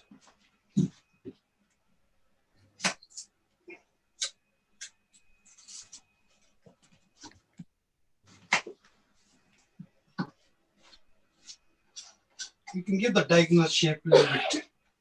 It's a little fancy.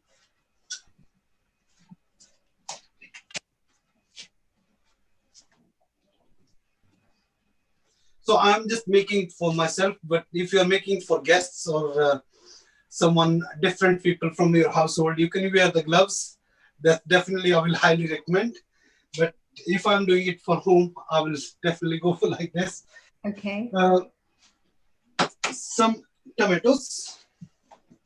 Tomato actually is the end of the tomato where actually it gets all the water and all the nutrients. We must have to cut it because it's a quite strong vein there. Right. So it's a hard to digest. That's one of the reasons.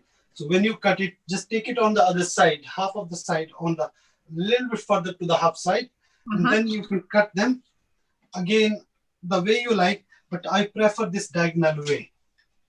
So it looks a little bit fancy. We all be impressing our families with all these little tricks, Ashwani ji. Thank you for sharing it. Diagonal cuts to your cucumbers and tomatoes, to all our culinary aspirants out there. You're getting wonderful tips from our Taj Hotel expert here. Thank you. I'm adding some of a little bit coriander. Right. And then avocado. Now, avocados are absolutely brilliant for the essential fatty acids, which vegetarians can't get in other places. So this is amazing for nutrition. As a vegan, it's lovely to be able to include this into as many things as possible. This is one of the main things for the vegan cooking. So without avocado, I will say it's hard to imagine the cuisine without avocado, because avocado is one of the main ingredient. It's such a wonderful and rich ingredient as well. You do feel quite sort of it's such a rich ingredient to yes. Add. It has got that buttery taste and it can go with any salad. Absolutely, yeah.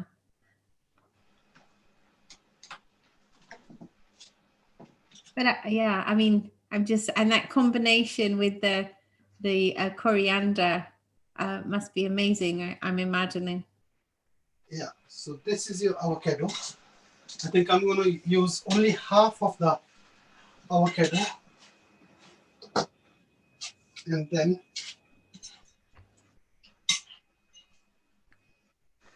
let me quickly change the chopping board now.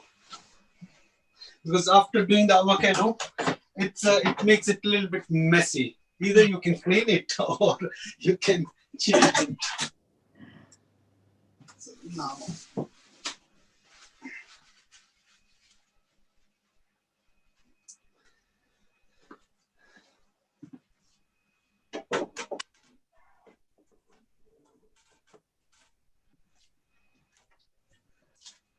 I will add some little bit apple in that. Okay. Oh, so a bit of sweetness to the salad. Yeah. Yes. And a bit of it will give it a lovely texture as well, and a nice crunch to the salad, I imagine. Yeah, it's a little bit colorful as well as a little bit different, nice taste. Yeah. At the same time. So one lime after that.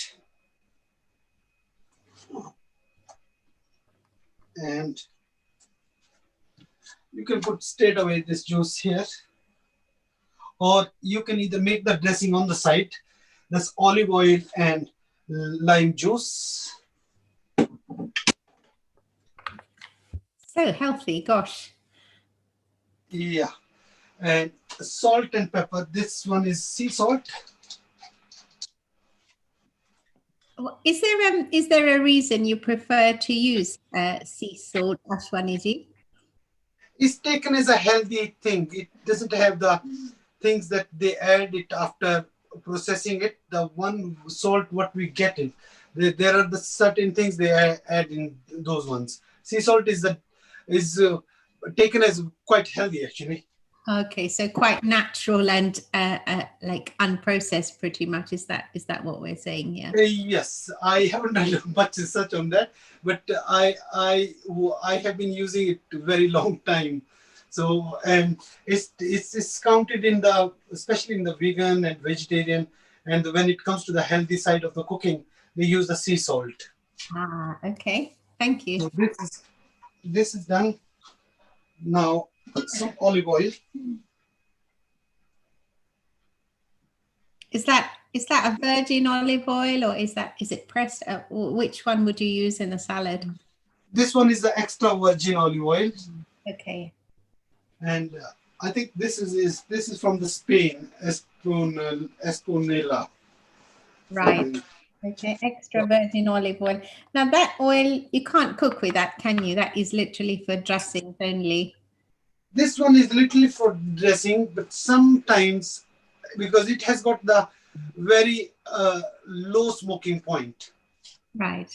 Okay. So that's some people, they prefer with the certain dishes. But if you talk about the cooking oil with the olive oil, there is a different ones that come especially for frying, cooking, and you can use it for sauteing. Ah, thank you. So it's always wise to look out for the smoking points when you buy your oils. It's something that I learned after buying a virgin olive oil to realize you couldn't actually cook with it. So yeah, it's good to know.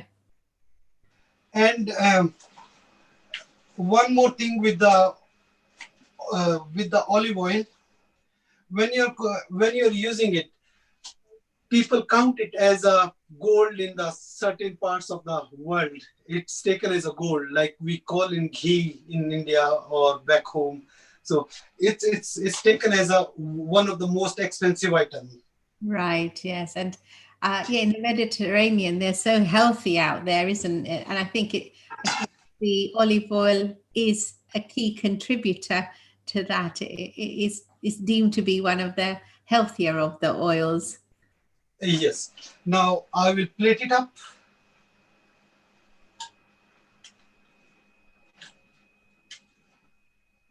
I think I'll use that different spoon. It's a tongue, I'm going to use it.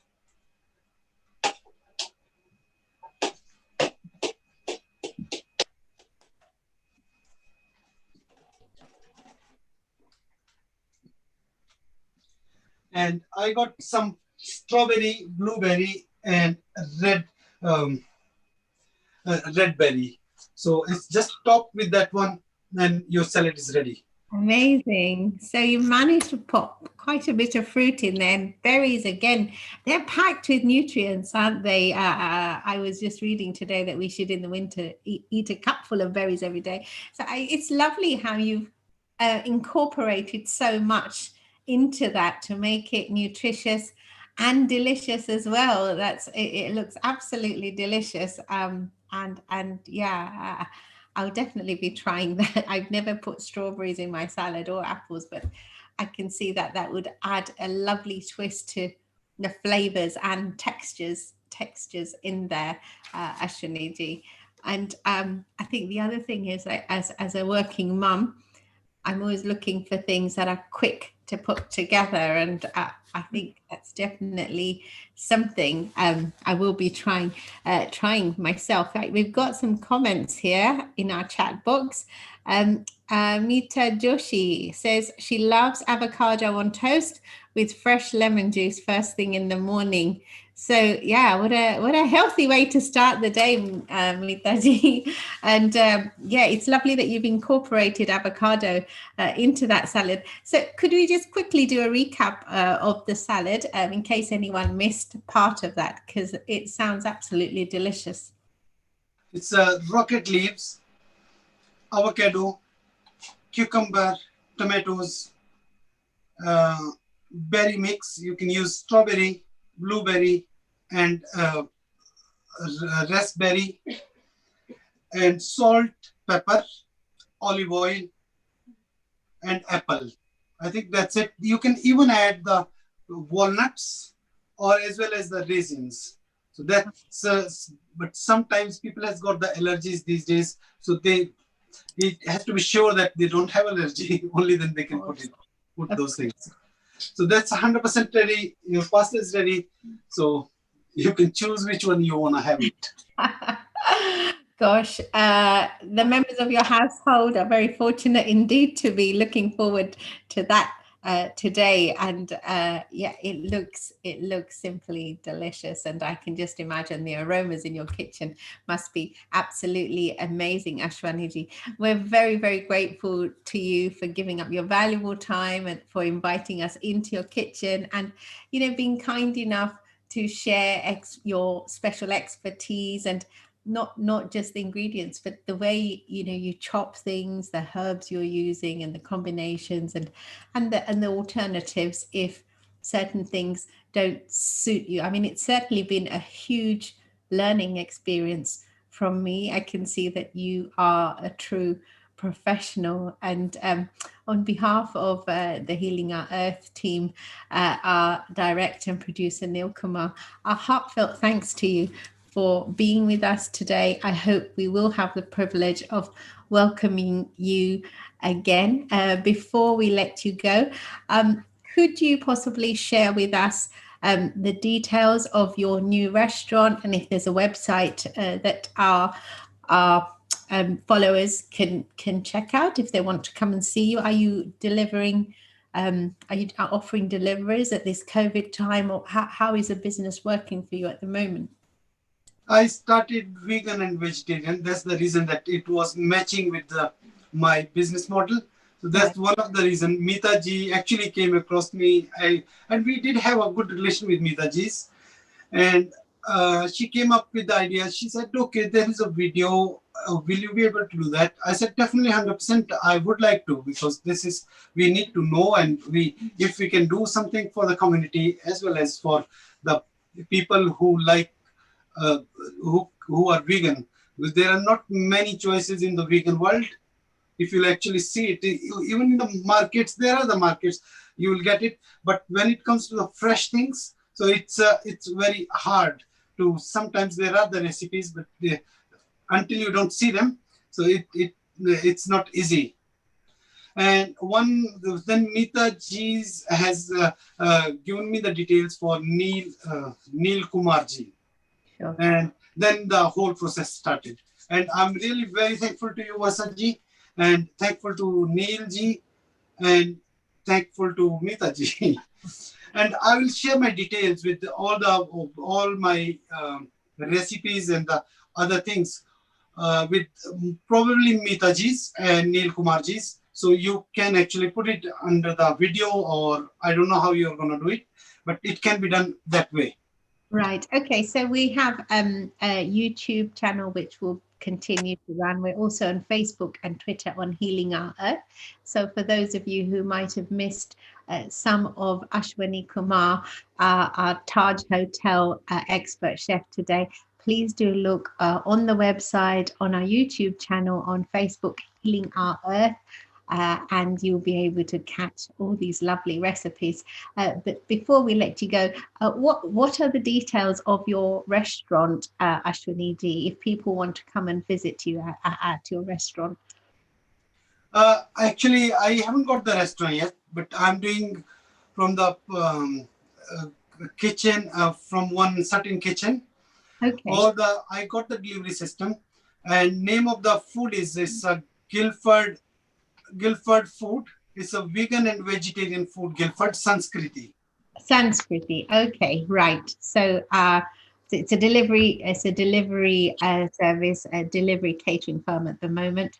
Sanskriti, dear friends, if you are impressed like I was with what we saw, highly nutritious, very fresh, and beautifully presented vegetarian and vegan presentation there from an expert chef I'm sure many of you will want to take up this fantastic opportunity. Ashwini, any final words from you before we let you go? And I do hope we'll have the privilege of seeing you again. I will just say thank you very much for being so kind, and you are actually doing a lot for me right now behind the scenes, as well as I will say for the viewers, just check the Sanskriti Guildford if they are living near around, or even if they are living a little bit further away. There will be recipes and there will be the details of the things. Wonderful. Okay, Sanskriti, dear friends, that was Ashwini Kumar, our chef from Taj Hotel, Land's End, and many high-profile kitchens brought to you by Healing Our Earth today. And you can taste his food yourself at Sanskriti Guildford. I'm sure you won't be wasting any time in checking out the details. So a heartfelt thanks to Ashwini Kumar again, on behalf of Neil Kumar, our director, producer, and indeed all of the Healing Our Earth family who are growing to support you across the world through these challenging pandemic times. So today we are all about healing you gastronomically. We're going to shortly be welcoming Shivani Gadvi Vadera, who's going to share with us veggie loaded nachos. Shivani has just started an initiative called Shivi's Kitchen. And before we go to her, I would like to invite one of our wonderful members of the Healing Our Earth family. She's a very hardworking lady. Her name is Shivani Ruparelia, and she's going to be talking to us about a philanthropic initiative to help our highly stretched health service here in the United Kingdom. So, Shivali, are you with us? I am. Namaste and hello, Vaishadi. How are you? What a great session we've had today. Yeah, weren't they wonderful, Shivali? They were absolutely amazing. And I think the speed with what they created is amazing. Brilliant. Really threw me away. But yeah, absolutely brilliant. I mean, pasta's a great feature in our household, that's for sure. So it was really good to see Ashwini ji put that together. And I'm so looking forward to seeing Shivani after this as well. I know it's a new venture for Shivani, and really wishing you the best of luck. So I'm going to hang on after this as well. So looking forward to seeing that as well. But yes, I would like to talk a little bit about a project that I'm working on currently at the moment. And like you said, it's really to help our NHS staff and patients out there. So as we all know, the NHS is now fighting literally a war. I mean, it's pretty tough in the hospitals. And what makes it even harder is that as patients go in, so, as you know, with COVID, you can't, your loved ones cannot come and see you. And the only way that they are being able to communicate is through these wonderful devices, through FaceTime or using iPads or, video calling or whatever. But what's also happening, and we're seeing a lot of that, is as patients go into hospital, they don't have chargers. And it's very sad that they can't actually charge up their phones. And it's not just patients. I must admit, it's going to be it's some of the doctors as well who are giving up their phone chargers so that they can also get patients to charge up their phones and allow them to speak to their loved ones. So basically, there is a project out there at the moment. We're collecting phone chargers, Android and iPhone chargers, to distribute to selected, I won't say selected, but all NHS hospitals around the country. We have got a list of all the hospitals that have shown an interest, and it gives me great pleasure to actually say that on Friday we did deliver our first lot of phone chargers here in London to University College Hospital in London. I think there was about 400 of them. Chargers gone there, There's a couple of hospitals in East London as well that have also now received, and throughout the country. As we start getting in the charges, they will be distributed through all the NHS hospitals that have shown an interest or a requirement that they do need charges. So really, to everyone out here today, if you can help, please do, because it really does give us the opportunity to connect the patients really with their loved ones at this time. So yes, just please do contact. I'm just going to quickly do a screen share.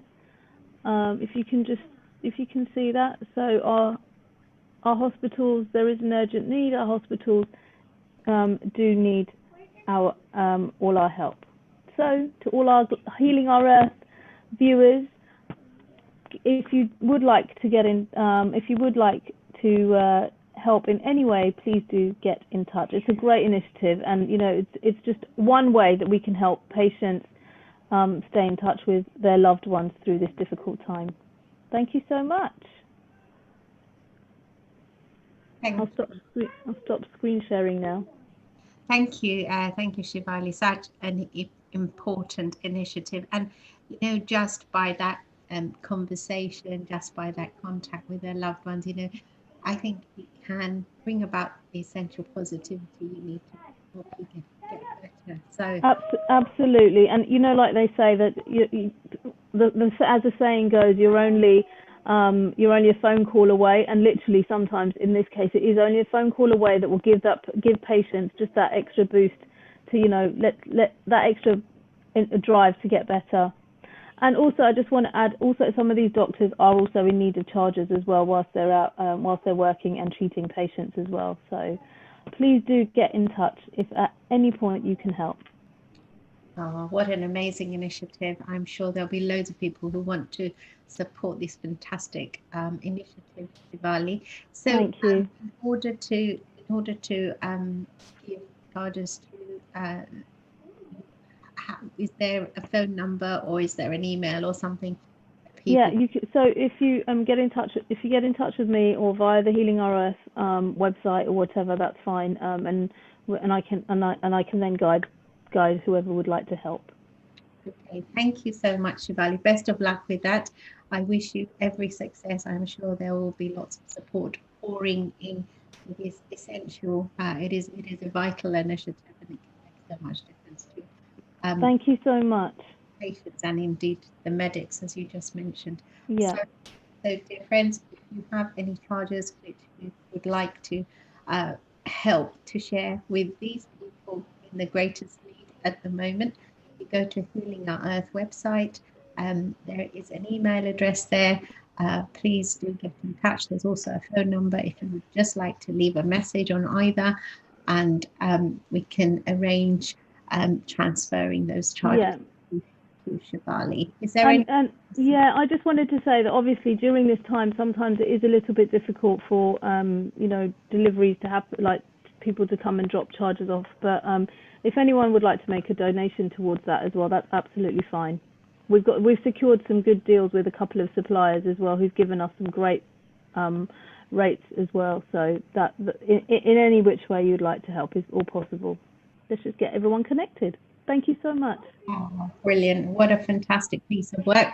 So you can make cash donations or physical charger donations for this essential cause in these critical times to dear Shivali, and heartfelt thanks to you for working on this wonderful initiative. I'm sure there'll be a great deal of support coming through for you. So please do get in touch by email or by the phone number on the Healing Our Earth website, by WhatsApp. Thank you, dear Shivali, for all that you do for Healing Our Earth and for this amazing initiative. 400 charges, that's phenomenal, but let's help you get much more. Thank you so much, and I'm really looking forward to the next session. Thank you. Great. So yeah. Okay, so without further ado, waiting patiently in the eaves, we have wonderful Shivani Gadvi. And she is a busy mum who has nevertheless still found the time to set up a cooking initiative. It's called Shivi's Kitchen, www.shiviskitchen.com. We will share this again at the end. So before we invite Shivani Gadvi Vadera to join us, I'd like to take a few moments just to share something about Shivani with you and how she started this new initiative. So Shivani Gadvi Vadera, she's going to be presenting loaded veggie nachos with us today. Having grown up around the most exquisite home cooks, Shivani has always been inspired to cook and experiment in the kitchen. I mean, during these lockdowns, you know, the culinary aspirants have really been flourishing, and it sounds like Shivani's, you know, experimenting has started well before this. So, however, it wasn't until Shivani became a mom and her daughter's weaning journey started that ignited the desire to really take this hobby to a more serious direction. Understanding ingredients and what part they play in our diet, especially for a growing child, became so much more important than just the flavor it provides. The lockdown gave Shivani the time to start documenting her recipes and share them with those who wanted inspiration in vegan and vegetarian cuisine, not just for toddlers, but for the whole family. Today's recipe is the traditional Mexican loaded nachos with a baked veggie twist. Additional vegetables mixed into the key component, enhancing the snack's nutritional value. It's great for the entire family, especially for getting extra vegetables into your fussy toddlers. Fun with food and with great flavor. As a mum, I can completely understand where you're coming from, sneaking aubergines and spinach into everything I can. Global namaste to you, dear Shivani. Lovely to see you again. How are you today? A warm welcome to you. Namaste, Varshaji. Hare Krishna. How are you? I'm very well, thank you, Shivani. We're very excited to learn about how this Shivi's Kitchen initiative is coming along, and indeed to sneak a peek at this wonderful recipe. Nachos are enjoyed by everybody, but you've made it even richer and more beneficial with the extra vegetables you've added into it. So you'll be sharing with us how this first came about and the extra vegetables that go into it. Yeah, so first of all, just let me say a huge thank you to the entire Healing Our Earth team for first of all inviting me here today. I'm so honoured to be part of this vegetarian vegan global session. And for me, this is not at all anything that I saw coming or envisioned in, you know, going down a culinary route at all. I was very much focused, you know, to have a career in finance. I studied maths and I did go in that direction. But then when, you know, my daughter's weaning journey started, I, you know, had the chance to get quite creative and make it fun, make it tasty, but also for, you know, my own research as well, just understand what it is that I'm giving to her and making sure that, you know, she's getting everything that she needs. So that's kind of how it's all come about. And today's recipe is exactly from that thought as well. Lovely. And you know, as I know how busy you can become as a mom, so I guess time must be a big factor in things that you create. Yes, exactly. So as the time's gone on, especially through the lockdown where, you know, I've been getting a little bit more time to do a few things. My daughter's quite keen to join in. She'll like pull over her stool, climb up. She wants a little apron. So it's been really fun to kind of, you know, do it together.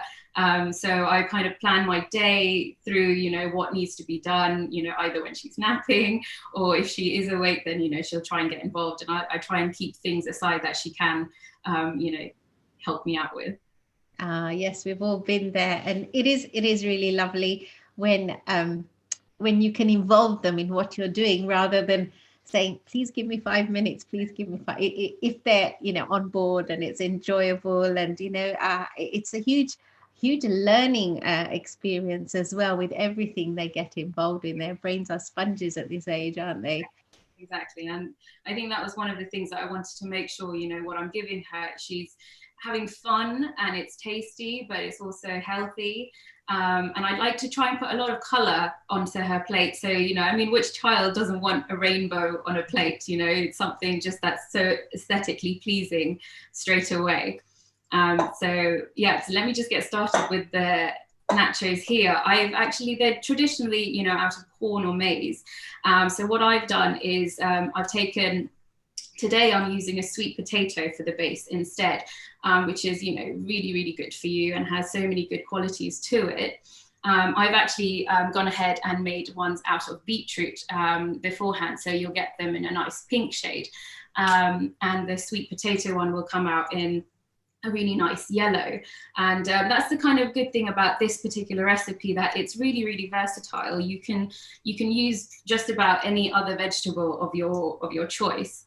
So what I'm going to just do now is I've gone ahead and I've boiled the sweet potato and I've taken the skin off, and just with a fork, and you can use a masher if you want. At the moment, I'm just using one small sweet potato. You can use larger ones. And so that's very easily just broken down. And I'm just going to add a little bit of salt. And about a teaspoon of oil. And then I'm just going to mix in the flour, which is approximately about a cup. But with sweet potato, one of the things is it's never going to be the same exact weight as another sweet potato. So you may need a little bit more, you may need a little bit less. So I'm just going to tip this down onto the counter and just turn it into a nice soft dough. There'll be plenty of moisture from the sweet potato itself to bind the dough together. You won't need to add any water, and you want it to be a good consistency. Like if you're used to making chapatis, you just want it to all come together. Be a soft dough. So you don't want it sticky. No. Just want it neat, soft dough. So that's really quite healthy. You've not put any oil in there, and you're including. I put a small teaspoon of oil, but that's very little. I don't want it. I've done it without oil before, and it's absolutely fine. Yeah, and you've included a vegetable in the dough, which is not something I've ever thought of. Yeah, so I mean, when I say it's quite versatile, I mean that, you know, if you wanted to, you know, make this green, you can add in broccoli or spinach or peas. If you wanted to make it purple or blue, you could use juices from a red cabbage. So we have like all these natural colorings. You don't actually have to, you know, use the artificial ones when it's right here, and you can add it into the dough straight away. Right. I've used just a small sweet potato for today, so that's quite a small dough, but that's quite soft. Okay. It's not sticky, it's all kind of come together. Right. So I'm gonna roll that out. If you just give me a second, I'll just wash my hands.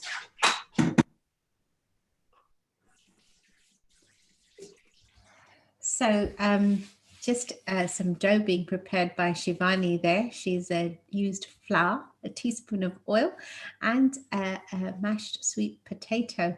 And she's making loaded veggie nachos today. So a really healthy take on a favorite for many, a wonderful crowd pleaser, which you can enjoy with your family, or in better times, you know, when you have your lockdown and COVID is over celebration. I think this will definitely be a wonderful feature for all of you.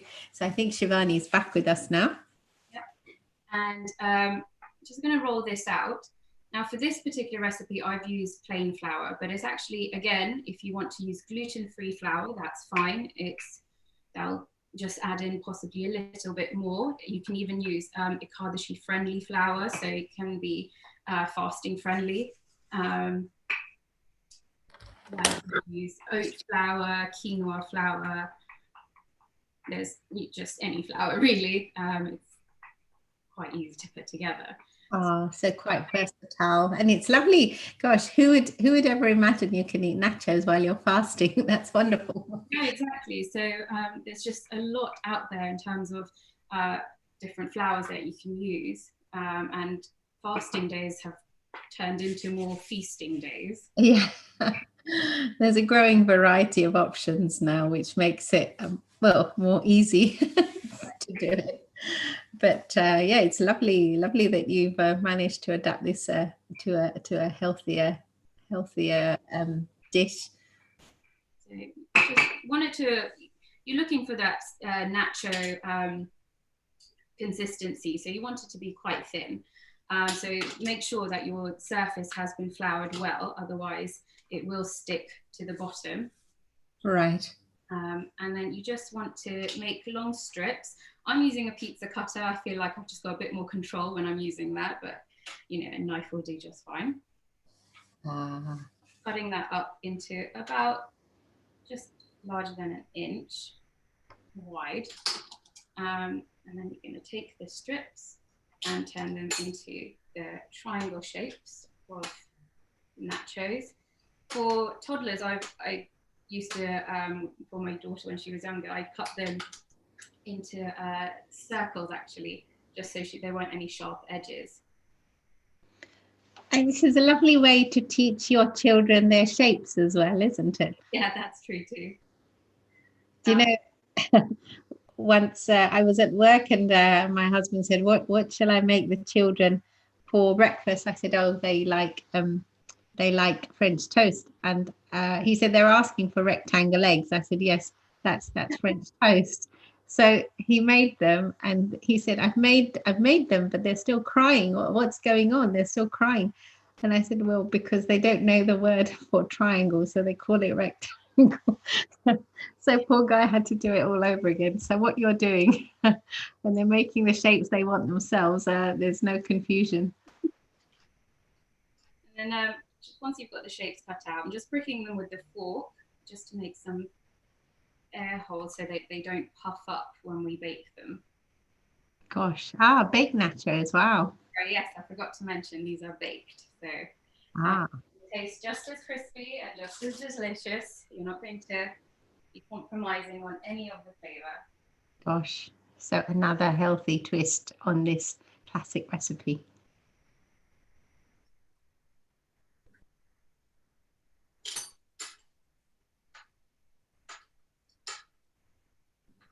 Just cutting them up. So this will be, I've already pre-baked the, preheated the oven at 200 degrees. Right. It take about 15-20 minutes. Gosh, that's quite quick. And it's lovely that you don't have to do any of that deep frying. You know, with little ones in the house, you really don't want a pan full of oil around. I mean, this is such a wonderful option. That's true. I don't actually do a lot of frying in general. So when I do end up doing, you know, deep frying, the oil just ends up sitting there for so long. I have to use it up through other means. Yes, exactly. And if you can't use it, it just seems like a terrible waste, doesn't it? I'm just going to keep that aside and bake. So just before I put that in the oven, you can either just brush it lightly with a bit of oil, or if you have a cooking oil spray, just give it a quick spritz so it's not a lot of oil. I'm just going to put that in the oven for about 15-20 minutes. Perfect. So that's 200 degrees for 15 to 20 minutes. Dear friends, Shivani is making for us loaded veggie nachos. Split up for meat.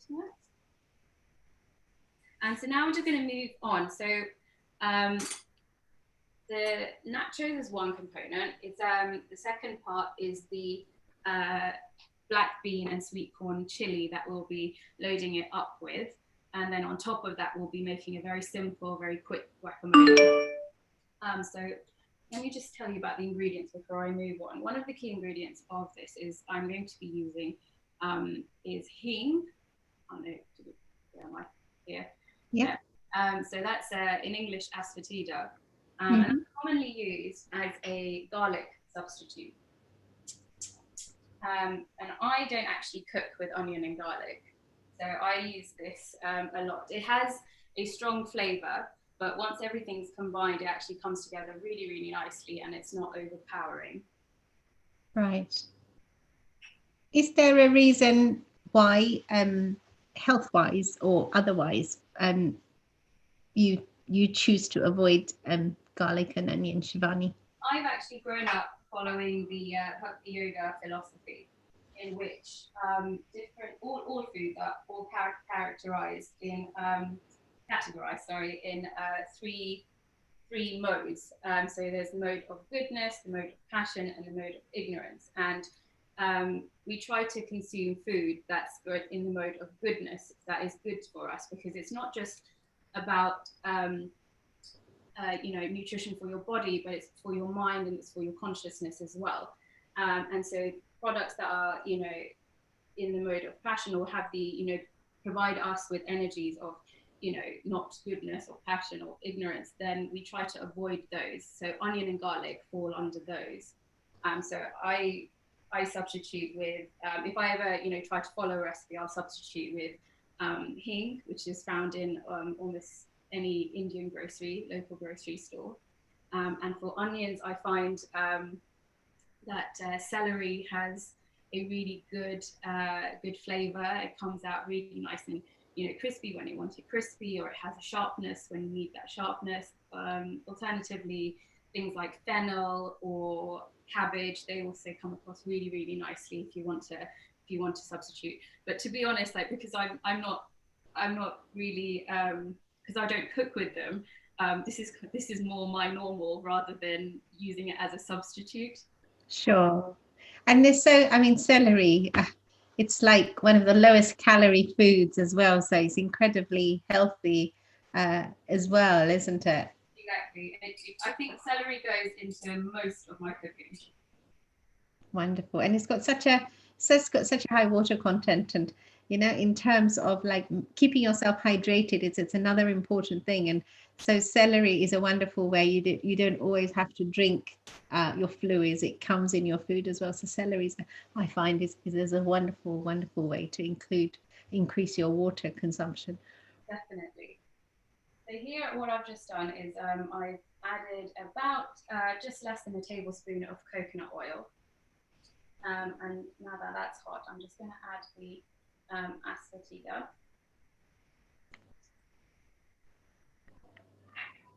I've also got ready here with me, I don't know if you can see this angle.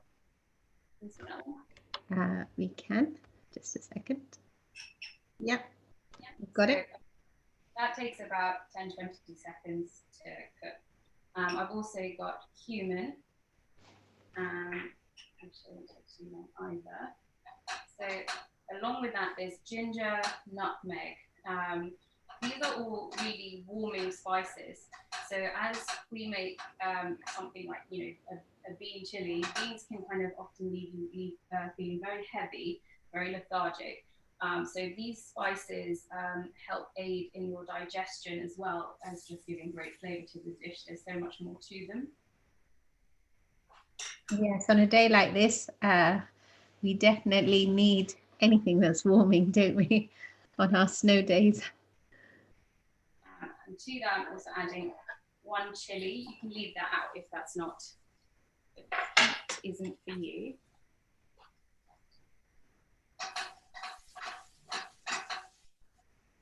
Let's give that about a second to brown.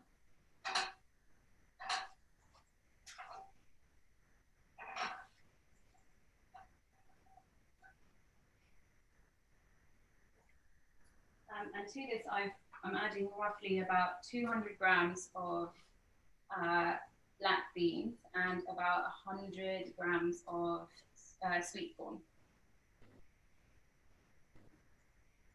So these would have been cooked beforehand, Shivani?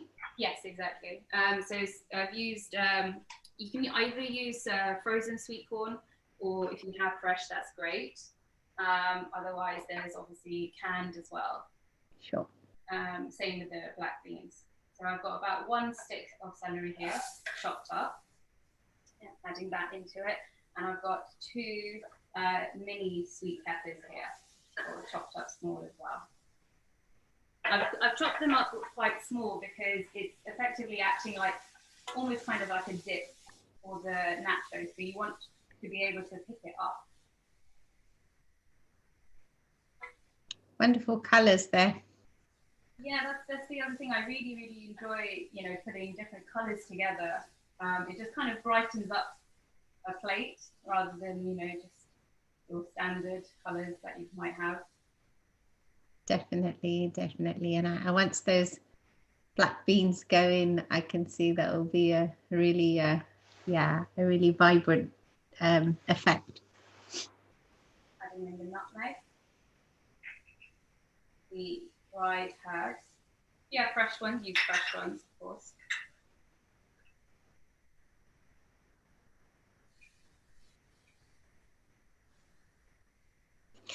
I've got a message on the chat box here from our one of our Healing Our Earth hosts and a wonderful singer, Meena Ben Trivedi, and she's saying your pan looks interesting. Is it ceramic? And do you find that's easier to use than other ones? Yes, it is ceramic. This particular one is green pan, and I just found them really, really helpful. And it's better than non-stick. I've heard a lot of negative things about using Teflon, so I wanted to move away from that. And I switched over to ceramic pots and pans a while ago.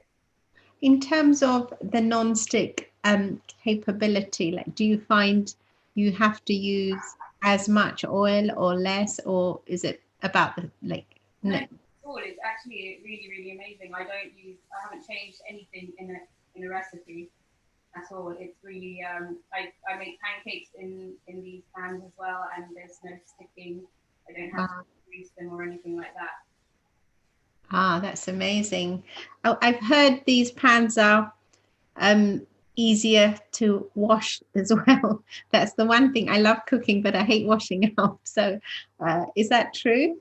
I mean, this goes into the dishwasher and it comes out pretty clean. Wonderful. That's the best way to get them clean. By hand, it is very, very easy to clean. It's not, you know, nothing's quite stubborn on it. Oh, great stuff. So I've mixed in the black beans and I've mixed in the sweet corn. I'm going to add in some passata to that. That's going to be roughly about 400 grams. And usually when you add in like tomatoes or anything, I often find it can be a little bit sour, and so a lot of people add in some sort of sweetener, and usually I would as well. But in this particular recipe, I found that the mini sweet peppers, they actually balance it out quite well. So I haven't found I needed to add any sweetener on top of this. Ah, what a great way to get that balance and increase, you know, the vegetable content in there as well. Yeah, and then about a teaspoon of Himalayan pink salt.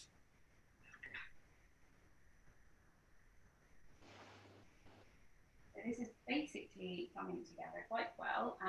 Just going to mix that up and just leave that on a medium flame, semi-covered, and just let that simmer. That must smell amazing. Looking wonderful from here. It's you know, in these Healing Our Earth vegan and vegetarian cooking sessions, we've seen a growing trend towards using pink salt, Himalayan pink salt, Earlier, Ashwaniji, he mentioned that he used sea salt. I think there's a raised awareness now about the ordinary salt and the processes and how they can be not so healthy. I don't know if you have any thoughts on this, Shivani. And so I think with the Himalayan salt, it's less refined. It also I read somewhere some time ago that it doesn't necessarily have a change in the sodium levels as regular table salt, but it contains a much higher level of various minerals, which is something you find traces of, if any, in table salt. So it's got a much higher nutritional value to it. Gosh, there we go. So there is nutritional value to salt, dear friends. And yes, Himalayan salt can give you an extra punch in terms of nutrition. And it's all about gastronomically healing you today. We're getting some wonderful tips from Shivani here, who's making veggie loaded nachos. And she's shared with us that instead of using onions, if you don't prefer to, celery is an excellent replacement. You can also use cabbage and fennel, so another way to pack in those veggies. And hing is a great replacement for garlic, dear friends. So thank you, Shivani, for sharing those wonderful tips with us. So whilst that's simmering and whilst we've got the nachos in the oven, we're just going to take an avocado and then get started on the guacamole. It's a very simple recipe. You're basically just going to scoop out the avocado, mash it up, add a bit of salt, a little bit of lime juice, and that is it.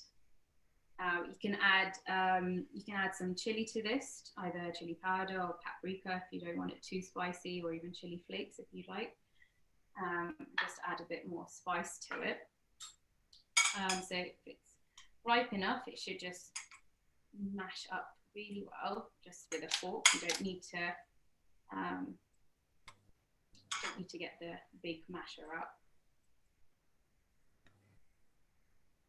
Wonderful.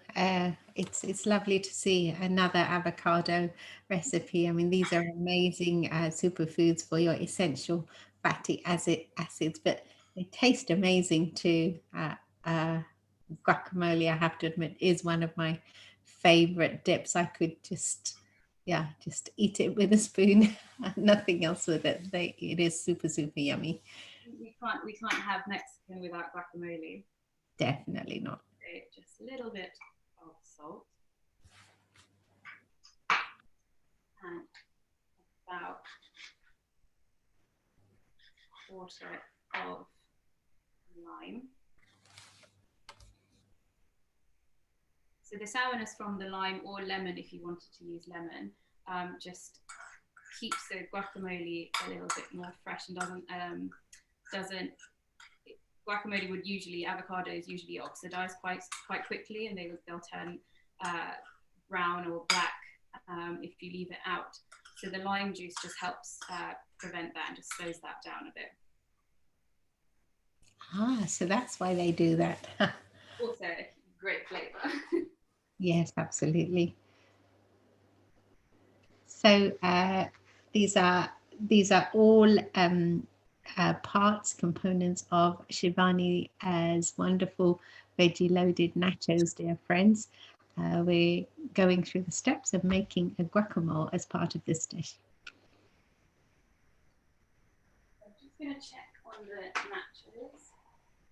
And another thing is, Shivani today is baking her nachos. I think the ones we buy are probably fried. So another healthy twist to this classic recipe. And she's added a sweet potato to the flour. So another way to get a vegetable into one of these snack dishes, essentially, and make it more healthy. So far we've had black beans and sweet corn and sweet peppers, celery, all go into this dish. So it's super healthy, and I imagine it's going to be super tasty as well. So please stay with us to see how we progress with this wonderful twist on this North American dish. We're doing loaded nachos here. Nachos are done. Wow. They are nice and flat and crispy. Oh, we can hear that. That is crispy, isn't it? Wow. So that's the same with, I made the beetroot ones a while ago as well. So it's the same kind of snap, and they're crispy and they're very tasty, and just mixing them up gives it a really nice, mixture of colors here, yellow and pink going through the plate. Oh, and little girls love pink, don't they? So I'm just layering it up here. So when you make the beetroot nachos, is it just the same process? You mash them up and mix it with plain flour, is that right? Yes, exactly. So if you're using raw beetroot, just peel the skin off and boil it. If you're using the pre-cooked ones, just blitz it up into a puree, and then add in a little bit of salt and the same ingredients. Ah, wonderful. So essentially, you could potentially use any root vegetable for the nachos then. Any vegetable you like. I've made them green in the past. I've used spinach. I've used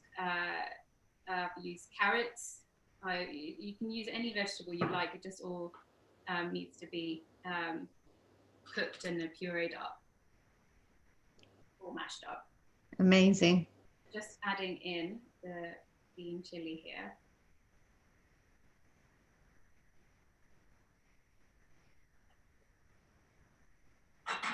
And for people who are not cooking for children, presumably you could spice it up a little bit if you wanted to, maybe add some jalapenos. Yep, exactly. I mean, feel free to completely make it your own. Add in whatever toppings you want. Add in jalapenos. You can put chilies into the nachos themselves. You can make them quite spicy. You can melt some cheese on it if you wanted to. So it's, it can all be exactly to your own taste.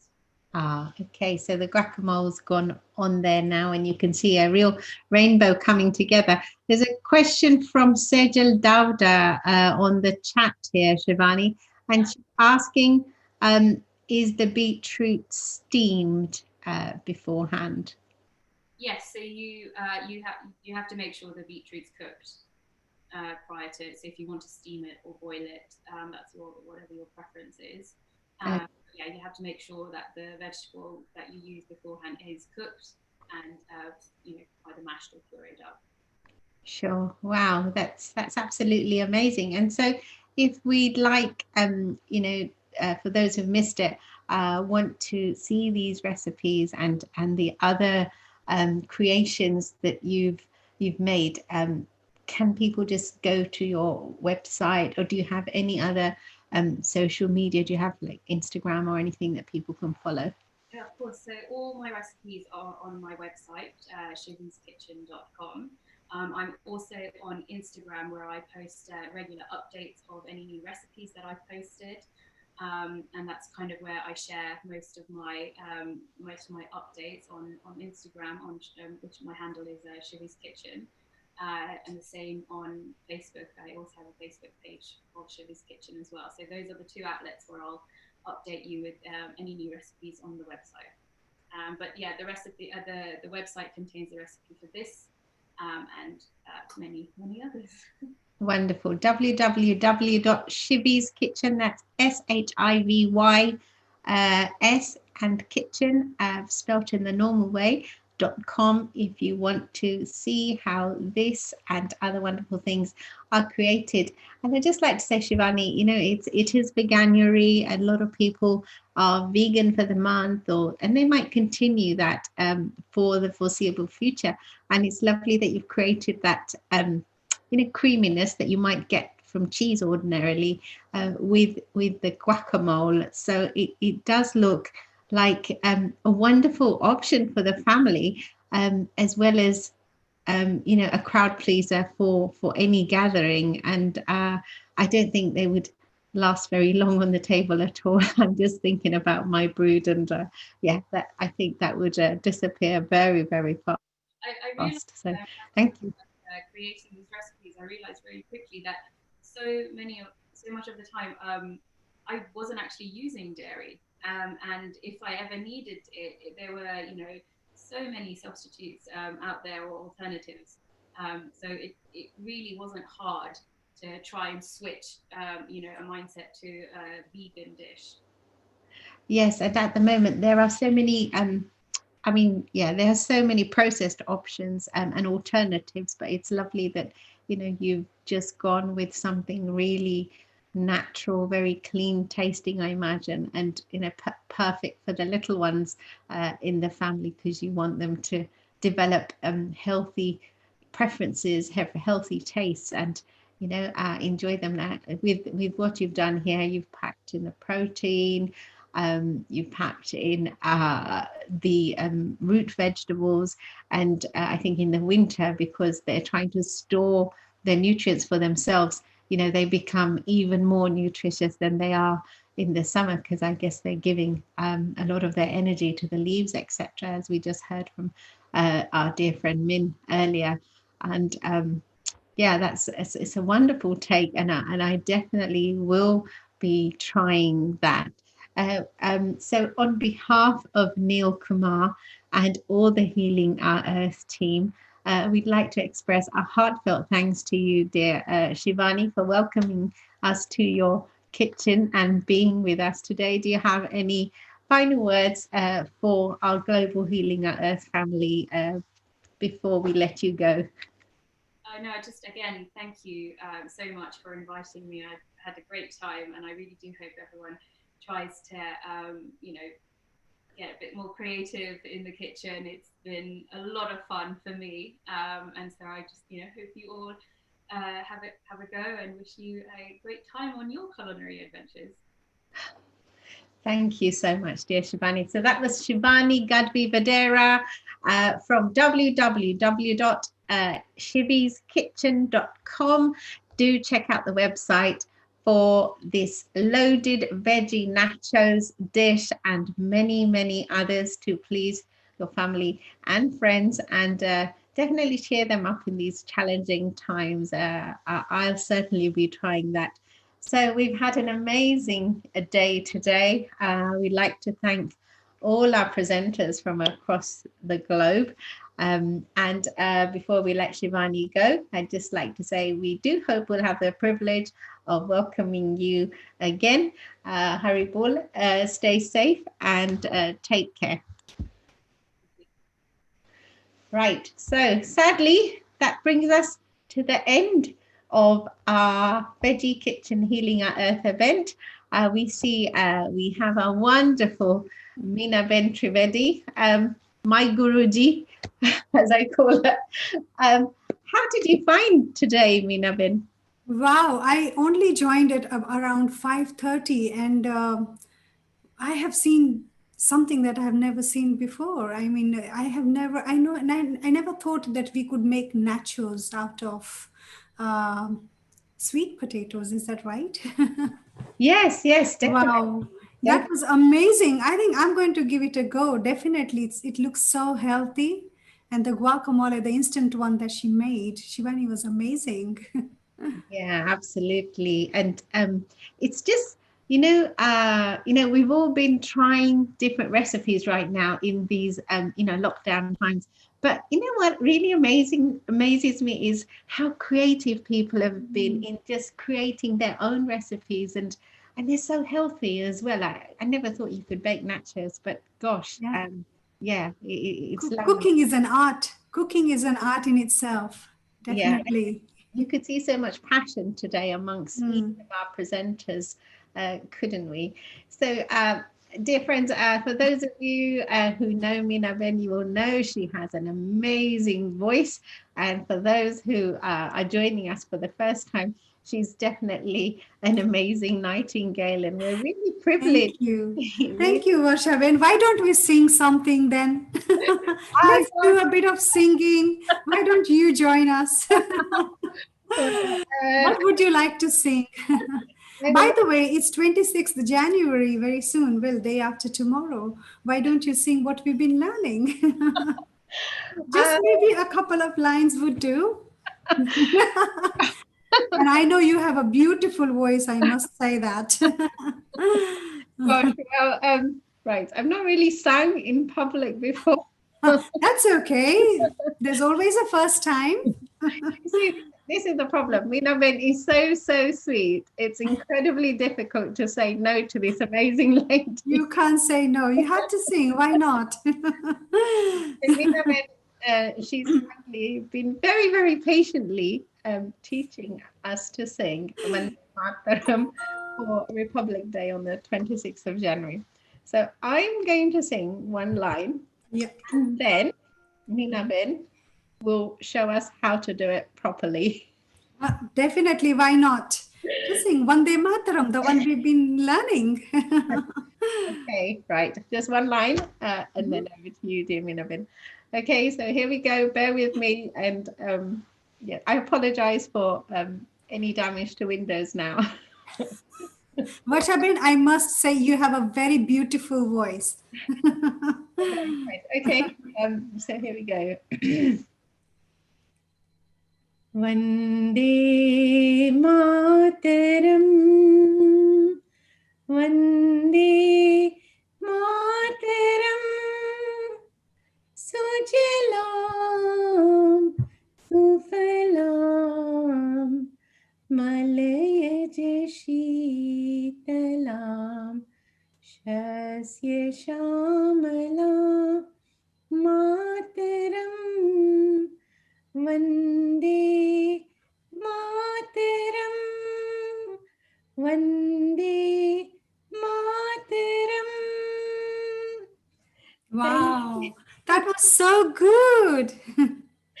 Shubhra Jyotsna Pulakitayamini Pullakusumita Drumatala Shobhini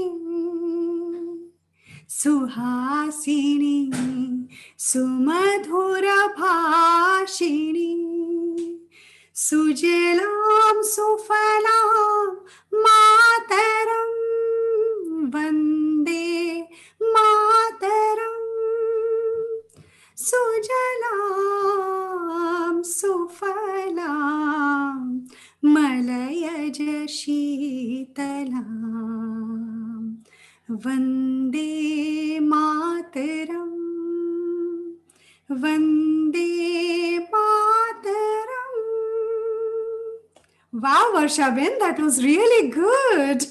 Well done. Listening to you, I clearly have a long way to go, but you're very polite and so sweet. Oh, no. No, you have a beautiful voice, I know. You're very sweet, very sweet voice. I would say it's a velvet voice that you have. Meena Ben, as I said, she's so kind and so encouraging. I hope one day I can get anywhere near as being as good as that. But thank you for giving us such a beautiful close to an amazing event. Definitely. I'd like to sing, if it's okay, I would like to sing a couple of songs. Yes, why not? It's based in Rag Khamaj, but it's a fusion actually. Let me switch my tanpura on, so that gives me a bit of sur.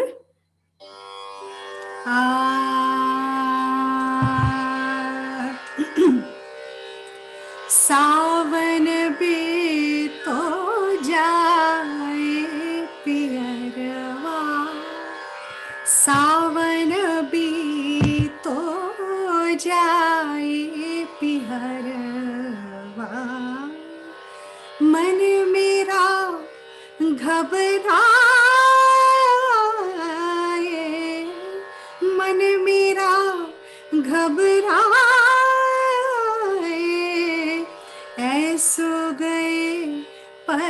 परदेस पिया तुम ऐसो गए परदेस पिया तुम चैन हमें नहीं आए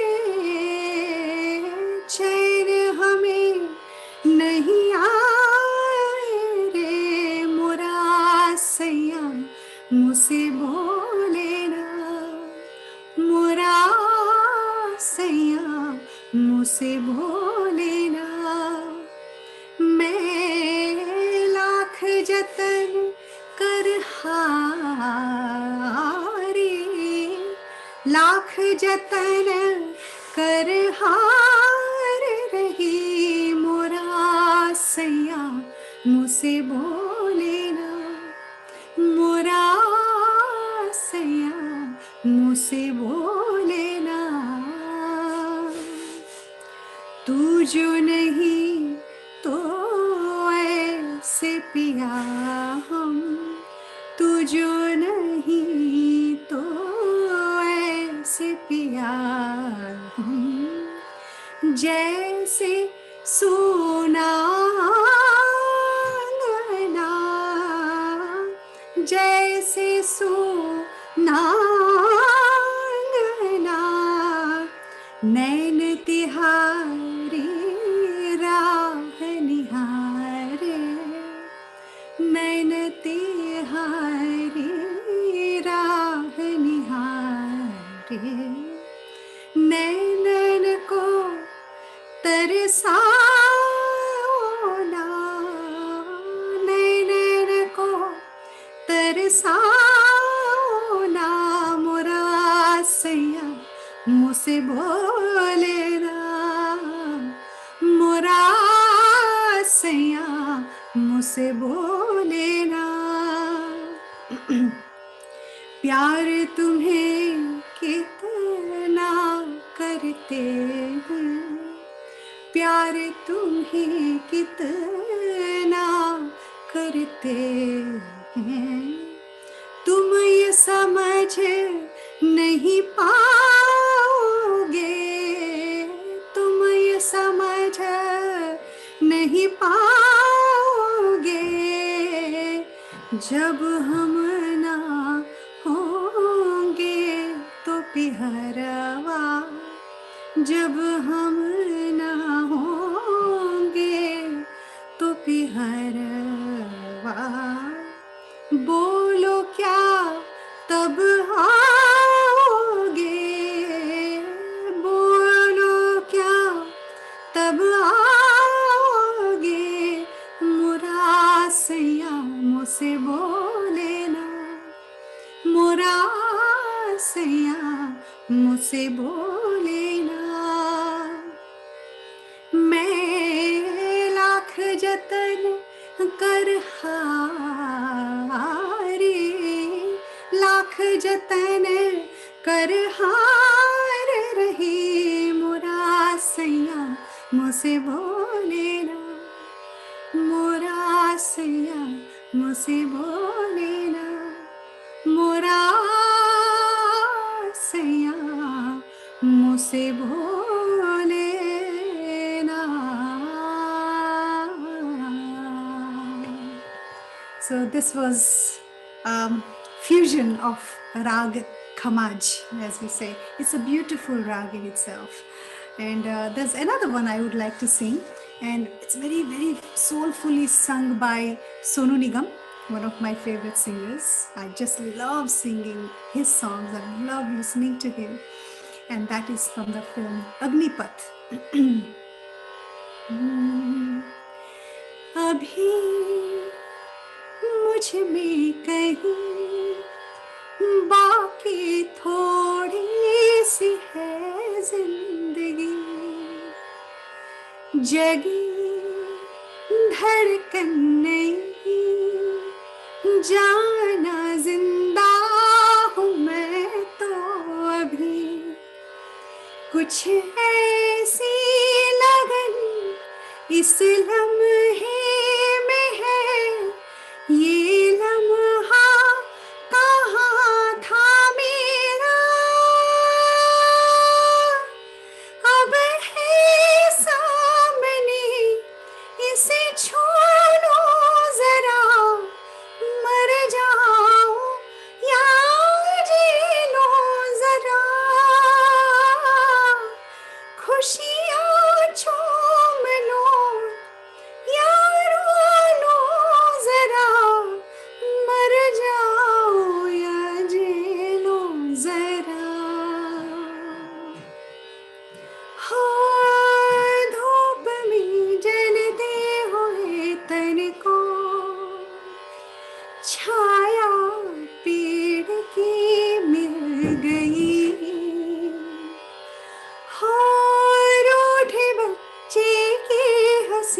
जैसे फुसलाने से फिर खिल गई, कुछ ऐसा ही अब महसूस दिल को हो रहा है, बरसों के पुराने जख्म पे मरहम लगा सा है, कुछ ऐसा रहम इस लम्हे में है, ये लम्हा कहाँ था मेरा, अब है सामने इसे छोड़ो जरा, मर जाओ या जी लो जरा, खुशियाँ चूम लो या रो लो जरा, मर जाओ या जी लो जरा, अभी मुझ में कहीं बाकी थोड़ी सी है जिंदगी. What a beautiful song this is, Varshaben, isn't it? Everything is beautiful when you sing it, Ninaben. Oh my God. Thank you so much for that wonderful, lovely compliment. That is a heartwarming end to a lovely, lovely event. And thank you so much for sharing your wonderful talent with all the Global Healing at Earth family. We're really privileged to have you join us, and we look forward to each time we see your appearances. So yeah, I hope it won't be too long before we see you again. So thank you, Meenabin. So can I just say that we will be having a well-being and wellness session next week, Sunday, 31st of January. I can't believe January's come to an end already, but yes, it's our final weekend in January. So please do join us for that. It's all about getting you through these challenging times safely, happily, and well. And we invite all of you to be part of the growing Healing at Earth family. If you would like to contribute in any way at all, please do have a look at our website, www.healingatearth.com, and get in touch on the phone number on that site and WhatsApp how you would like to contribute or whatever your interests are in helping us grow and support our global communities. So with that, dear brothers and sisters, I'd just like to thank my co-pilot for today, Dr. Milan Shah, and of course, my wonderful Guruji, Meena Trivedi, and of course, our hard-working, I really don't know where he gets the energy, since March, April last year, our director, producer, Neil Kumar, has been running these sessions every Sunday, and they just keep getting better and better. So please be with us next Sunday from 2 o'clock till 7 o'clock. You can see us on www.healingatearth.com, Healing at Earth Facebook, Healing at Earth Twitter, also on Hindu Matters in Britain Facebook, also Enrich TV Facebook, and Diwali in London Facebook. So I hope we will have the pleasure of your wonderful company again. Thank you so much to all our global facilitators today. We've learned so much about nutrition and so many cooking tips as well. And a huge thanks to Nishit Kotak, who is our IT director, and Indus, who are our marketing and creative designers, and so many friends, too many people to thank, but thank you all for helping to make today a wonderful success. Please do get in touch with Shivali Ruparelia if you would like to donate a charger for the UK hospitals, or indeed make a cash donation again from www.healing our earth. So with that, I wish you a safe and peaceful week ahead. Happy Republic Day for the 26th of January. And I'd like to close by inviting Meena Ben Trivedi to recite a Gayatri Mantra for us. Meena Ben, please would you do us the honor? Thank you. Sure, it'll be my pleasure. Why not?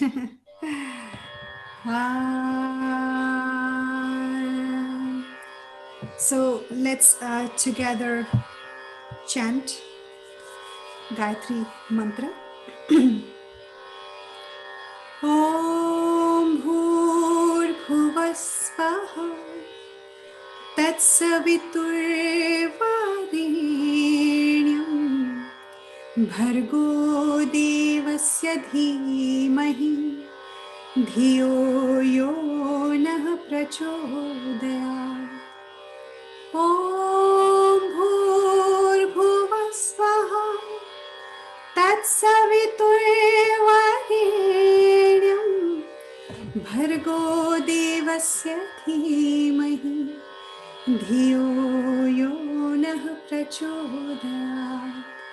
Om Bhur Bhuvasvaha Tatsaviturvarenyam Bhargo Devasya Dhimahi Dhiyo Yo Nah Prachodayat. Om Shanti Shanti Shanti.